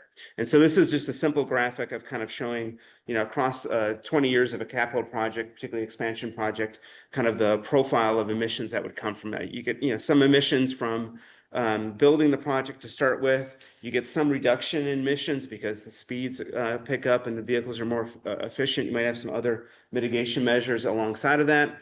But across time, that new infrastructure also just tends to draw people. I could travel 15 miles, previously over a half an hour. Now I can go 30 miles. And so people are kind of driving longer distances, and some of that capacity expansion has been found to actually just encourage more driving. And like I said, there's been a lot of studies, and so the work that MnDOT has been doing with a technical panel over the last couple of years was trying to ferret out, okay, as we assess our projects in the state of Minnesota, how do we measure that? And there's been a large body of evidence that shows that in expanding our network does induce more travel, that there are some average VNTs, vehicle miles traveled, that is generated. And that also Minnesota's own kind of modeling of our transportation network also bears this out, that we kind of show that increased capacity over time also kind of drives more demand. So with that kind of background in mind, MnDOT over the last year has been working to set up a procedure how we assess individual projects. and I'll just talk about that shortly now. So there's the legislature, as part of that 2024 legislative session, also established a technical advisory committee to assist MnDOT in the establishment of these procedures. Here are the names of some individuals that are up there, trying to get a representation across some of the involved state agencies, having some city, some county influence, as well as some greater Minnesota, as well as metro involvement, and then also some national expertise on this issue. The process that we've just established, and so kind of the guidance went live in April, and there'll be links both in the presentation that you can get later on, that talks about how is MnDOT going about assessing these projects. And this would be something that would be important for your project proponents. Generally, this is going to be important at the planning stage of the project. So if you're already in design, you're kind of too late. So this is something you want to be considering early on in the project. You'd want to, first step is just figure out, is it an expansion project? I'll talk about these steps in a little more detail. Yes or no, is it an expansion project? If it's not an expansion project, at this point, those projects would carry on just as they have in the past. Step two, you'd be assessing then, if it is an expansion project, okay, what are the additional emissions that we would anticipate being generated from this project over a 20-year lifespan? And then if the project is indeed generating additional emissions, then coming up with a plan for how might we offset those. And again, I'll talk about those individual steps in just a moment. So the first step is an expansion project. It's pretty straightforward. The state in the legislation is looking only at major highway projects. Oftentimes, this is going to be most projects. So inside the metro, it's $15 million. Outside of the metro, it's $5 million. But many projects kind of already hit that mark if they're on the trunk highway network. And then is it adding a new lane that's over a half mile, or is it a new grade separated interchange? So those are kind of the two kind of qualifying marks that you want to look at if you're kind of thinking about a project in your patch that you're wanting to promote. And there's a bunch of things that don't fall into this. So pavement rehabilitation, where you're not adding a new lane, bridge replacements, intersection improvements, active transportation, system management. There's a whole bunch of categories of work that are not considered expansion projects. But if it is determined, okay, yep, it's a major project and it's a lane addition, it's a grade separate interchange, your first step then is to, or second step then is to figure out, okay, what are my emissions impact from that? And you have two steps or two ways that you can do this. There's a very simple elasticity equation that I'll talk about in a second, or you can default back to a travel demand forecast model. That elasticity equation is kind of based on a lot of research that's looking at what's happened in the past. If we look at a whole bunch of expansion projects, generally what's happened in an urban environment, what's happened in a rural environment, and applying those. And travel demand forecast models are kind of looking into the future of what might happen. And those models typically have been what a lot of the transportation sector has used to identify kind of the needs for a particular project. But they haven't done a very good job of capturing some of the induced effects that we're seeing. So they're not really good at capturing the dispersed effects from land use development, from faster regional growth, freight movements. And so as you kind of, this is a list of things that the travel demand forecast models are great at, but they're not really good at picking up that induced demand. Over time, those things are coming together, like as we talk to our colleagues in the modeling community, they're starting to take this into account to a greater degree. And so over time, we're seeing this convergence. But the process that MnDOT kind of through the advice that was given was saying, yep, we should probably just try to consider the effect of induced travel. And that equation is, it's a very quick calculation to do either for a lane addition or for a grade separate interchange. And I'll come in a moment to the guidance document that explains that. And then the third step, so once you've, okay, I have the expansion project tick, I've identified what additional emissions I can expect from that. And then the third step is, okay, if I do have additional emissions, the state is charging us with kind of offsetting those. And so how can I offset the emissions coming from that expansion project? The process that we've developed in following the guidance from the legislature is we're trying to keep those offsets as local as possible. And that makes a lot of sense. If a community is having an expansion project in their area, and they're also helping to fund some offsets. They're going to want to keep those benefits local. And so there's a desire to as far as possible, keep those offsets locally tied, but you can go out farther if you can't feasibly achieve those within the community of the project. Here's a list of the categories that the legislature had set up. So, you know, for in the offset category, running from across, you know, transit expansion projects to active transportation, parking management, land use changes. So there's a whole range of offsets that communities, project proponents can draw upon to offset the emissions that are being generated by their project. To date, we've been using this thing called the carbon emissions tool to then quantify those. There's about 40 different, so within, just back up the truck here, there's, you know, 10 different categories, but within that, each category will have, you know, anywhere from 3 to 6 to 8, you know, different techniques that you can use. And we're kind of constantly updating this. And so there's about 40 different techniques that a project proponent can look at for offsetting those emissions. It's also not a closed book. And so if you as a project proponent, like, hey, I've actually got this really great method that isn't kind of a standard one in your offset assessment procedure, you can pursue that and pitch it. So it's not a defined list. We're open to additional ideas. This carbon emissions tool is really also very user-friendly. I'll just show up a couple blow-ups here, but essentially you put in 3 to 5 project characteristics, and boom, it generates the offsets that you would anticipate from that. So the project that we're looking at here was a ped bike facility, and so you have a few required inputs that you put in. You can put in some optional characteristics to make it a little bit more contextually specific to the community that you're working in, and then it quickly gives you how much emissions offset that would generate. There are a few categories: parking management, natural systems, and land acquisition. The natural system acquisition the legislature added to this past session, so we haven't yet developed the techniques under those categories. But those will be coming soon. And again, this is not a kind of a closed book. If communities have ideas about how they could offset emissions that are not kind of listed as a technique, very happy to consider those. So who's responsible then for assessing an expansion project?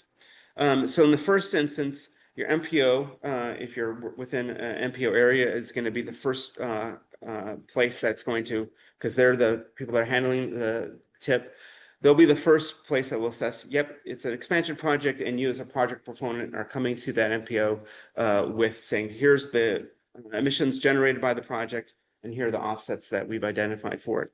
If you sit outside of an MPO, then MnDOT would take care of that through the district, and we'd run that process for you in terms of being the assessor.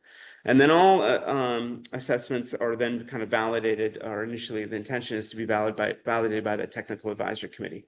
So again, in the first instance, your MPO or MnDOT district are going to be responsible for assessing a project, and then there's an additional committee that will advise the commissioner, like, yep, they've done the process correctly.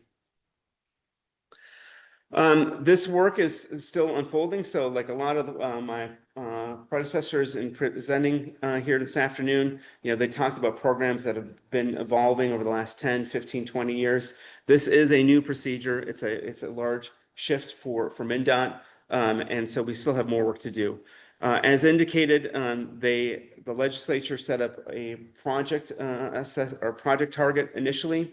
They've also given us the mandate by 2027 to have a method of a step of looking at our portfolio of projects for projects that would go into the STIP 2031 and onwards. And so we're currently looking at, like, okay, how can we look beyond just individual projects and assess the portfolio of our work? We're looking at developing a common question we get is, like, how are we going to track and distribute offsets? So at present, we're in that project mode, and so we just ask project proponents to keep track of the assessments that they're working with their local communities to generate. But in time, we're looking for a more comprehensive method of tracking those across the state and how we might distribute those. Looking at supporting MPOs and ATPs, because they are as part of that target setting, given emissions reduction targets. And so later on this month, I'll be meeting with the MPO directors working with them on providing some additional information. And then we're continuing to refine our methods and our research. So as we roll this program out, you know, we're learning stuff with our own internal staff, we're learning stuff with our project proponents. And so we're continually seeking to improve this. And so certainly my encouragement would be, if you have a project in your community that you're thinking of, reach out to your MnDOT district, reach out to my office. We're happy to get involved in projects insofar as we're both helping you understand the requirements, but then also we're kind of learning how to make this evaluation process better. So I promised a couple tools. So both on this slide here, and then again, when Margaret sends out the packet of slides, we have some tools. So there's an assessment guidance, which is a document that kind of walks you through step by step. You know, how do I assess it as an expansion project? How do I determine the emissions coming from that project? And then how do I come up with an offset plan? That assessment process also has like a worksheet that a project proponent can fill out. So it's a really clear kind of step by step, and allows for consistent information and kind of know that you've done it. And then that carbon emissions tool that I kind of flashed up on the screen, which has about 40 different techniques that project proponents, if you are generating emissions, how you can look to offset those. And then finally, that kind of third link that I have up on the screen is a reference back to the legislation that kind of describes that more fully. But just a couple people, myself and Anna, are two resources. But again, we'd also encourage, if you're reaching out to some of your district engineers or planners at MnDOT, if you have a project that you're thinking about, want to get some early advice, we'd really encourage you to reach out and get involved early. And that probably comes back to my kind of key messages that I'm trying to communicate. Certainly, if you have an expansion project that's coming up, you know, plan early and collaborate with partners. Partners being MnDOT district, partners being, you know, the city and county officials. If you are generating impacts, start thinking about how you might offset some of those emissions, because overall the legislation is trying to get us to create a balanced system. And then finally, you know, asking that you just be proactive and seek assistance. So, you know, rather than working on a project alone and getting too far down the track, you know, please reach out. We're happy to help, because that also helps us to set up better processes and guidance. So with that, I'll pause for questions. So if you're looking at a project that some might think an expansion and some might think for safety reasons. And decision is made, is there an appeal process if certain agree, because it's the local district that'll make the decision? Yeah, so the first port of call is going to be, if you're in an MPO, the MPO would, you know, be charged with assessing, yep, we think that this is an expansion project and was appropriately considered, and therefore we're putting it into the tip. Or conversely, nope, the project proponent is saying it's not an expansion project, and they would also agree with that. Now, we think it's probably advisable that if you're like kind of, if it's on the margin or it's not black and white, yeah, come get some advice, and we'd be happy to provide some advice early on that. The legislation does identify, you know, it's not to stand in the way of safety improvements. And so it's not that safety improvements are carte blanche excluded, but there is recognition that at times there's going to be kind of competing demands. And so this legislation is not meant to stand in the way of safety improvements. Yeah. Curious on your, right. We know it, yes, there's a bunch of traffic that's usually local city and county system to try to get around it. It's a free.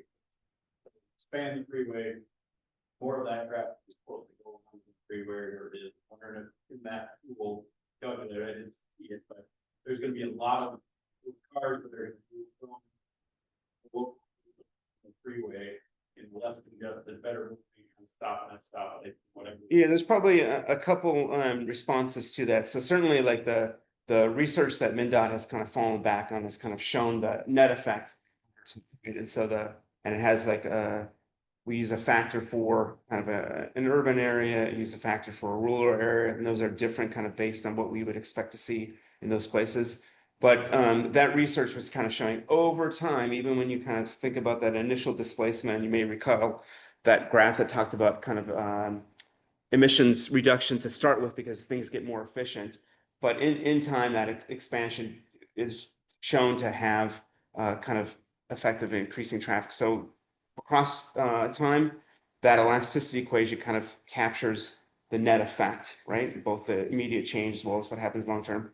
But equally, if people are not confident with results, like, hey, I don't think that that equation applies to my specific situation, people are welcome to run a traffic demand forecast model and look at that as well, which will, you know, further help to parse out what's happening on the local network versus what's getting pulled on. But if you run that command model, we'll take traffic off the local system, put it on there.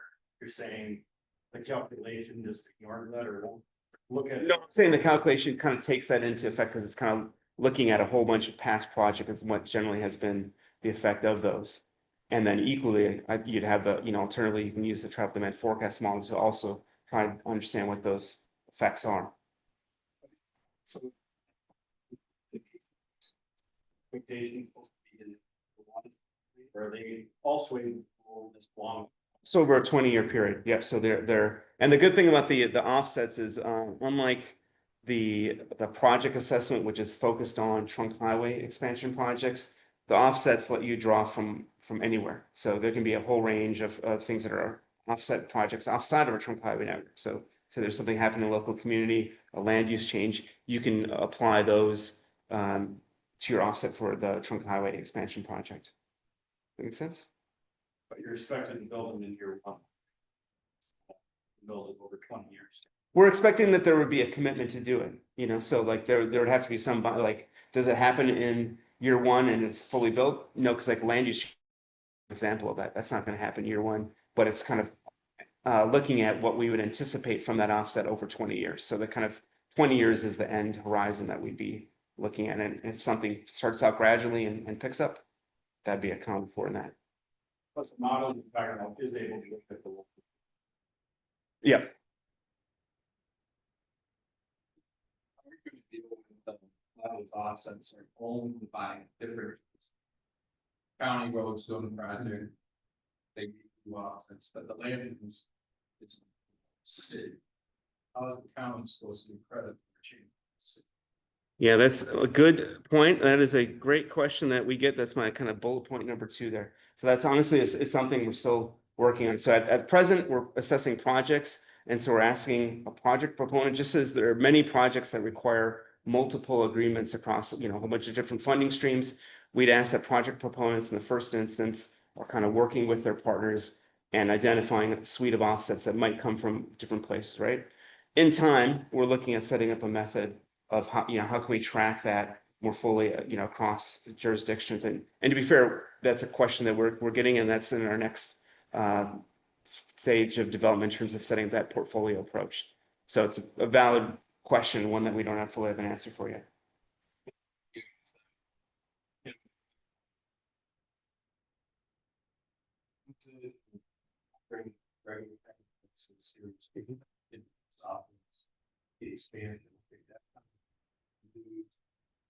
I mean, are they gonna pay? There's. And they get apply them.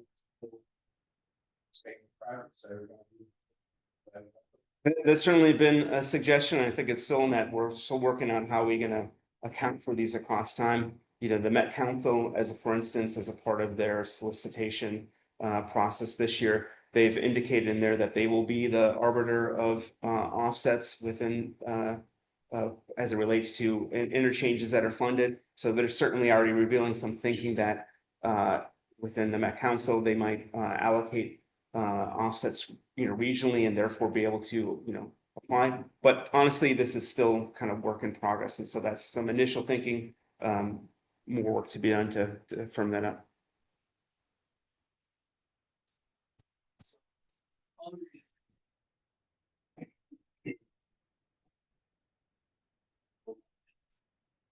Does that replace the carbon pool, or is that something?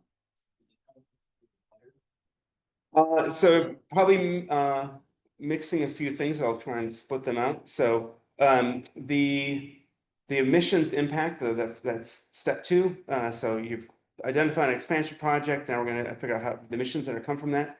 What we do is we use the MOVES calculator to figure out what is the emissions that are generated from that project. So, and that's kind of built into, you know, don't have it up here, but that's built into that assessment guidance where you plug in, you know, this is the lane mile additions that we're doing, and you quickly can get to then what is the emissions, and that links back to that MOVES calculator. The carbon emissions tool, that is used just for calculating the offsets. So, okay, now I've got some emissions and now I want to figure out how to offset it, but I don't know how am I going to calculate what is the impact of a cycle lane? What is the impact of a land use change? I use that carbon emissions tool to generate those offsetting actions. So did that help clarify that? Yeah, and certainly detailed questions like that, you know, if people outside of this, like, hey, I want to learn more, very happy to meet with you and chat in greater detail.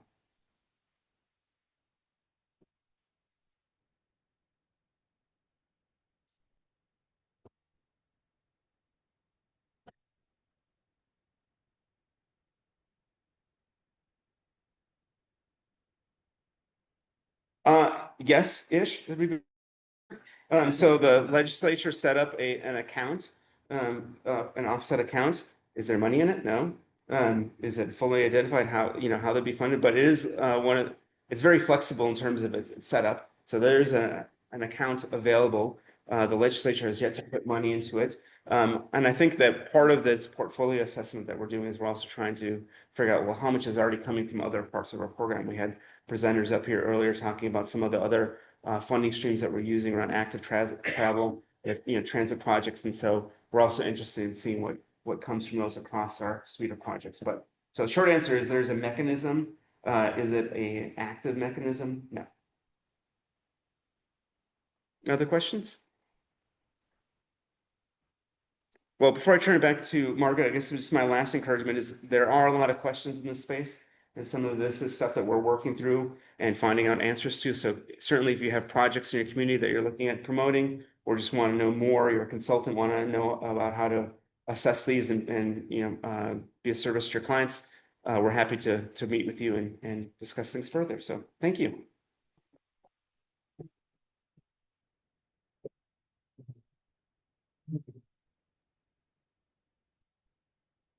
I see the clap just because I was looking.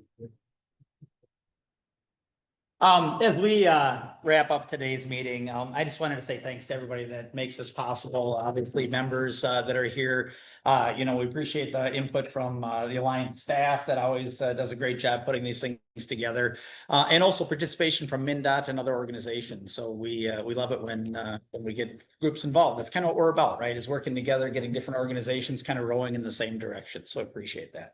The Alliance has been around, like I said, 132 years, and we hope it's around another 132 years. So best thing I can say and even ask for is to just stay involved and keep doing what we're doing. And also let us know what we can do. What can we do better? What's going to make a better benefit or get more out of the membership and things like that we can do to help members, you know, strive and help fund projects and so forth. So yes,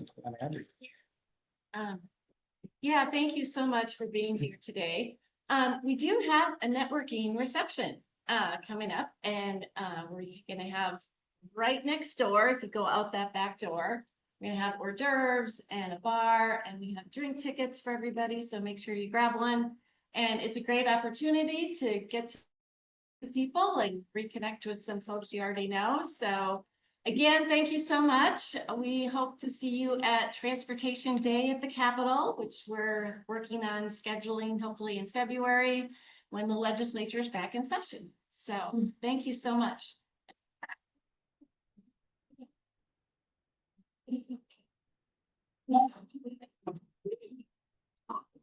Okay. Okay. I certainly can. Figure out, you didn't work out any way to get it to him. No. I talked about I'll see him in January. Nothing twice, right? For the Alliance, TRB, and other fishing thing and something. I just have to ring to. Yeah, nuts. Tell me, did you give that to him yet? So I think so, yeah. Okay. Yeah, thanks. Okay, thanks. Super.